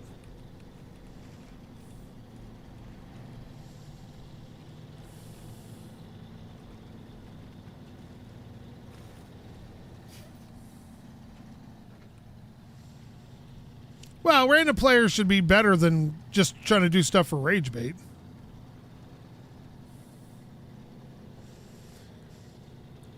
If you rage bait people on purpose or you find it fun to make people angry, you are a bad person.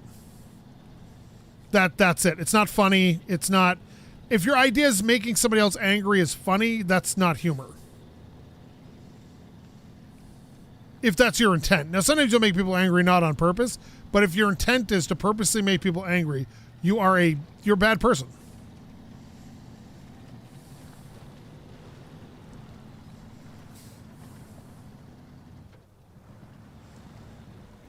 Yeah, the old Capris were like that. The old Chevy Capris, like the big kind of roundy ones, was like driving a coach.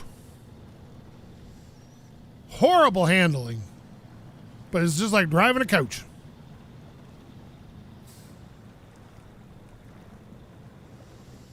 What are you doing, Nuzme game?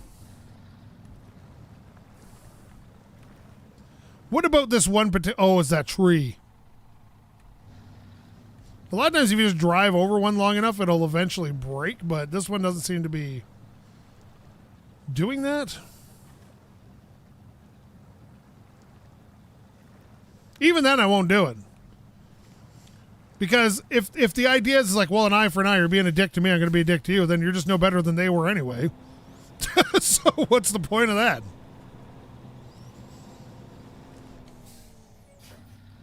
The idea should always be, I'm going to be better than that person.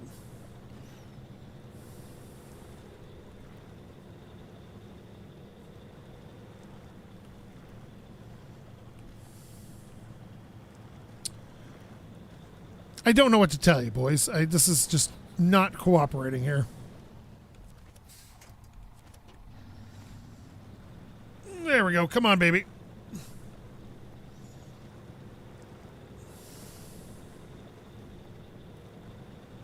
And the tree finally broke.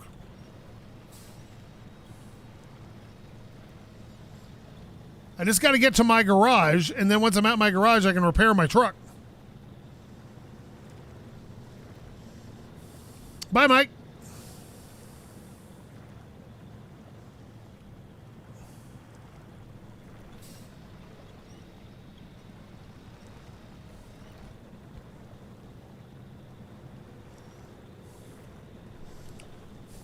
I feel like I chased off Mike.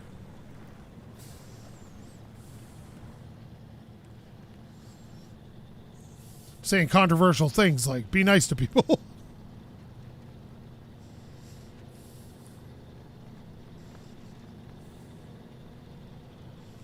See, this is the thing, and I'll always be of this opinion to some degree, that being nice to someone who's being nice to you isn't a thing. That's just what the default should be. That's easy. Being nice to somebody when they're being a dick, that's hard.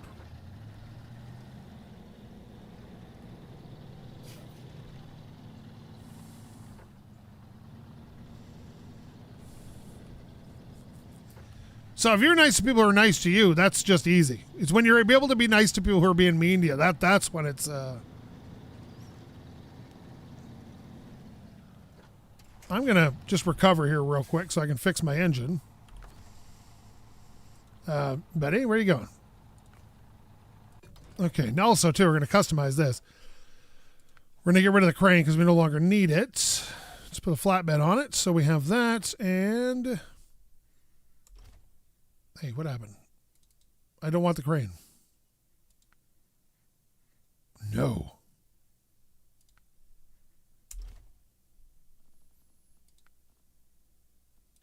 Get some of that extra weight out of there.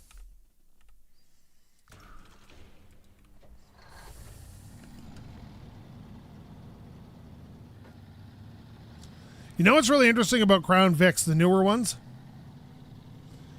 If you seam weld them, like weld them to their frames, they become incredibly rigid and amazing handling cars. And I know that sounds weird, but I can prove that because you can watch an old episode of The Smoking Tire where he takes one down. Matt Farah takes one down the hills in California at incredible speeds for, considering it's only, 240 horsepower.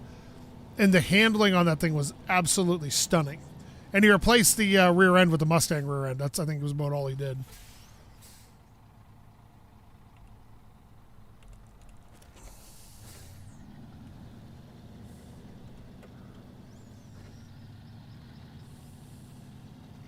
Especially the four-wheel drive ones.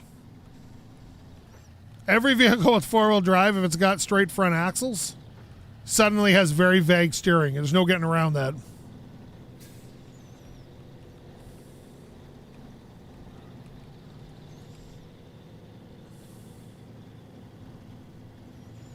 Oh yeah, and there's a smaller steering wheel on that Crown Vic. I think they got it out of a Focus or something. No change in the steering rack, but they changed the size of the steering wheel, made it smaller.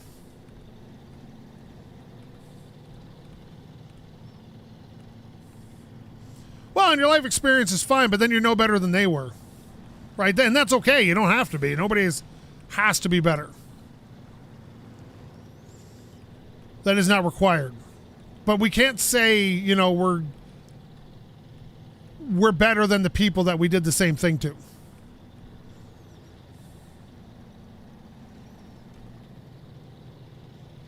And again, you don't always have to be the better man. That is not the point of existing.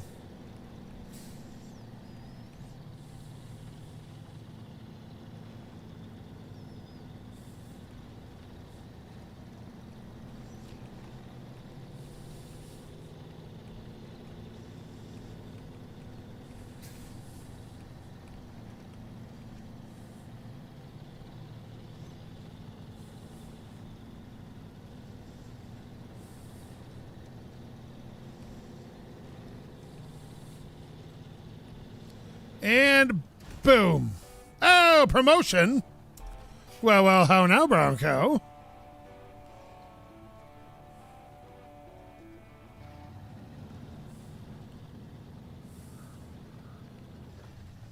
Now I feel like I want to go back to the base and see if I got anything new for my truck. Hello, fancy man. Okay, let's see. Gearbox. Nope. Nothing. No stock. No, couldn't find any of that. We have 42.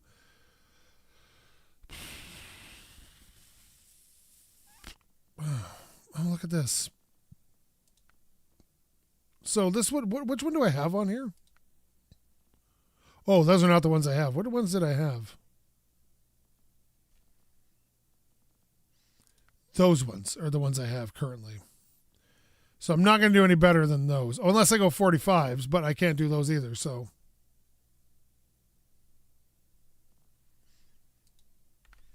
It's sad. Sad.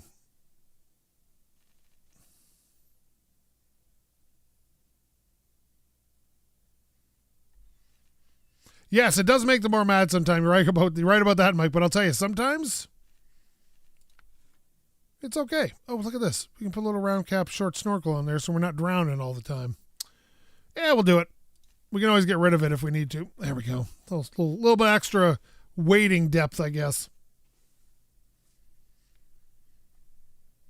Global map. Oh, I could go to Alaska now. I do love Alaska because of the snow.